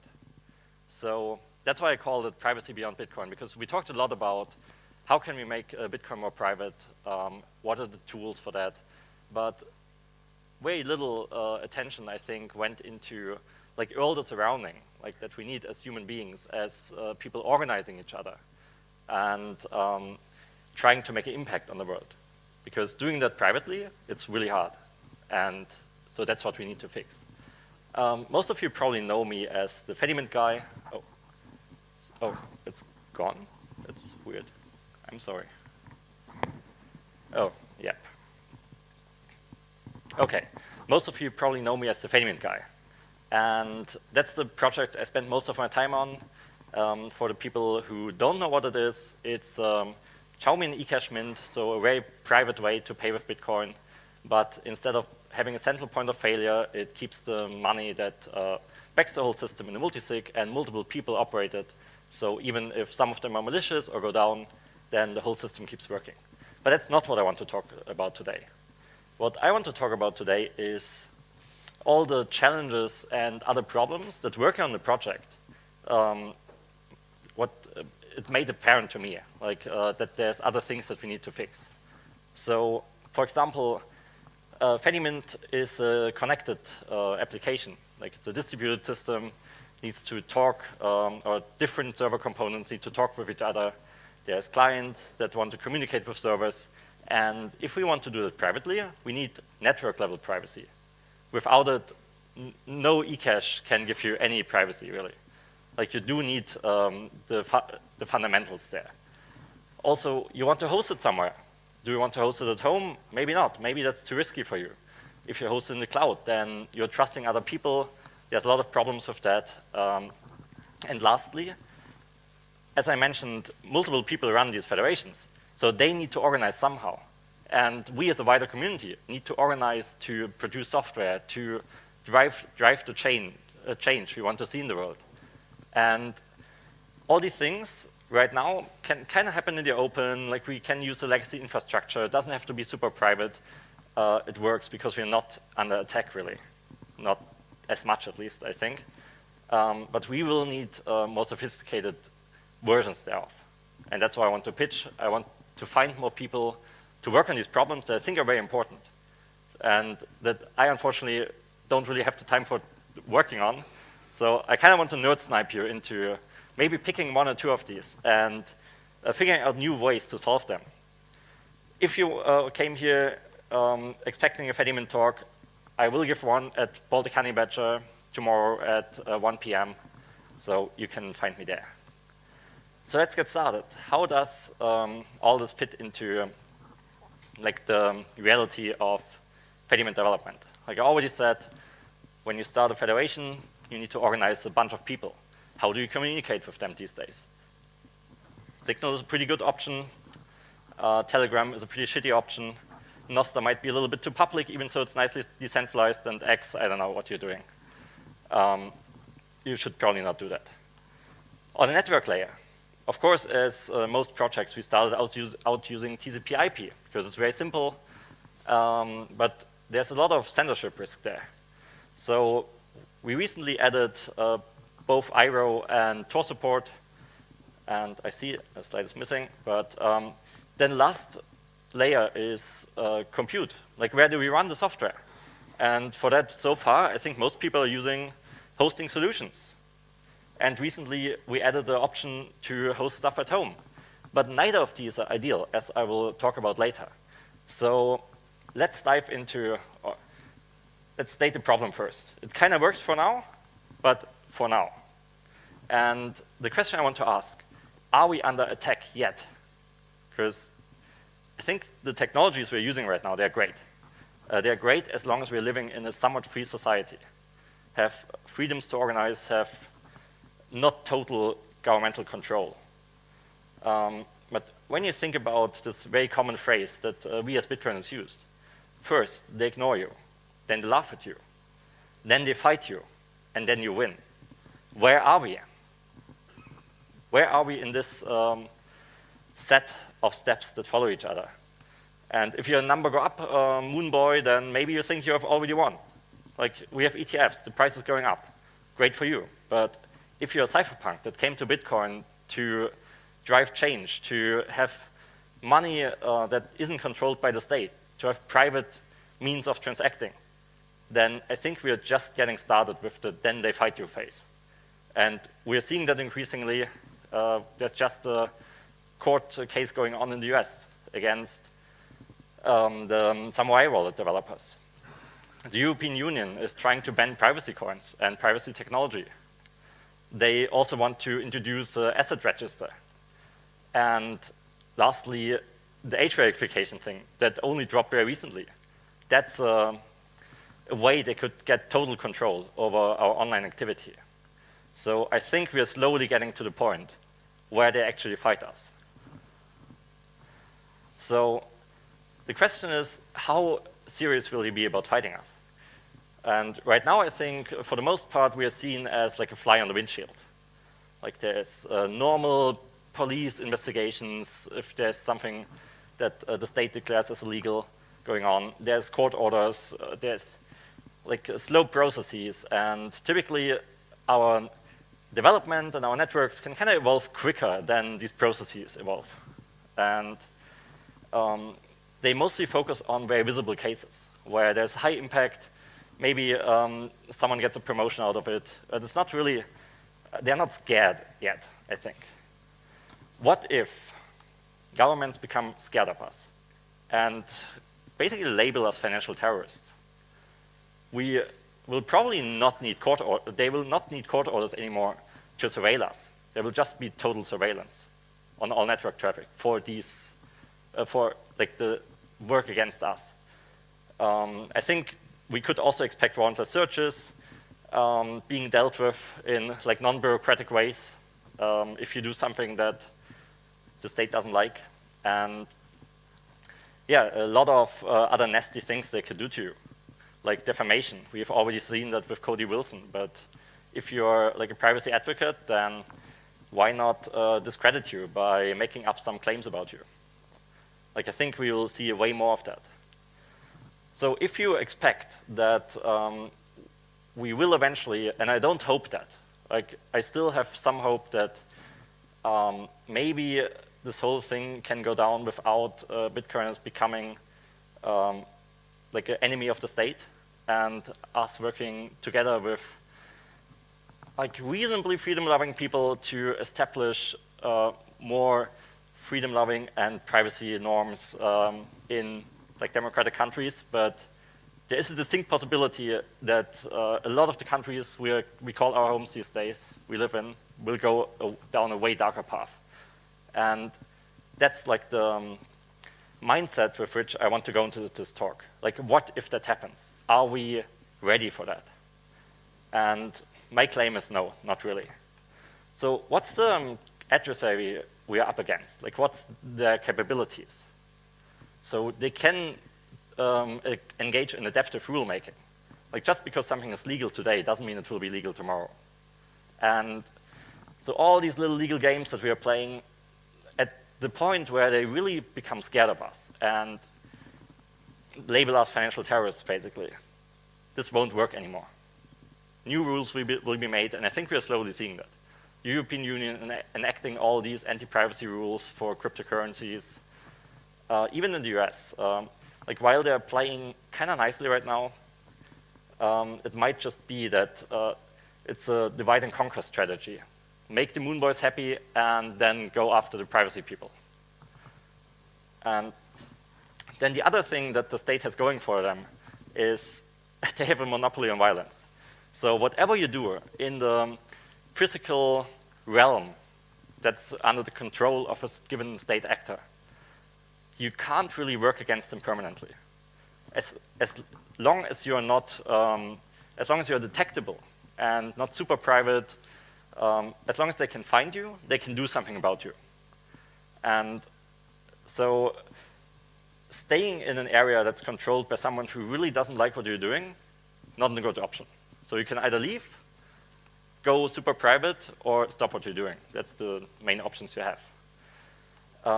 Related to that, states always get full visibility into network traffic because all the big network internet service providers, they are operating within the physical realm. And if the NSA or the BND in Germany comes knocking on your door and asks you to put like a big black box into your server rack and connect it to your internet exchange point to mirror all the traffic, you will do that. And I think there's enough indication that this is actually happening. I know it for like the German internet exchange points, they all have such a box. Like state actors can, if they want to, do a deep package inspection on like all the traffic. Like we don't really have the control that China has where they actually filter traffic out, but they can totally look at it. And it's pretty easy to imagine that being expanded to also filtering capabilities. Then if you're using non-free or commercial software that has people located in countries or like in areas controlled by the state actor that you're up against, they can be coerced into putting backdoors or malware into the software you're using. There's nothing that protects you from that. So I think the only option there is open source code that you can verify, and where it might be a little bit harder to coerce a whole open source community into putting backdoors in there. But it also requires review, and I know that's something that's hard to come by. So even that might not be enough. And we've seen a few cases where it's unclear if it was private individuals or like state actors tried to get vulnerabilities into open source software and even succeeded in some cases. Then lastly, other capabilities, usual intelligence service capabilities, human intelligence, like I don't know how many spooks are around here. I hope not too many, but you never know. Open source intelligence, if you have massive amounts of public data that you can sift through on like your massive server farms, then you can probably learn one or two things about it. And yeah, again, the question, are we ready for this future? I don't think so. Let's look at coordination. Like Telegram and Twitter are right out because they're not encrypted. They are centralized like companies that run that. They can read all your messages if they want to. Like with some caveats for Telegram, but nobody uses the encrypted chats there, and it's not even clear if it's even secure encryption. But even the other two, like Signal, it's a centralized company, they could be told to put in backdoors. They will probably shut down, but then we lose that means of coordination. And Nostr, it's a very public thing right now. Like there's some great efforts to enable private communication in Nostr, and I will talk about it in a moment. But right now we have like the decentralized public square and some more or less centralized private communication, means of private communication. There's a whole lot in that space. And I'd actually be interested at the end, we probably have a few minutes for questions and audience interaction. If you already have something that fits the bill for what I think we need. But let's get to that.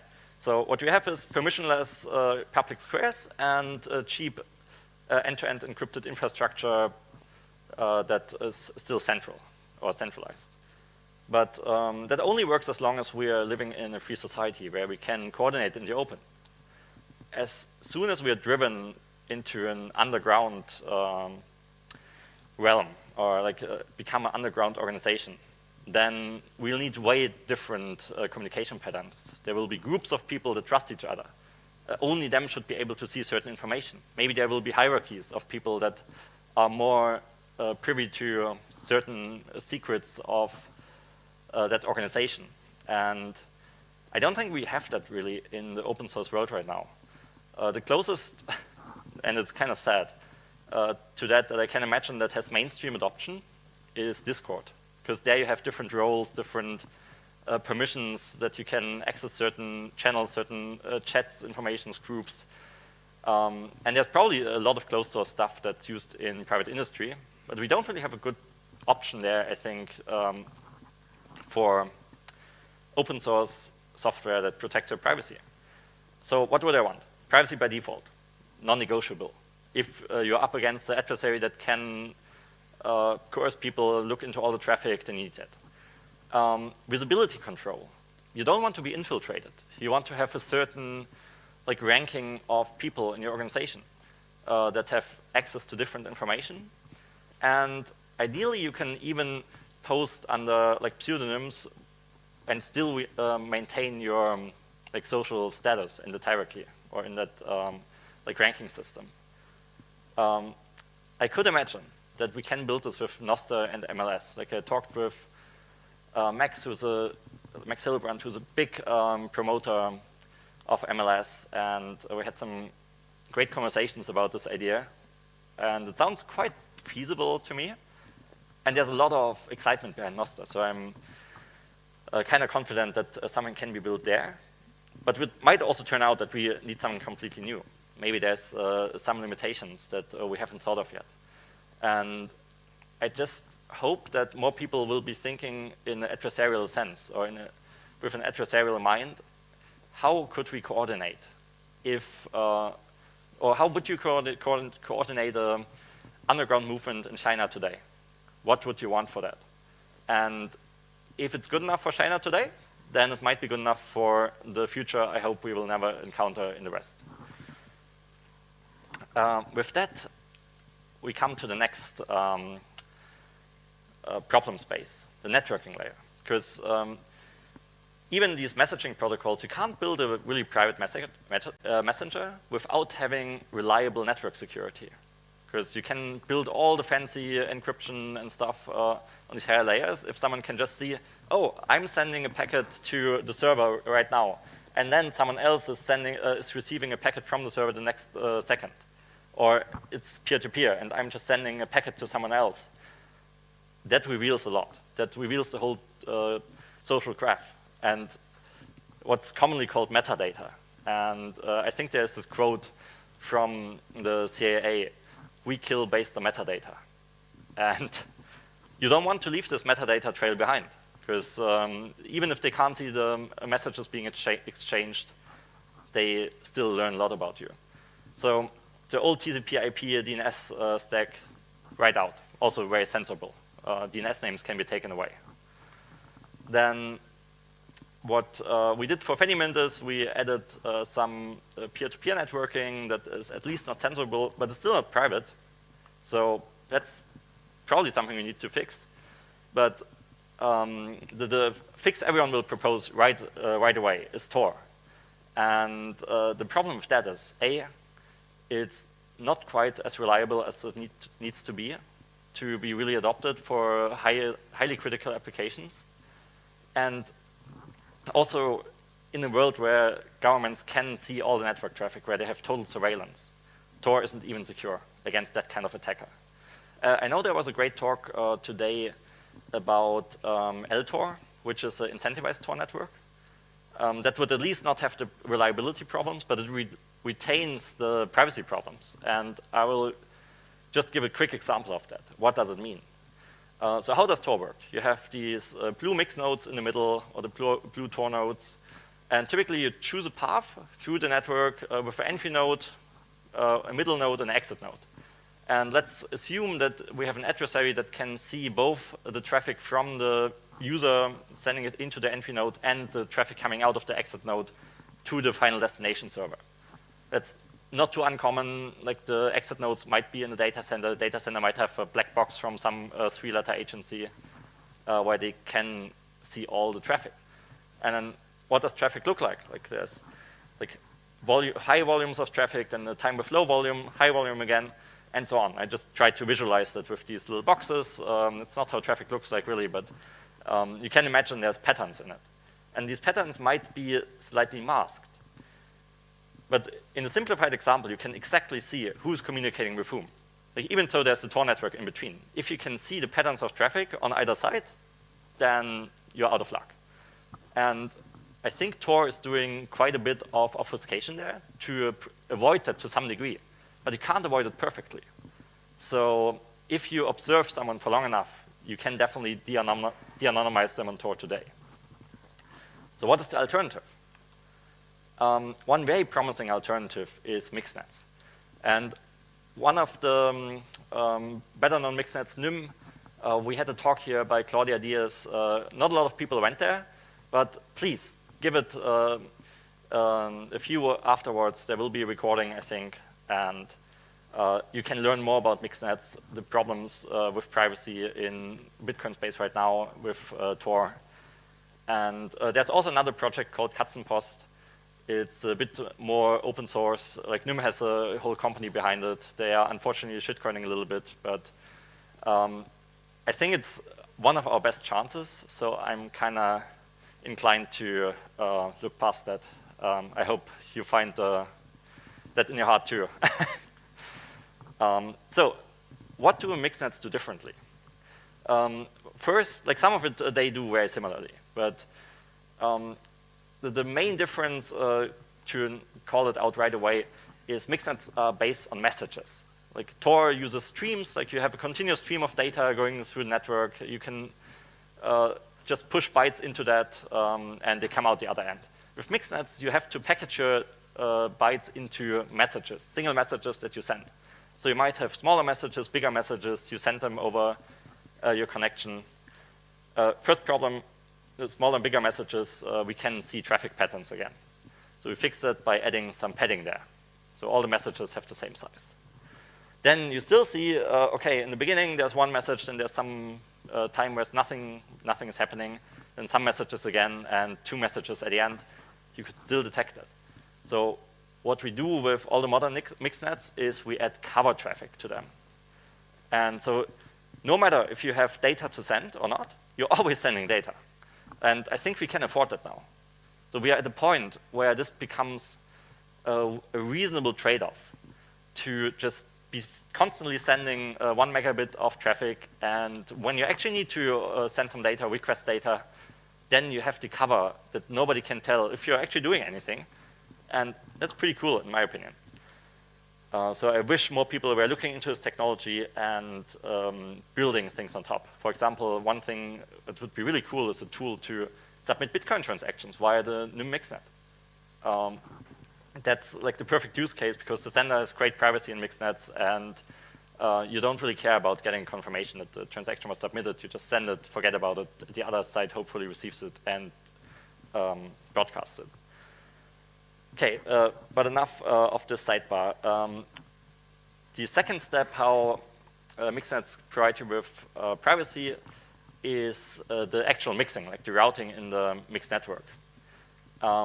Typically, the mixnet has multiple layers, and for each packet, you choose a different route. Like, the first packet I send goes this route, second I send goes this route. And at each hop, each of the mixed nodes will wait.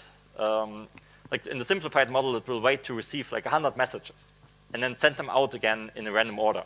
So any adversary who's looking from the outside cannot tell which incoming messages are which outgoing message when it goes to the next layer.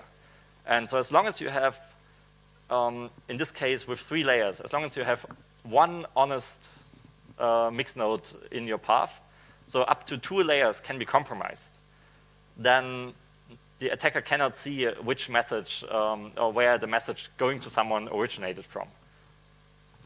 And that's very powerful. So I encourage everyone to look into maybe Nym, maybe Katzenpost, depending on what floats your boat. There are slightly different implementations. Nym is written in Rust, Katzenpost, I think, in Go. And they use very similar cryptography, very similar schemes. Not a huge difference in the end, I think. both are using some amazing cutting-edge networking technology, and they would give us a fighting chance if we knew more about them, if we integrated them in our tools that we're using, and not just do everything with Tor, which we know is broken. And it's just a question of time that we notice it's broken by getting actions against us. So, but while preparing this presentation, something else occurred to me. Like, okay, we can hide our traffic with mixnets, but if the underlying infrastructure we're dependent on is still operated by entities that are controlled by the state, then they could easily detect that we are doing like this mixing, like the mixnet traffic, and just shut us off. And then we are at square one again.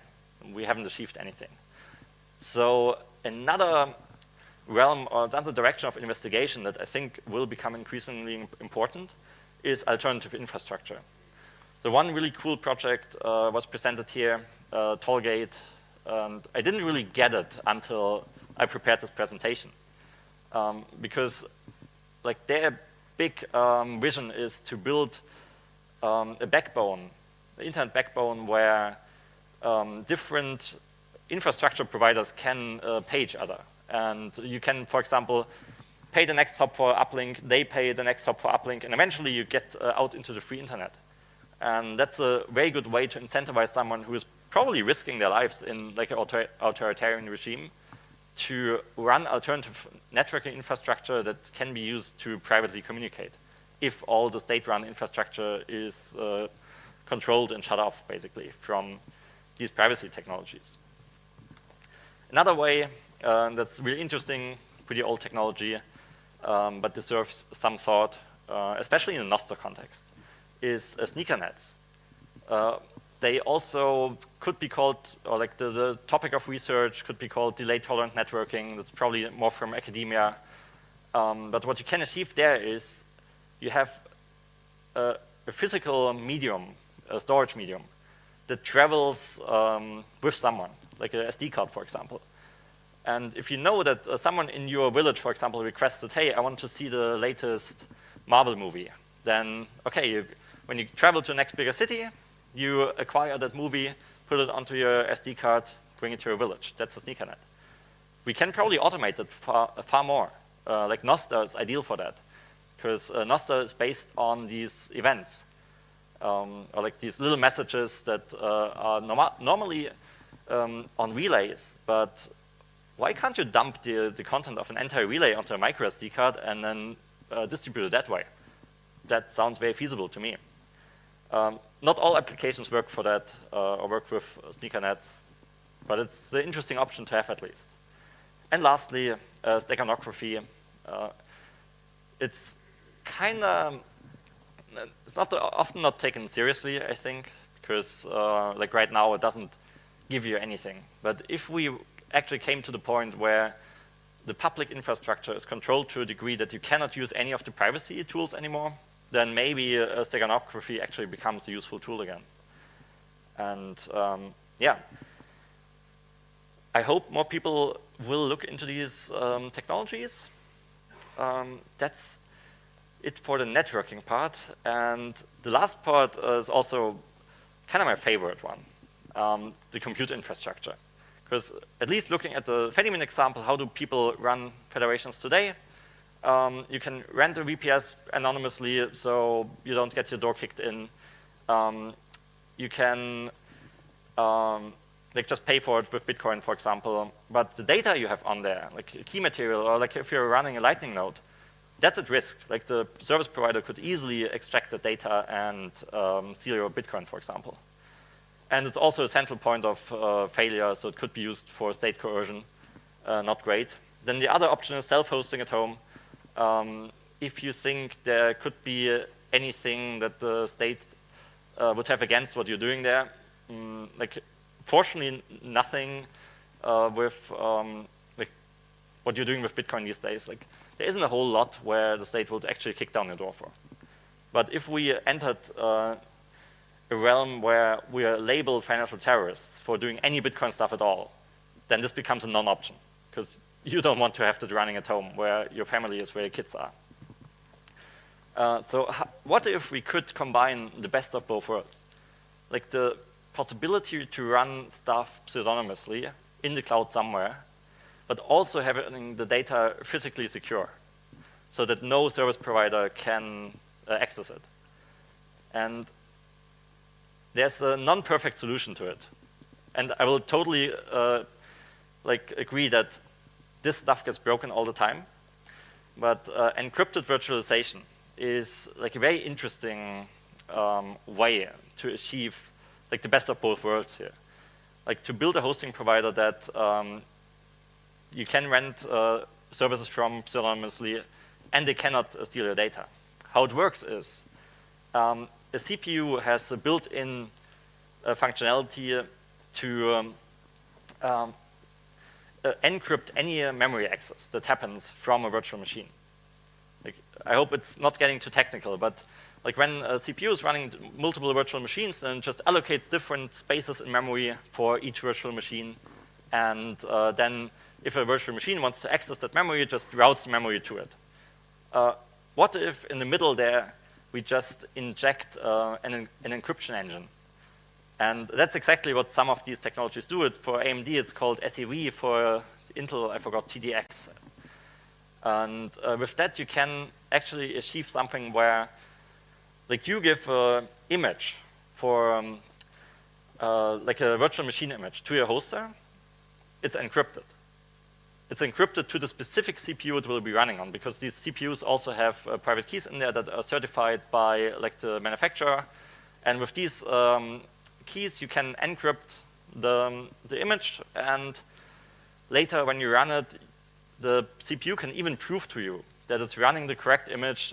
The host has no access to it, and nobody can like steal your Bitcoin private key from there, for example.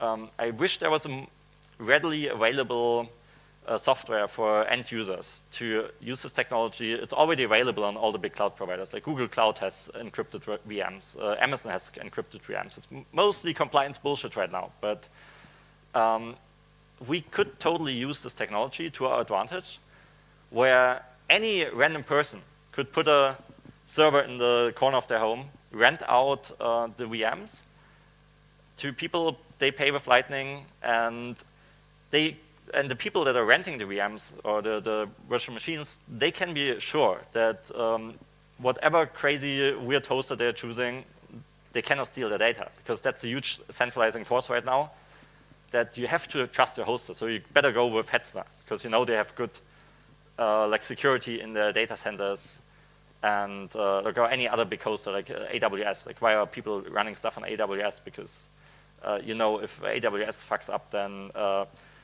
yeah, everyone will be out of luck, and so this better not happen. And with that idea, like if we could decentralize hosting that way, we would solve all the problems here. Like if there's enough different people running little hosting companies, and since they don't need reputation anymore, it could be a purely peer-to-peer marketplace where I just pick the one that has the best rates and the best uptime and just pay them with Lightning as long as they work, and if not, then you choose someone else. That cannot be shut down. Like there's no central point to coerce someone anymore. Your data would be not at risk, and your identity would be protected. So I explained to you like the three main problems that I see. I'm sure there's more things to work on. I just gave an overview of what I consider like the probably most important things outside Bitcoin. And just to reiterate, we need ways to organize in closed groups. We need social apps that allow you to have closed groups that are private from each other, not just public squares. We need to learn more about build on and contribute to mixnets. We might not even have the mixnet technology that we need or we want to be working with in the future. Maybe we need another one, but a good starting point is learning what the existing ones do, what they do well, what they do badly, and engaging with the literature around it. And lastly, experimenting with encrypted virtualization. It's very complicated. It will probably take even a well-seasoned sysadmin a whole weekend to even get started with that. But if we could package this technology in a way that anyone can spin up a mini hosting provider and earn sats for it, I think that could give us a lot of benefits. Like, for example, also, there will always be little like bubbles of freedom in the world. It will never totally become I believe not every place will be controllable. So even if there's just a little enclave somewhere else where you can still have freedom, then being able to quickly spin up the infrastructure there would be crucial. And I want to end with an even bolder vision. I imagine a future where sovereign communities create a federated free market that deploys itself on an encrypted and decentralized cloud, untraceable by design, paid for in sats from its own income, and expanding itself as it grows in usage and profitability. With that, I hope I gave you interesting topics to work on, a vision for the future, and I thank you very much for your attention. Please feel free to reach out to me about any of this. Thank you, Eric. Any questions? We've got time for a few.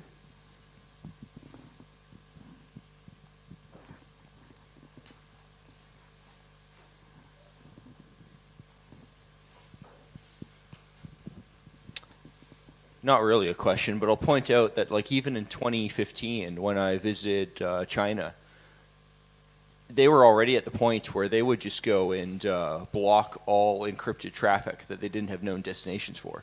So, you know, from my point of view, I mean, I see like basically all of this is pointless. You have to go win the political battles. Technology cannot go fix these problems once you're in that point.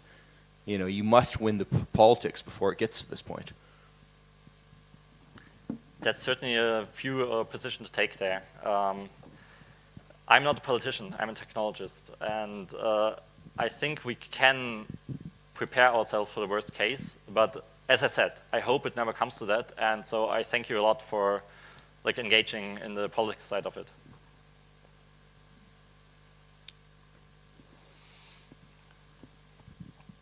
Mixnets sound magical. They sound like a silver bullet. Why haven't, or why don't we use them now? Or like what's been holding back development until now? So historically, mixnets had to be very slow because you need to wait for a certain amount of messages to arrive at each relay or at each mix node till you can forward them. So especially if you have bandwidth constraints, then you might not want to send as much cover traffic. So your latencies will be such that you can't watch a live video stream with that. And even today, it's unclear if that's already possible. And I would have to refer to the people actually researching this stuff, like Claudia, who is at the conference. But I think if we have sufficient bandwidth to spare, we can actually get to a point now that mixnets become usable for everyday internet applications.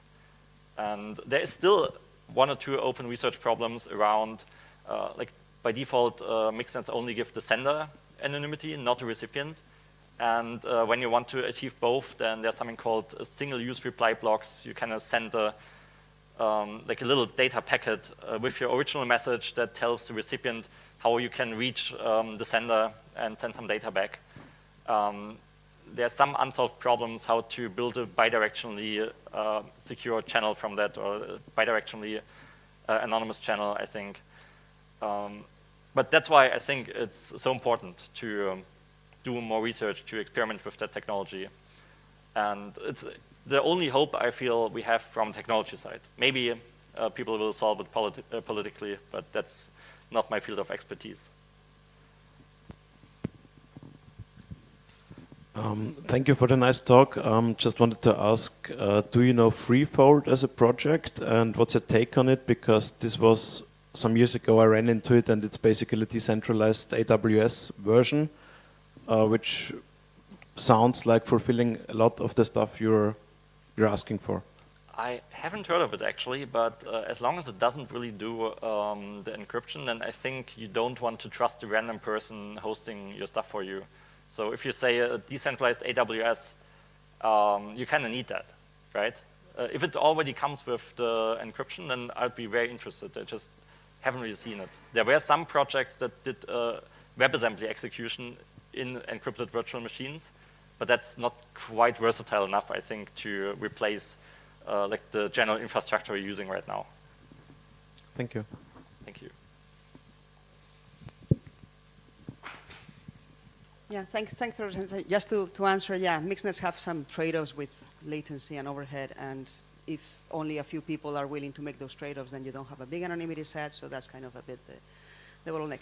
My question is actually more about reputation, in the sense that if you have permissionless identities that accrue reputation, how does the game change when we have AI personas that are cheap to create, and then an adversary could potentially spawn many of them? An adversary with funding would be able to kind of, if there's monetary cost to whatever, creating reputation or interacting, they can also cover that. And how do you know you're not completely infiltrated? That's an amazing question. And like my fear is that we'll have to rely on meet-space interactions more for that again. And as much as I like staying online, I think building the relationships at conferences like this and just hanging out with people, knowing that they are like real physical human beings, and noticing their little quirks. That's what gives you confidence that you're not talking to a robot. We have time for one final question.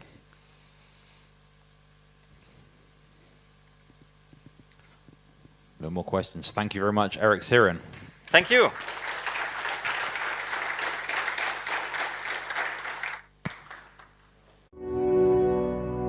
In a world of watchful eyes, freedom is forged in the shadows.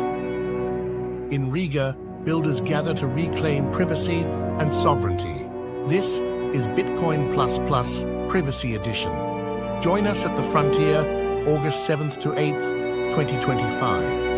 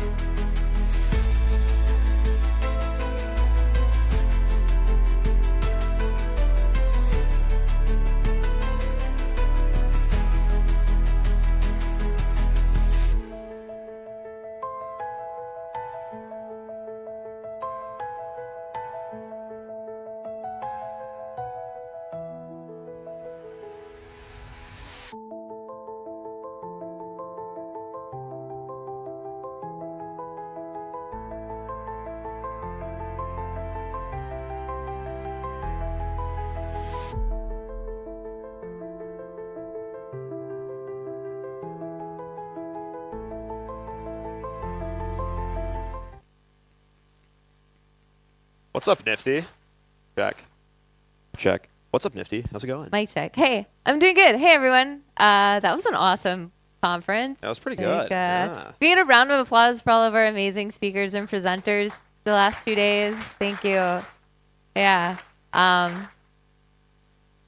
Thank you for everyone for showing up to talk and show off what you're working on. But yeah, we've got some prizes to hand out, Alex. Oh yeah, we had a spectacular hackathon with a bunch of amazing submissions, and let's recognize some folks. Yeah.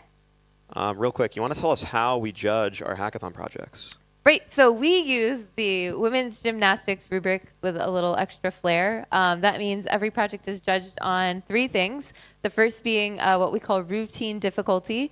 This is how hard of a hack did you set out to accomplish. The next category is routine execution. This is how successful were you at actually pulling off what you set out to accomplish. And then the last thing is something we call general effect. This is the category that we added. It's the swag factor. How well did it apply to the theme of the conference? How much, how well did you impress the judges, kind of, is the last one. As well as applicability to the theme, which is privacy in Bitcoin at this conference. Yeah, don't worry about it. Yeah, we had an absolutely star-studded panel of judges, really consistently blown away by the caliber of talent that Bitcoin Plus attracts. So thank you to all of the legends that stood on our judging panel. All right, let's announce some winners. So for prizes and challenges, for the first challenge, we had the Cloak and Dagger Award, which is the best hack for censorship resistance. For the project that best thwarts surveillance, evades censorship, or empowers free expression in hostile environments, goes to Private Broadcast. If you don't want to be on camera, do not come onto stage. Yeah, so this is live stream, so if you don't want to be on camera, just like make yourself known and we'll bring your prize to you. Yeah. Thanks. Congratulations. It was a fast hackathon, but we're impressed at who managed to ship today, this week. Woo!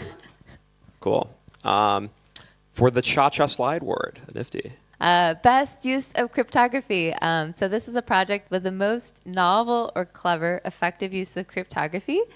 This project goes to Height Oracle for their use of cryptographic hash functions. Congratulations.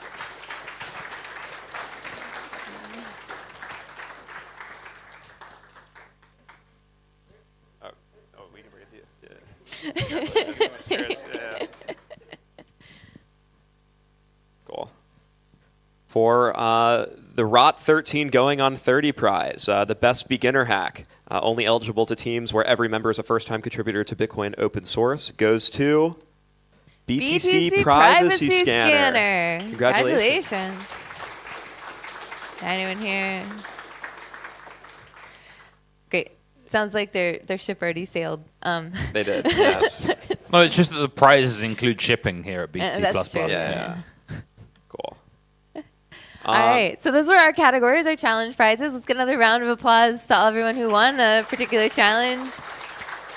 Next up, we have a set of honorable mentions. We have a set of incredible honorable mentions. These are projects that did well on our 3 criteria. So the first ones that you saw were very specific challenges. These are just overall good hacks. And we don't just have 1 honorable mention. We have 6 amazing teams earning an honorable mention. And for winning this, you get free tickets to future Bitcoin++ events, as well as a ship of your choice. Not of your choice. We'll give you one that's smaller. I gave the wrong praises out. That's fine. We'll roll with it. Ship of your choice, yeah. For the first honorable mention goes to BTC Lock.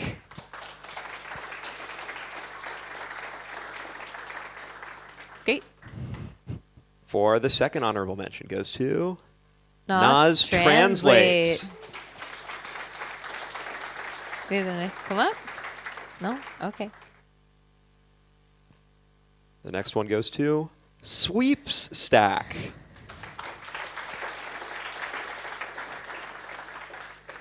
Because we're not giving out any shipping prizes this time. Okay. Yeah. The next one is Parasite Messaging. No? Okay. Yeah. Got it. Okay. Yeah, we'll come and get your prize when the live stream's turned off. Yeah. The next one goes to private broadcast. Yeah. Very cool. And our last honorable mention goes to Peanut Pal. Peanut Pal. Good job. All right, so moving on to the moments we've all been waiting for, best overall. These prizes are our top 3 overall picks. They are splitting a massive 5 million sat prize pool, including a sick trophy, a sick ship, and tickets to upcoming Bitcoin++ conferences. Are you guys ready? Yeah? Yeah? Let's do it. But first, we have a few quick shill.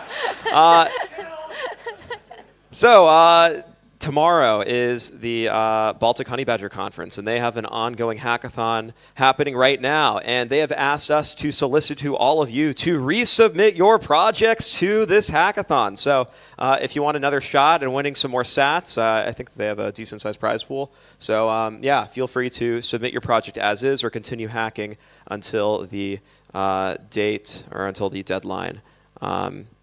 Yeah, so we'll see you at that hackathon. If somebody from here wins with a project they built in 2 hours, that would be freaking awesome. Cool. I think we have a few other announcements now. Get those at the end. Okay, great. Yeah. All right. Without further ado, then. For third place, 1 million sats plus Bitcoin++ tickets goes to Notes Guardian. Big shit.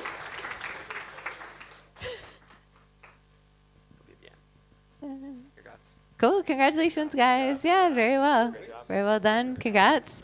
Yeah. Some of you first time hacking, right? Yeah, first time hacking, first time podium. Like that. Very well done. Yeah. Great job, guys. Cool. For second place overall, earning 1.5 million sats and Bitcoin++ tickets to a future conference, goes to SpillCash. You want to come up and get your prize? Okay. Cool. Yeah. Congratulations, guys. You guys fixed Ecash. Very well. Oh yeah. Very well done. Cool. All right. And for our top prize, for our first place overall, winning 2.5 million sats plus Bitcoin++ tickets plus the title of the winner of the official hackathon at Bitcoin++ Privacy Edition goes to GitFuzz. Okay. Cool. Spectacular project. Judges were saying that, yes, they will go home and today start using your project. That's what definitely sent yours over the edge. So congratulations. Already available at home, yeah. Cool. And now Nifty has some Few words. final announcements. Yeah, really Cool. just a big thank you to our big sponsors who make projects like this possible. I think we all enjoyed such a lovely space and some really nice catering, and it's sponsors like these that make these sorts of events possible. So big thank you to NIDIG and HRF, who are 2 big sponsors for all of our events this year. We're always looking for more sponsors, people to help buy lunch or get coffee for devs, that kind of thing, or even put up money so our hackathon winners can go home with a little heavier sats pockets. So if you're interested in sponsoring or helping make these events possible, please get in touch. We'd love to hear from you.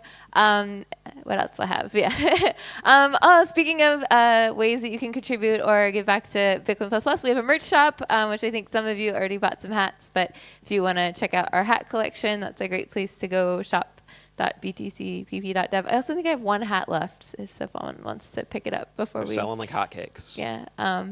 And then what else is on there? Oh, and finally, it was really amazing to have everyone here at our very first privacy conference and our first event in Riga. We have 3 more events before the end of the year, which we would love to see you at. There's coming up next in 3 weeks, we'll be in Istanbul talking about scaling Bitcoin. Should be a really fun event to talk about bridges. We're better than Istanbul to talk about Bitcoin bridges. After that, we'll be in Berlin talking about Lightning in early October. It'll be our 3rd year in Berlin, and we couldn't be more excited to be back in the city of the original Lightning conference, doing our first ever Lightning Plus Plus event. So please come and check that out, October 2nd, 3rd, and 4th. And then last but definitely not least, we're doing our first conference in East Asia. We'll be in Taipei in December, talking about sovereignty and hoping to have a lot of wallet developers, etc., talking about how you can be self-sovereign with Bitcoin. So thanks again. I think that's everything that I have. Thank you for showing up for a privacy conference. Also, a big thank you to everyone that helps. We have Alex, Xfrog, Murphy, Walton, and Kiki, and all of our wonderful volunteers. So thank you, everyone, for showing up to make these events possible. It wouldn't it definitely takes a village to put this sort of thing on. So thank you for your help. And I really hope to see all of you very soon at another event. And thanks to Nifty. Oh.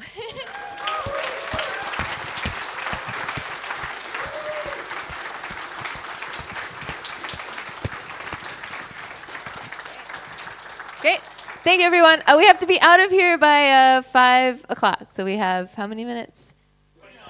Oh, 30 minutes. Okay, cool. So great. You got some time to hang out. In a world of watchful eyes, freedom is forged in the shadows. In a world of watchful eyes, freedom is forged in the shadows. In Riga, builders gather to reclaim privacy and sovereignty. This is Bitcoin++ Privacy Edition.